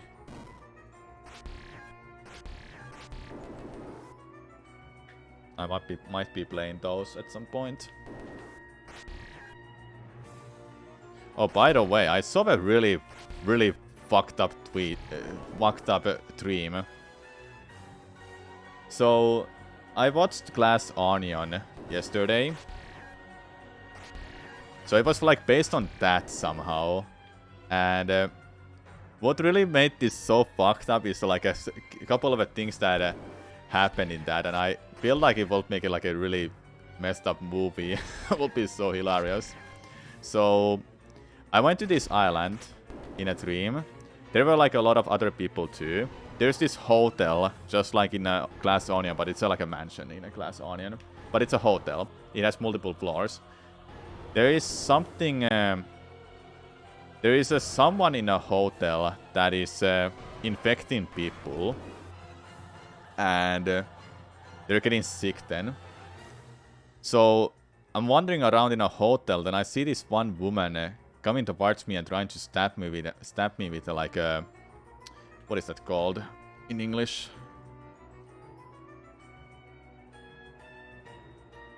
With an injection. I don't know. Maybe she didn't ever have one in that dream. I can't remember it. But then there were other people showing up, and they noticed that something is going on. Then she just walked away. I was like, what the fuck is going on in this dream, man? But you know what? Here's literally what makes it even more fucked up dream. All of a sudden, like the view gets. So I'm in a hotel in a island. It's a big island. So I'm in a hotel. I'm in an island. Then all of a sudden, just a snap, and I'm all of a sudden in a space. There's like two guys in a space and trying to like. Fix a satellite, and I'm like, why the fuck am I here all of a sudden? Then it shifts back to the hotel, but this is literally the cherry on the top, okay? There's like some corner, some random ass corner in the island, and it's bubbling water up to the surface. And I'm just thinking, oh, it's a underwater volcano. Then some random person that I'm next to has like a brilliant 5-head idea to drop down like something underwater, so the volcano underwater is gonna explode. I don't know, it didn't explode exactly, but it was building. It was raising up the water all of a sudden so much, and the whole island started to get filled by the water, and we had to stay in a highland. Then I can't remember anything else. That's my fucked up dream that I remember, and I don't usually remember my dreams. Hope you enjoy the story time. Some random ass volcano underwater. Let's just throw a rock or bomb underwater and see what happens. Like, this guy had some brilliant ideas. But I don't understand why did I go to the space all of a sudden?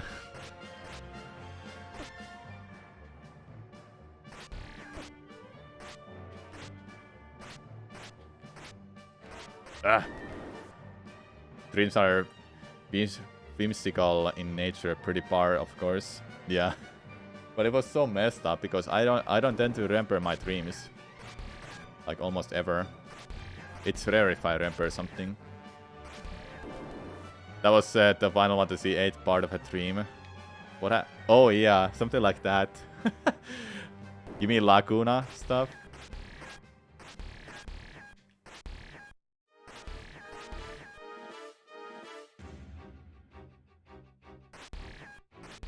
Randomly in space. Oh yeah. Randomly in space, yeah. Trying to fix a satellite. I don't know why, but they were trying to fix it and I just saw it happening.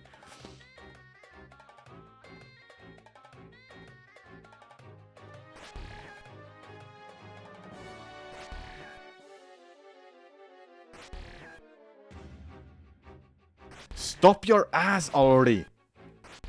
Stop your ass! This guy doesn't want to... Oh yeah, I have a this by the way. I forgot I have a wand. Hey, it stopped. Yes. You hate Zelda 1P hat RNG? Yeah, they're annoying. Flute? What for do you need flute other than that boss fight? And... I mean, those bunnies, right? Do you need it for anything else? I could just buy it because I don't have any other use for money. Or rupees rather in this game. He prefers life? Yeah. Does anyone happen to remember if there's any other uses for this? Because I can't remember. If there's a boss fight coming up, then I can't beat it. Like the, you know, the circle thing. You know what? Screw it. I'll buy it. Just to be sure.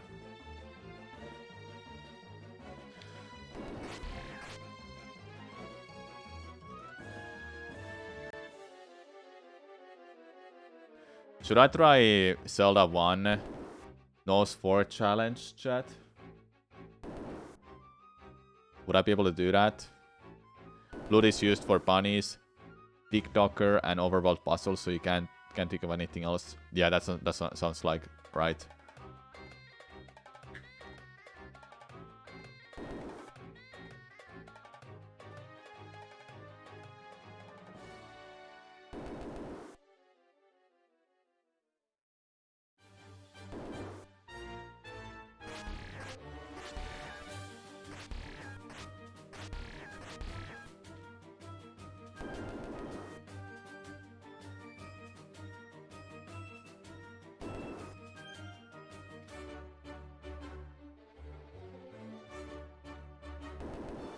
Ooh, I want that. 5 rupees.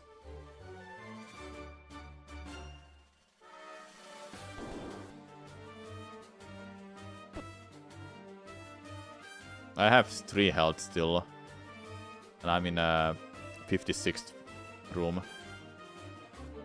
Kinda want more health. No, freaking Piats. They're back. Next room is a boss fight, I can hear it. There should be an item for every 10 rooms.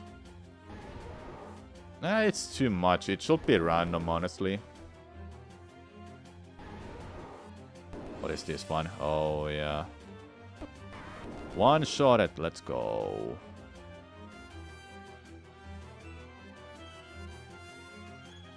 After a blue this potion, I need to remember that.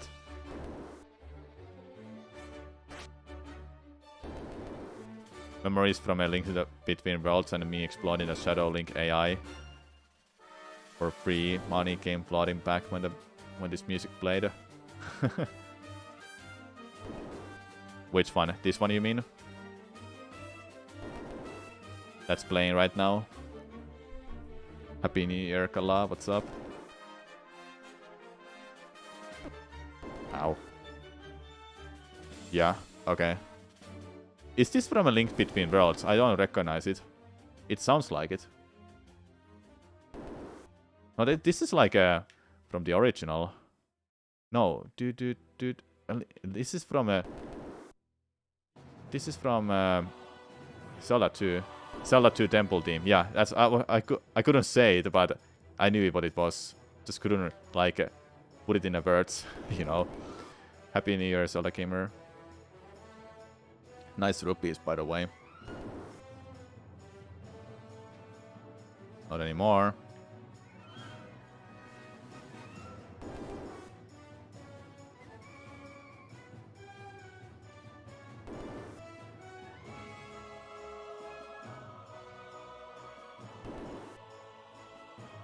Link between world stakes on the Zelda 2 Palace team. Oh, it takes it.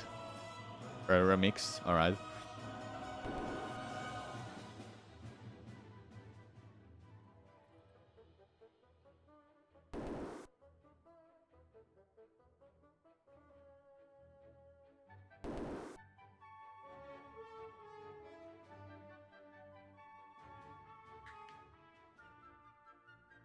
Ah.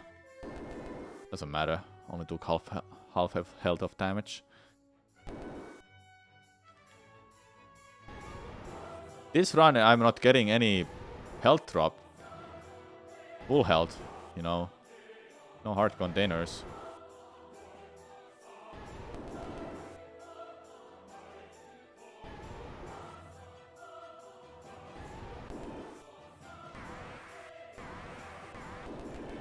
There you go. Finally something.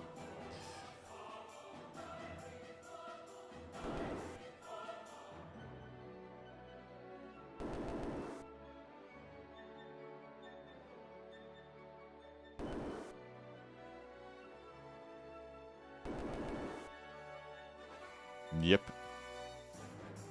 Easy. Hey, easy room now.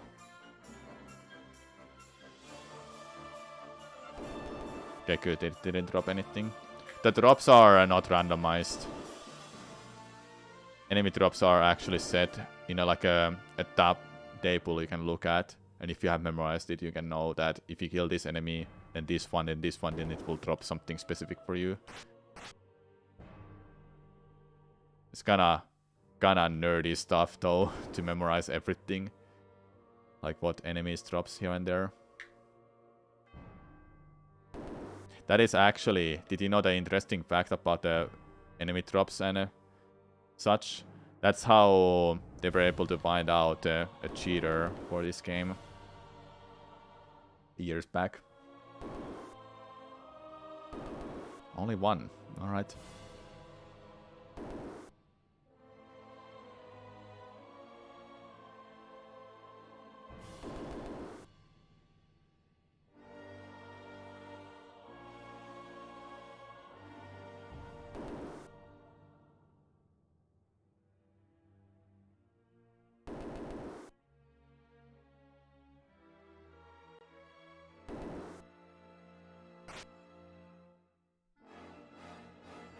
Come back.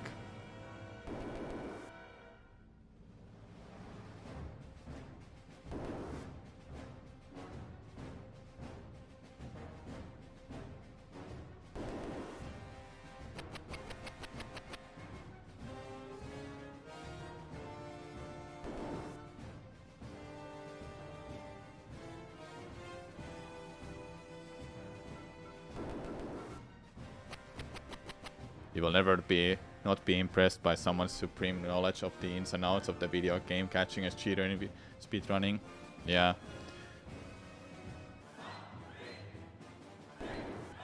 It's kinda sad though when someone cheats because they want to get that time faster, thinking that they deserve it, when really that's just a scum move to do. I'm about to die here. Need to be careful. Oh yeah, that doesn't work. Because it's a fish rope, goddammit. Got that. Oh yeah, it doesn't work on them. Oh.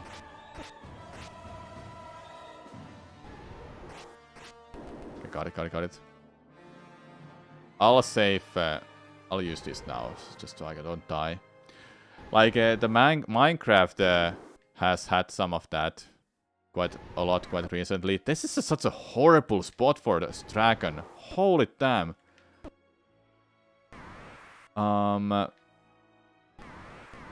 Okay. No. I got one. Okay, got one. Oh. Ooh. Okay, good. Good thing I healed there, actually. There was a, dream cheat and such. The person who found out about dream cheating, actually cheated themselves too. How stupid is that, chat? Think about it. Let's catch a cheater, then I'll cheat myself. Like, what? That makes no goddamn sense. But Carl Jobs explained it really well. Why anyone will cheat. They cheat to get the time faster, which I can see why. They think they deserve it. You solved that, and they cheated in a similar way as well. Yeah. I don't get it, man. Get good, guys. Don't cheat. Don't be stupid. But you know what is interesting in this world? It's hard to not be stupid.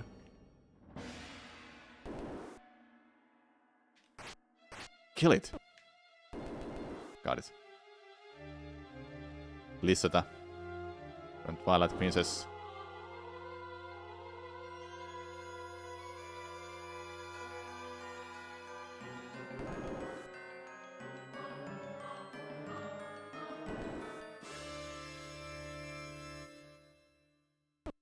Oh, that hits me.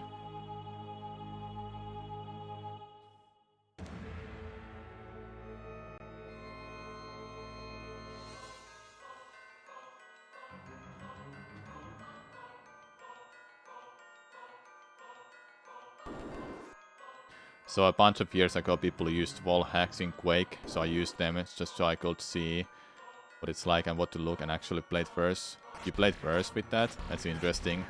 Would have thought that it helps you, but that was polar opposite for you then. Guess it was just that kind of stuff, probably like just makes it hard for you to recognize that what to look for, because you just like how can I explain this? Ow. Get me the very... Because you can't recognize, oh, is it inside a wall or is it outside? I can see it better reacting naturally instead of overthinking. Yeah. And the information you get from wall hacks, man. Tough, man.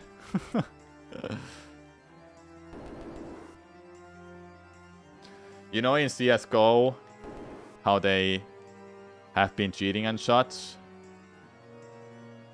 It's just hilarious how they try to play that they don't have the knowledge, but they have it. And it's gonna... that's gonna sus, buddy!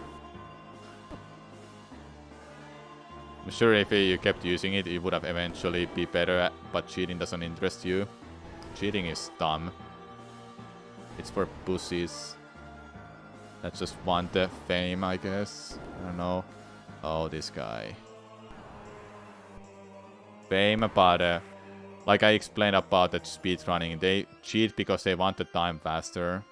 They think they deserve this time that they've been grinding on for years and years. But they can't get it because something stupid just stops you from getting it, you know?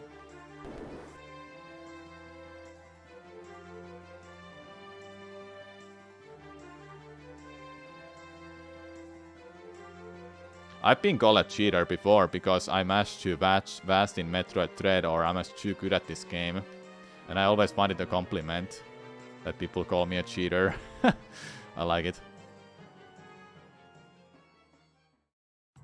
Being called a cheater when you're too good is like, I take that compliment anytime, hey.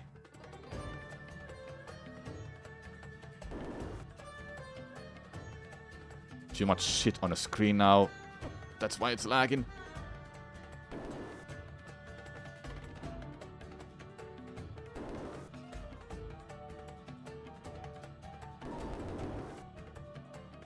Yeah, it's crazy. Get coped.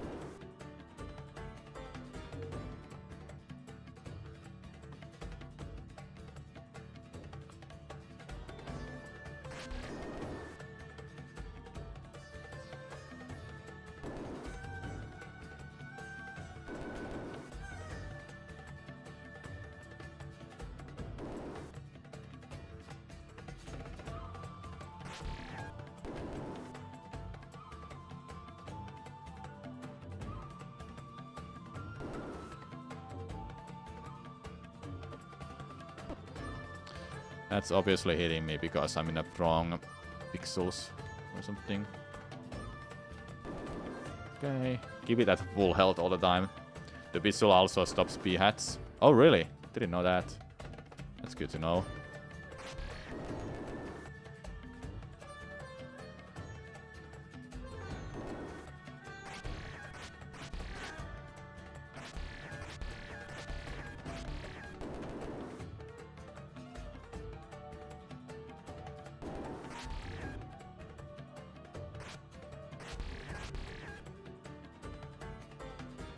Wish that was in vanilla though. Thing. It's not in vanilla, is that what you mean? What? I had no idea. I thought when you said that I was thinking it's vanilla.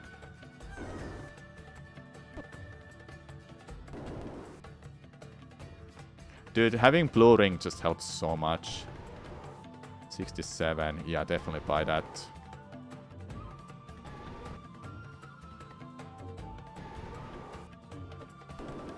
Oh god, these freaking guys.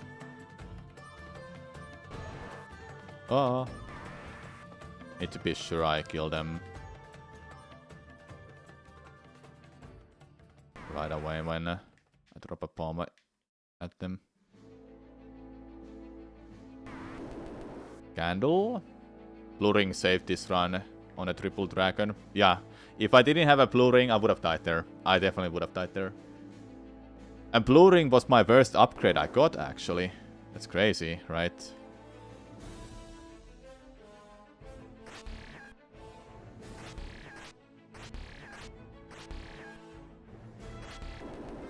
Ah, I would have liked that in the next room. Where are blue iron knuckles, by the way? I haven't seen them yet. Iron knuckles, dark nuts. They're dark nuts, actually. Dark nuts in this game.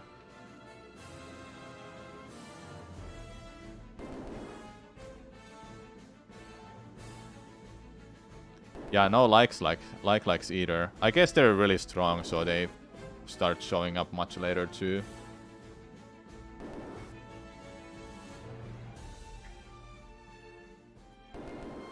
Let's hope you can continue not to see them. Yeah, yeah.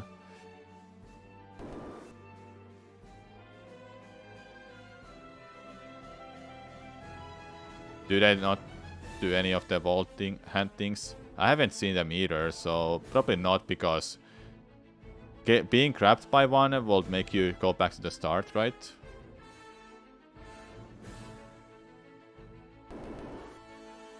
5 hearts still, and I'm in a room 120 now. Crazy, man, crazy. It avoided it. I can't believe it. I can't believe it. Oh, come back. No.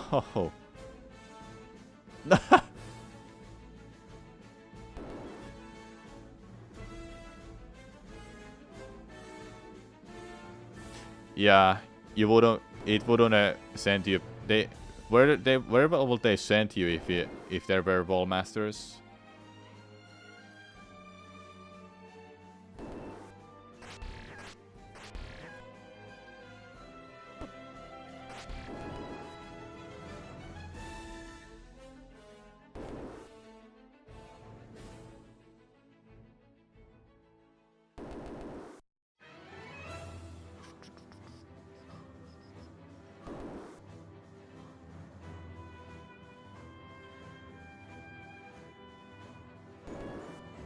What are those called? I actually can't recognize them.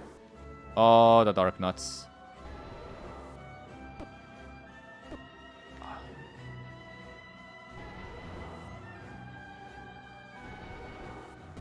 Got one.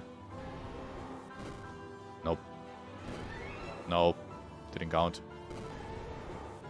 Don't use them much.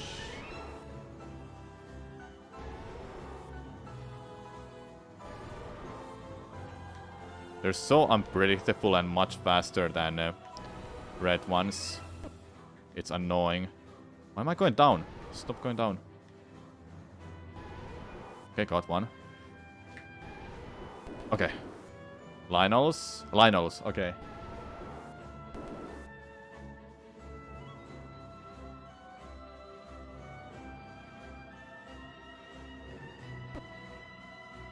These are easy ones. Good. What's the price? Nice.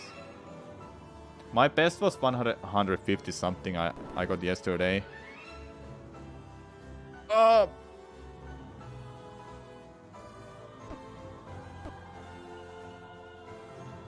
have to use that.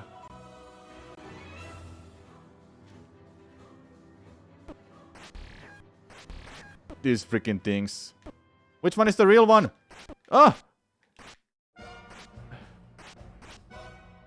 This is literally a demise battle now. No! Freaking hell, dude! I'm mad. Dude, I got so screwed over by that room layout too.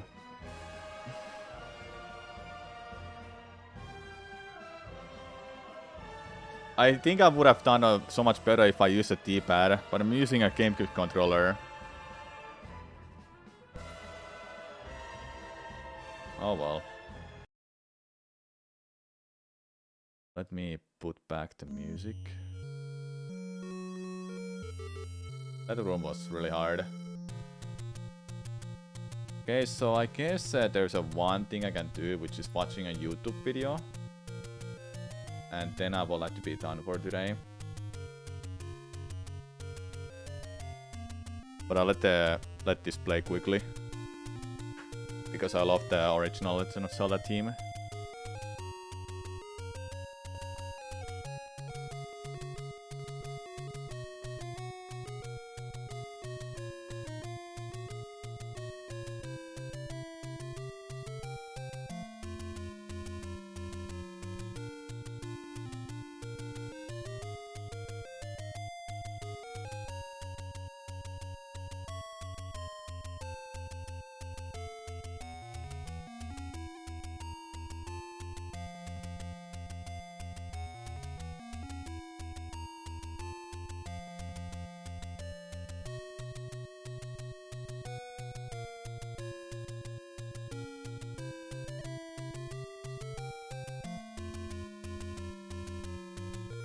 Okay.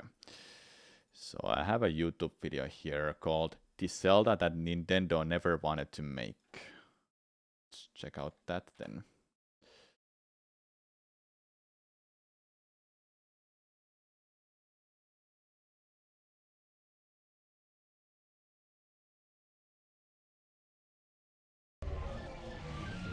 If you ask any pizza delivery guy still wearing his stained-up Triforce shirt what he thinks of The Legend of Zelda Twilight Princess, and you'll get a wide variety of responses ranging from they love it, they hate it, they forgot about it, or get off to it. And 15 years later, people still don't really know where it stacks up in the franchise. You've got keyboard It's the best jesters game in a online game, saying it's in a the series apex of the for me. series, and you've got others saying it has less identity and character than the game about wearing masks. Regardless of what side of the argument you're on, there's one thing that they both agree on, and that's the game was seen as a more corrective measure from the cartoonish style of the Wind Waker. And when you're a kid, you're SpongeBob, when you're an adult, you're Squidward. This is nothing that we haven't heard before. But that whole story is just the tip of a much larger iceberg that almost sank the entire franchise itself. Ask developers about this game, and you will get a very different opinion. You see, Twilight Princess is one of the weirdest games in the entire series, because it was the only one that was a test tube baby incubated out of sheer desperation in this Hail Mary last-ditch attempt to save the franchise from winding up in the same editing. corner as the Metroid series.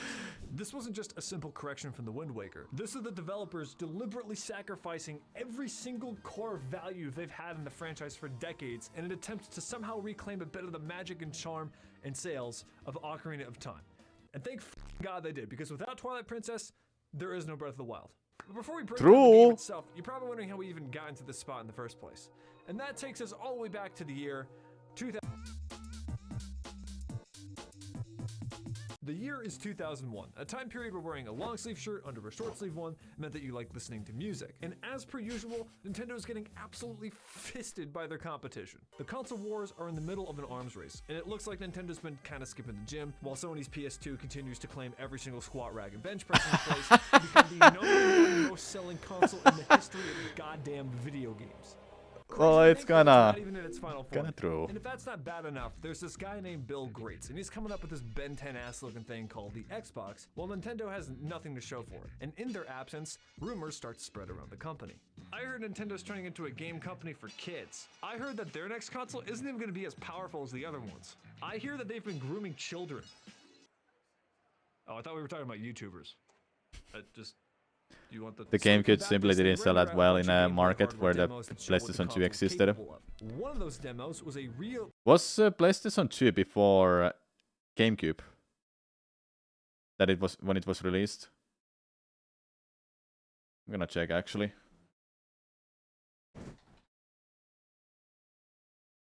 When was PlayStation 2 released? 2000? 2000? What? And GameCube was 2001?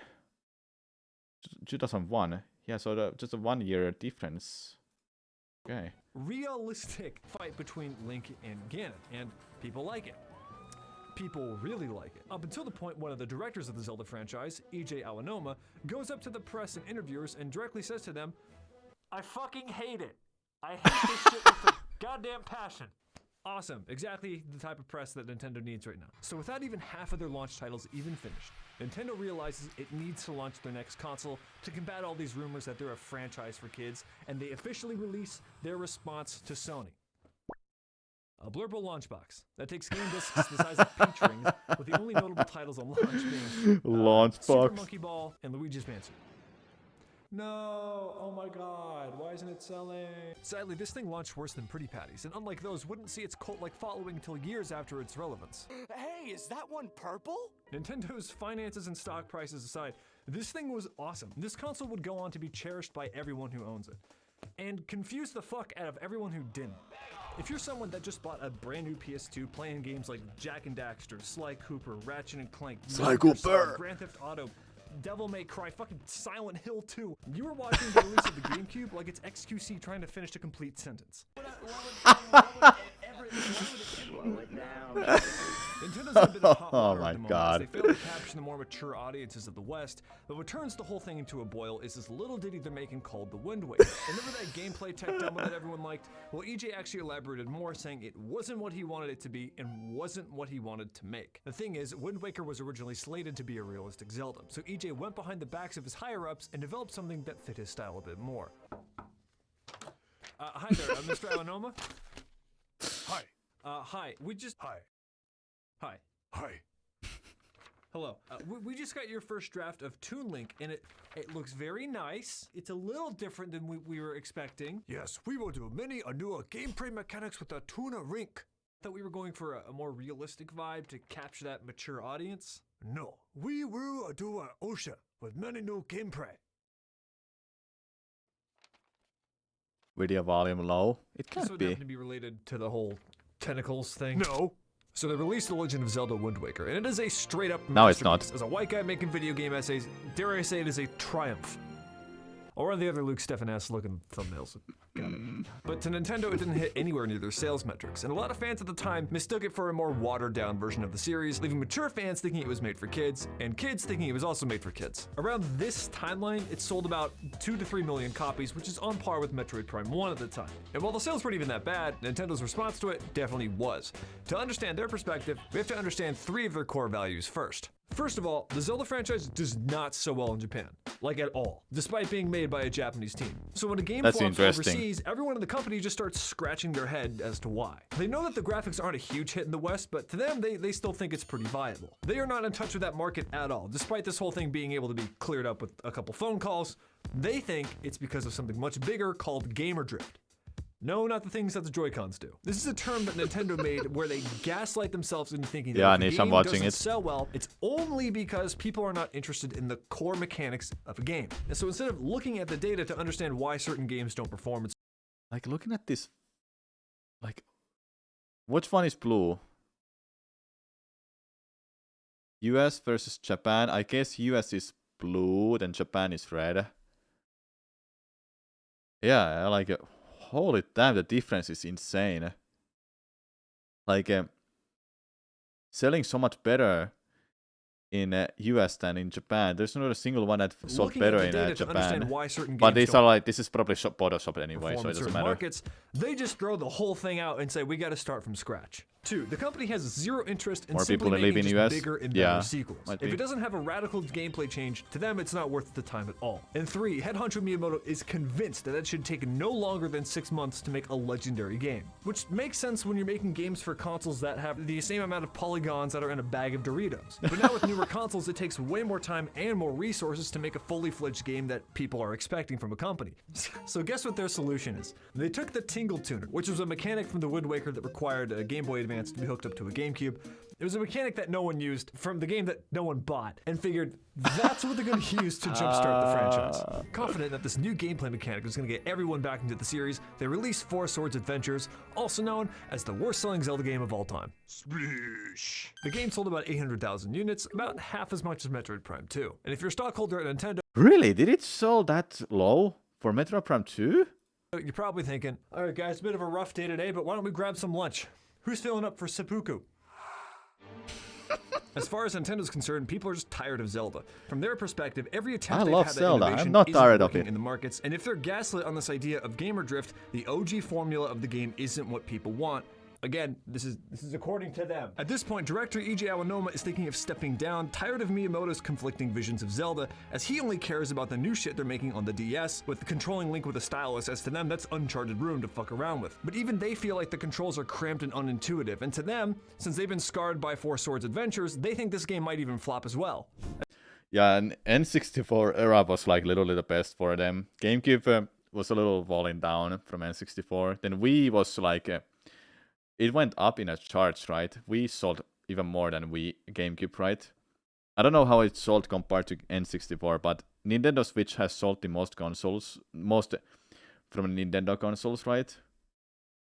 I'm not too sure, but I guess N64 was downwards trend when PS1 came around. Okay. We sold a buck ton more than N64. Yeah, so Wii was like the uphill. Then Wii U was like blues.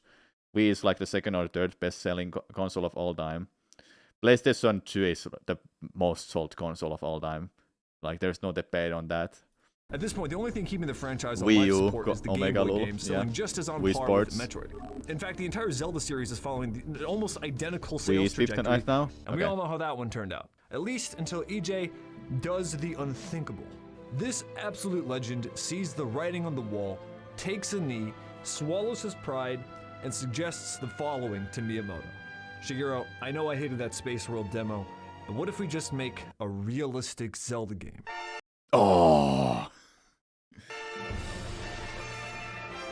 Miyamoto is like, yes, that's a brilliant Fuck no. idea. Look, I know, but we're losing primarily older teens, and our data shows if we Okay, so PlayStation 2, 159 million.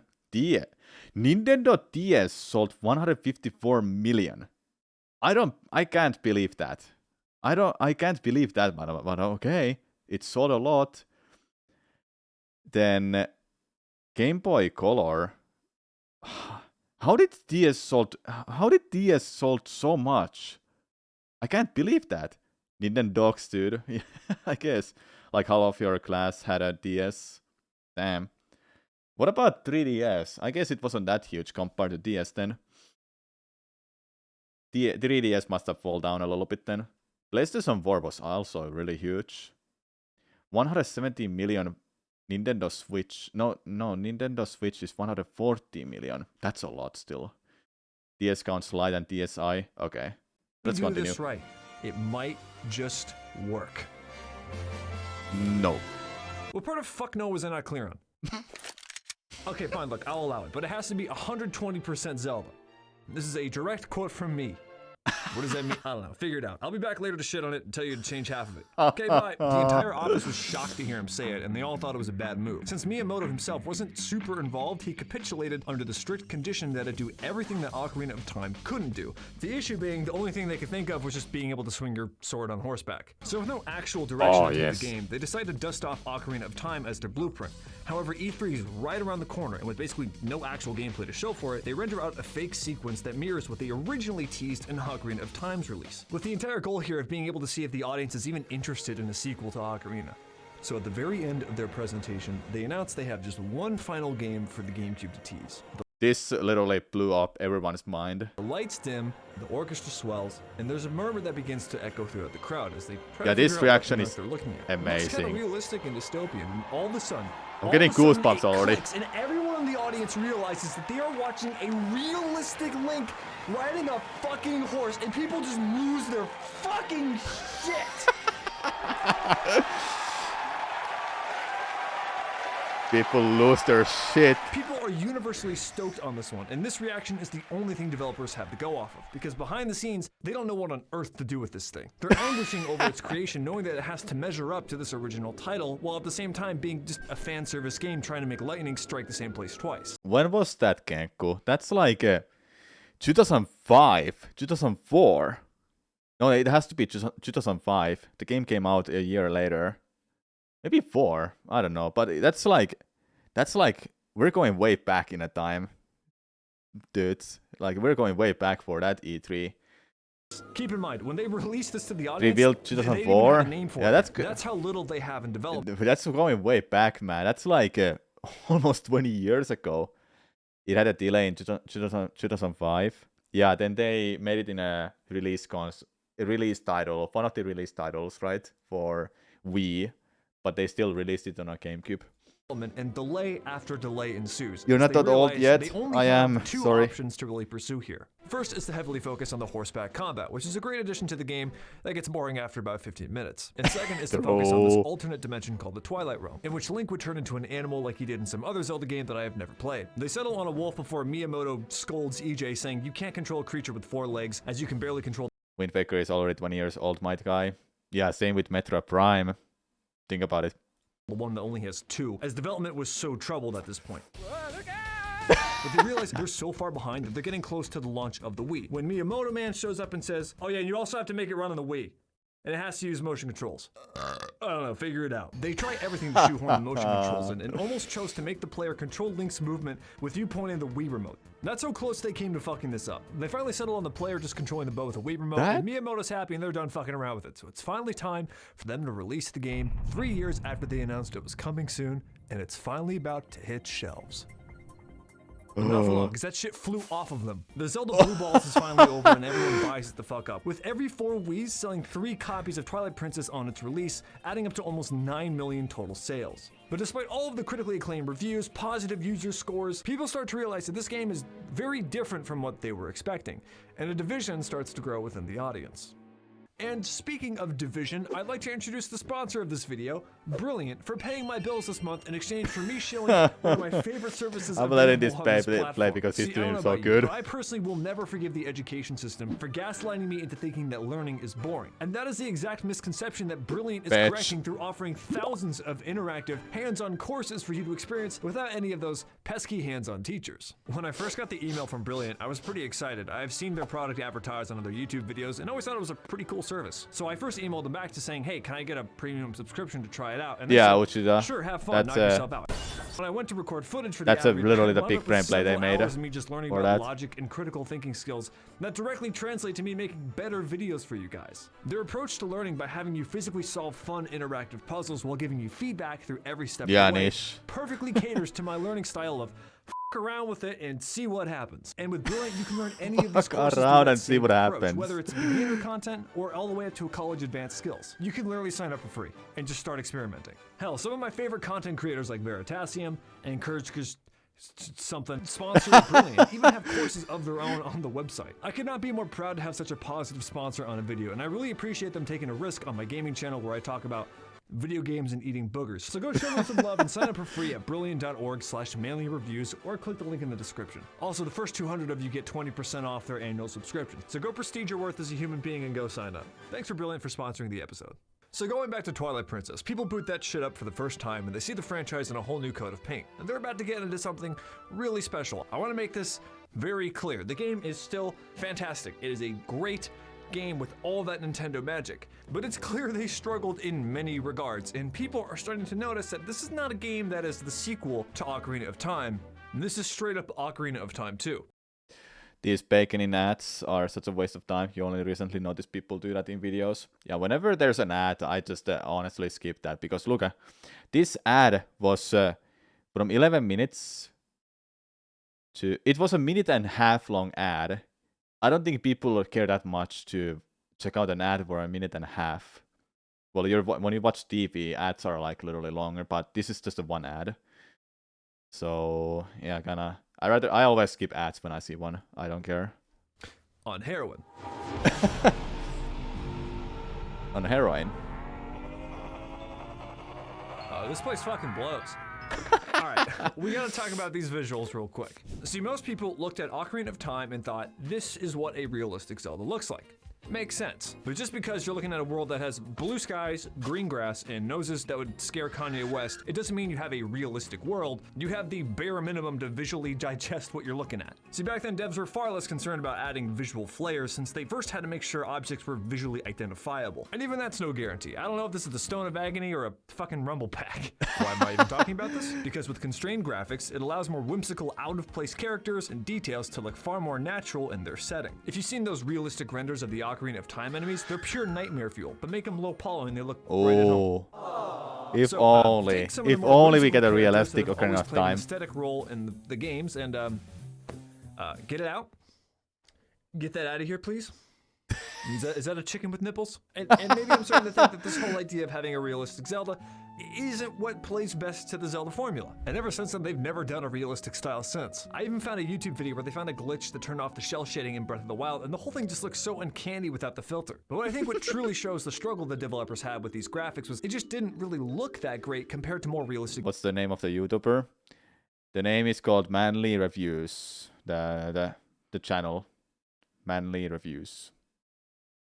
Games at the time. Even Metroid Prime, which ran at double the frame rate, had far more realistic visuals, and that game took like a quarter of the time to make, which I don't think comes at any major flaw of the devs. It's just one of those things that's just hard to make it work. But that's the least of its worries right now. Between the small things like Link looking absolutely zooted 24/7, All of a sudden, Dark Souls. Exquisite, quite flavorful. Exquisite, exquisite, exquisite. to the overarching atmosphere of the Twilight Realm, it's time to double down on the Win. Prozac, because throw in the writing here, and we're in for quite the bummer of a ride. Because now we have to address the story. The game opens up on a quaint little village as the sun begins to set into the evening twilight, as we're greeted with Link, or whatever name you chose to give him to enhance your immersion. And save. This time around, he's living as a farmer where we live several days in the life, meeting residents, herding goats in traditional, mandatory tutorial fashion, as we run errands for the children of the village, who all have 3 different versions of fetal alcohol syndrome. We greet our steed as our quasi-girlfriend Ilya gives her a bath, but not before, Tallow. Tallow runs off into the forest, chasing a monkey like an absolute Chad. Finally, the game picks up as Russell instructs Link to carry this sword and deliver it to Hyrule. But before he sets out, monsters barge in, knocking him and everyone else around him unconscious. Upon waking up, he gives chase to the monsters before winding up against a big-ass black wall, which reaches out to grab him and pulls him into the Twilight Realm. And this is where the game's first big reveal. Not only is there a Twilight Realm, but Link transforms into a fucking wolf with blue earrings. Ugh, it's not a phase, Mom. I told you I'm a wolf. Oh! This is the coolest, most edgy, hot topic ass version of Link you will ever see. Turns out you can't be a human in the Twilight Realm unless you have a work visa from the goddess in the form of the Triforce on the back of your hand. I used to watch those a little bit. Link is concussed for a second time as monsters drag him into the depths of the Hyrule prison, locking him up presumably for having half a gram of that Zaza. Was most for like one of the worst YouTubers ever. They don't make YouTube videos anymore. I mean, they turned their home into a YouTuber house or something stupid. It's just crazy. Yes, most Omega lol. They do? Wait, are you saying they still do videos? Or they were the worst YouTubers? On him, which checks out giving his earlier reactions. Locked in a forgotten prison, Anthony tethered left? by shackles, Okay. all hope Oh, they seems lost still make. until we meet our newest Interesting. companion, Midna. Yeah, the internet's gonna love you. She's a disinterested imp from the Twilight Realm, who offers to free you on the condition that you help her retrieve the missing pieces to her helmet. And after spending a bit of time with her, it's clear that she they is were number one absolutely at the one main point, character like of this years game and years instead of ago, Link, which I I am think. totally fine with. She is easily the second best character in this whole franchise. The first being Joe Rogan. Freed from her shackles, we begin to explore around the area as this 9 Inch Nails Trent Reznor-ass soundtrack plays in the background, perfectly nailing this depressive environment where everyone took 40 Benadryls. The soundtrack in this game did not miss. It's easily the best part of this whole experience. They even nailed the sound effects for these weird subwoofer head creatures. Like, I don't even know where you start with that. Hey man, look, we're running out of time. Do you have any sound effects for those monsters? Oh yeah,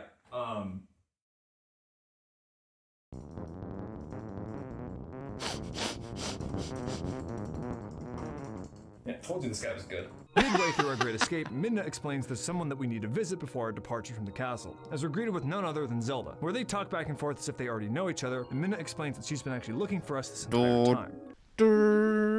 Oh, she said the line. Zelda then explains to Twilight us Princess. exactly what went down in this hard as fuck album cover looking entrance by the game's main villain, not Ganon, but this masked fucker named Zant, leader of the Twilight Realm, a forbidden world created to banish Masked this tribe fucker. of people who I created like a that powerful word. dark magic that needed to be sealed away. Although word is they just had a lot of dirt in the cleanse. But Zant's back and is still pissed about the whole banishing thing, so he's bringing the Twilight Realm back to Hyrule as he gives Zelda an ultimatum. It's time for you to choose. Surrender or die. I choose both. Base. She surrenders to Zant, who shrouds the land at twilight, and since we're stuck in wolf form, we're instructed to restore the light to each of the areas, while also helping Midna receive 3 pieces of fused shadow to superglue in her helmet that'll give her the ability to defeat Zant. So far, the story's going pretty well. We've got this interesting Twilight Realm, Midna seems to be tight as fuck, we got a creepy-ass villain this time around, and honestly, we're looking at probably one of the best stories in the whole series. It'd be a shame if they cover it in plot holes in the second half, but we'll get to that. We first gotta cover a few points on the game. The biggest addition to the whole game is, of course, the wolf gameplay, which controls surprisingly well, allowing you to dig up items, smell, attack slightly differently, and that's about it. Unfortunately, everything's unlocked from the get-go, so I guess you Kinda can't really limited. teach an old dog new tricks, making it feel like an afterthought instead of a fully fleshed out gameplay mechanic. Especially given the fact that a couple games prior, you could turn into a whole goddamn zoo. It seems like a bit of a downgrade, as the majority of the time you spend in beast mode revolves around you collecting tiers of light to change the light bulbs in each area covered in twilight. But again, since you never unlock anything new, it just turns super repetitive. Fortunately, when in human form, the movement still feels great, and the new UI streamlines the whole experience for Ocarina of Time. It really does feel like an upgrade in the franchise. You even get a bow that has attachments like bombs and a scope equipped to it, in a UI that's more intuitive than Modern Warfare 2's Gunsmith. One of the biggest features of the whole game is the sheer size of the new Hyrule field, which I will say is very impressive given how much verticality they introduced into the topography. And to make it work, it pulls the old trick of slicing it into 4 different regions to keep the console from gassing out loading it all in. The whole thing's cool in theory, but kinda blows in practice. In Ocarina, the field was a vital hub that had to be crossed, but in Twilight, you can just warp around anywhere from the get-go. Now that it's over 4 times the size, the whole thing just feels kinda empty. You can't take 5 steps anywhere in this field without getting harassed by a bunch of annoying ass enemies, making it hard to enjoy the scenery, and there's not a whole lot to explore except for finding rupees. And boy, does this game throw a lot of fucking rupees at you. Which would be sick if the game actually gave you shit to spend it on. Sure, you can buy all the consumables you could ever hold, but any puzzle that requires them is gonna find a way to hide them in that same area, so you never really need to purchase them in the first place. Which gives you a little reason to go explore the land, because the only thing you're gonna find are rupees, heart pieces, and bugs, which are just gonna get you more rupees. Which isn't to say there aren't cool parts, but it does feel like they kind of rushed through it just to check a box to say that, oh, our Hyrule's like 16 times the graphics or size, whatever. But in order for us to get a better perspective on the gameplay, we first have to go revisit the story. With the forest area restored, we set off to the second region of Twilight. As it turns out, the children from the first village were kidnapped, only to be found safely cared for in the fire region, which makes me question this side plot's entire inclusion into the game, at least until one of them sustains what has to be his 3rd concussion by now as we follow pursuit on horseback. Which I will say is probably the second best part of this game. You finally get a piece of that horseback combat, and it's pretty awesome. When it works. If it works. Please, please. In the big finale, we rescue Colin and the rest of the kids as we save the day, and this whole side plot proceeds to wrap itself up as we grab that last piece of Fuse Shadow and split off to the last area of Twilight. As we enter the city, we're greeted with a bustling town and one of the most impressive towns in Zelda history, as all these souls are walking around going about their daily business, as if there isn't permanent Twilight realm imposed on them, which, now that I think about it, doesn't seem like that much of a, life-threatening thing. Seems like everyone's just honky-dory. We clap on the lights, and then that's the last of the Twilight Realm. World saved so far. But this time, the light spirit in the area heeds a warning of the dark magic that we're in pursuit of, mentioning it was used by an ancient tribe that turned corrupt, allegedly the same people who made the Majora's Mask. Oh, they're the ones that made that game. That was a good one. We're then treated to one of the most bizarre cutscenes in Zelda history, where it's trying to, again, be like Hot Topic, super edgy and dark, even though Link just probably smoked something laced. I don't know. Anyways, we've cleared up the last of the Twilight, so we now have to make our way back to the city. And again, Nintendo knocked it out of the park here. This area actually feels like a city with its own unique shops. It's got minstrels. Yeah, that cutscene was it was scary the first time I saw it, but something about it just felt misleading still. Like they show Din, Faror, and Naru together, then they combine a Triforce. And they try to Link and Ilya tries to capture it, but Dark Link stops them, and like that's the only time we see the Triforce in a whole freaking game, right? We don't get to see it again. That was so weird. When he can't read, yeah, when he couldn't read English, I couldn't, so I didn't understand what was going on. You've got the taverns, you've got this mentally insane kid who owns a castle and is autistic about bugs. What the fuck does that mean? You've got this fortune teller who sucks at reading your fortune because her crystal ball will only recommend her podcast clips from Andrew Tate. You've even got mini games to play, and my personal favorite thing is guy, the hey, overpriced Ritzy shop, which sells the same items you get everywhere else, but at an insane markup. Yes. And how will you be paying? Motherfucker, I'm paying the ski mask away. Don't hand it over. But as we return to the castle town, it turns out there was someone missing from that original village, and that was Ilya, the horse girlfriend of ours, who now seems to be suffering from some form of amnesia. And while I praise the game for at least trying to add some more of a dynamic between the characters, it just ends up having a minimal impact on the player, as we don't really know any of these characters, as all these plot points just seem to wrap themselves up with minimal input from the player, making it just feel like padding at this point. Hey Ilya, it's me, Link. Who? Oh, I'm the farmer boy from the village with cares.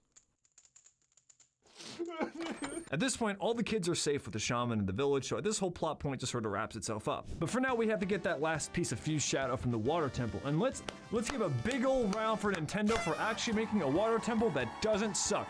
I know that must have taken a lot of restraint. In my opinion, this is one of the best dungeons in the game because it makes you think critically on how you're going to control the flow of water to influence the different levels in the temple, while still being streamlined and intuitive in its own way. Make a joke about Link peeing in the pool.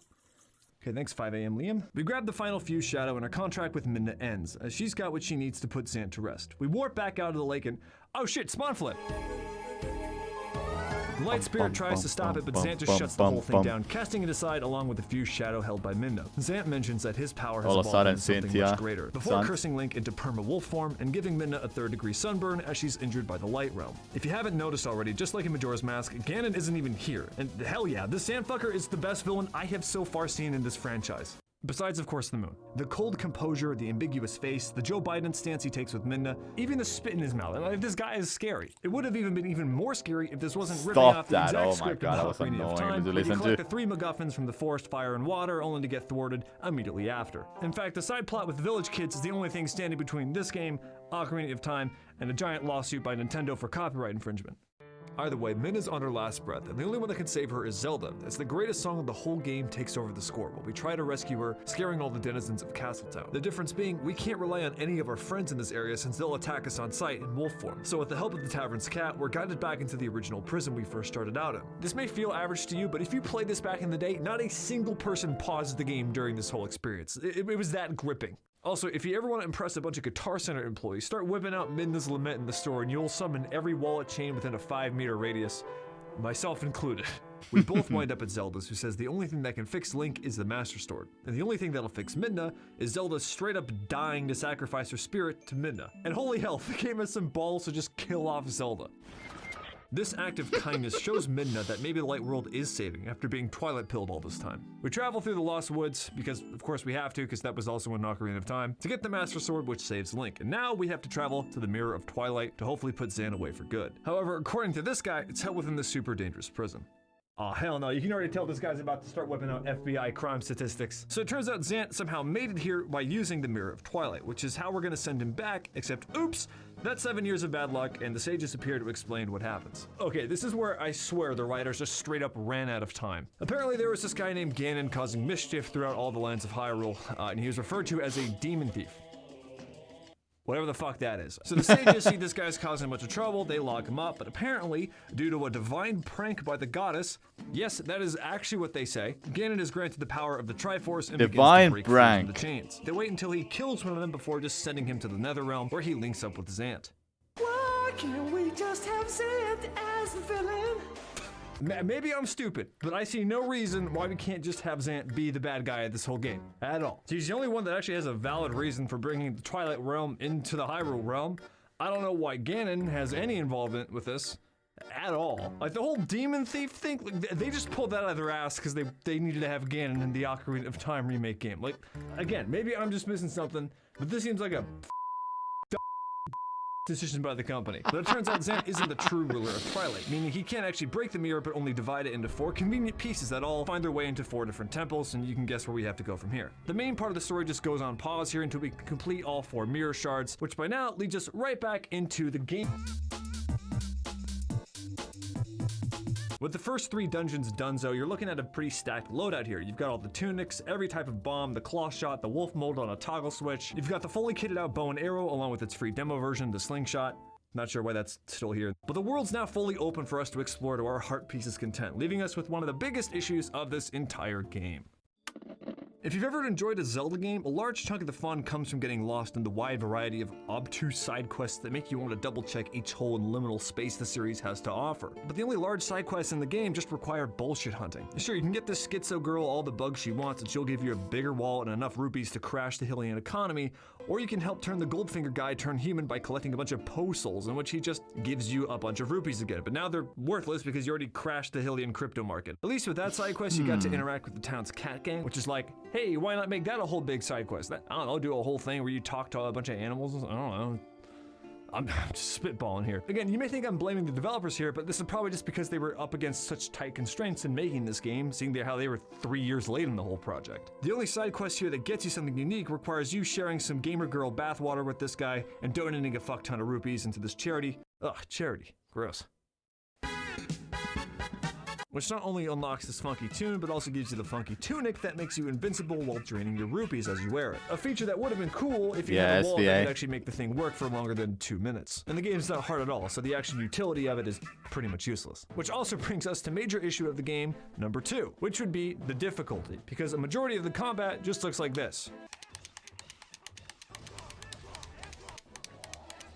True. You can learn hidden skills in the game that make combat a little more spicy, but you never need to use them because, again, you can just do.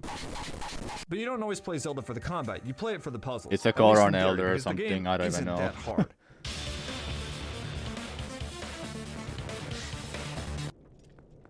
A damn shame too, because the dungeons in the second act of the game are some of the most creative in the whole series, but they never really evolve past the linear experience of get one key, unlock one door. Just compare any of these dungeons to like the Forest Temple from Ocarina of Time. What direction do you go? I don't know. You've got this room that's twisting reality. You've got this weird sewer thing that goes somewhere. And eventually you'll reach a door that needs a key. And then where's the key? Oh my god, it's actually outside of the fucking dungeon. Like, what the hell? I think the best example of this, though, is despite having this entire warped Shadow Realm, it's never used for any major puzzle solving. Even Metroid Prime 2 had objects in this weird state of flux between two realities where manipulating one would change the one of the other. And whenever Twilight does experiment with some new gameplay stuff, like the fidget spinner, or the ball and chain, or the staff, I don't remember the name. They all expand on them pretty well, but take one step outside of a dungeon and all that shit goes right back into that Metroid corner because it's never being seen again. You may be thinking I'm saying the game's bad, but it's still fantastic. It's just that it missed out on a lot of great opportunities, and it definitely didn't age very well. If you look at the remasters for the Zelda series, Twilight Princess barely broke 1 million, 3 times less than all the other remakes in the series. But despite all of its great inclusions and charm, the game still gives you this aftertaste of driving on a familiar road covered in fog at night. It's all Zelda, but there's just something so clunky about it, trying so hard to exist solely as one giant Family Guy reference to Ocarina of Time. I like Twilight Princess, but it's just not the same. But speaking of dungeons, after speedrunning all Is of that them, real? all the pieces to the Mirror of Twilight, That we now can't take be the real. fight directly to Zam, where we approach the... A wise man said to change the world, you have to first change yourself. So we all start to attack the man in the mirror, as this is where we enter the Twilight Realm for the last time, to confront Zant head on. But as we meet him, he proceeds to have a complete Twitter moment and begins trauma dumping on all of us and how he was supposed to be the ruler of the Twilight Realm, but apparently the magic powers bestowed upon said ruler fell on Midna instead Drama of him. dumping. So he cursed her into imp form, and it turns out he's been dick riding Ganon this whole time as he dances around throwing out any tension building up to this moment before beating him and moving on to the real threat of the game.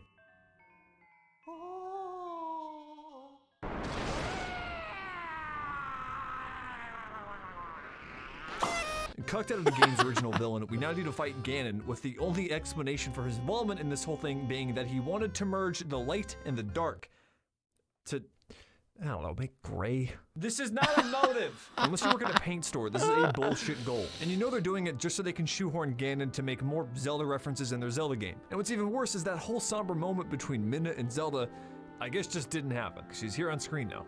You can't just have a character dissolve on this screen with zero explanation.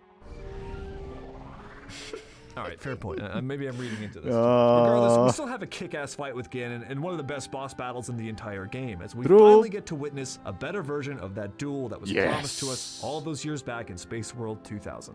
We win the fight and everything goes back to normal, except now Midna's no longer cursed in midget form and can turn back into Twilight form. And holy shit! She's a girl? But oh no, we can't just end on a happy note. She says farewell to Link and on her way out shatters the Mirror of Twilight beyond repair in one of the saddest moments in Zelda history. Right after hearing Zelda voice acted in a British accent. Isn't she beautiful? And that's Twilight Princess. Hopefully these Twilight people show up in Breath of the Wild too. Wouldn't that be cool? If you want to support the channel, every dollar helps. We've got Patreon, so you can be in a video too. Thank you to all the wonderful sponsors. I appreciate every single one of you. Every day I walk into my studio and I see your names on the wall, and I am grateful for that. I've got Twitter. I've got Twitter. Bye. Good video. Good video. Alright. Think I'll be done then. That was good. That was actually funny.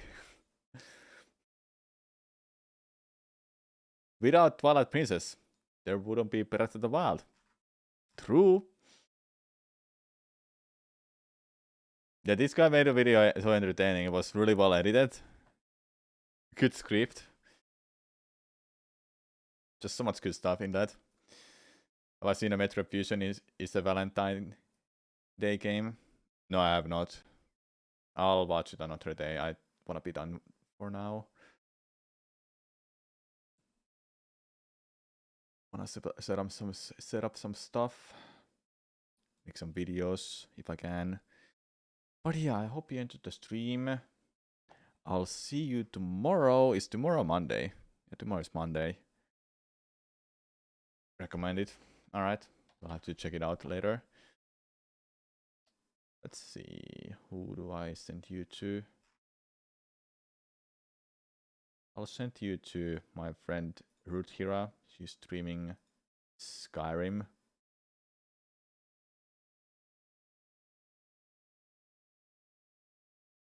Yep. Alright. Bye-bye, everyone. I'll see you tomorrow. I hope you enjoyed the stream.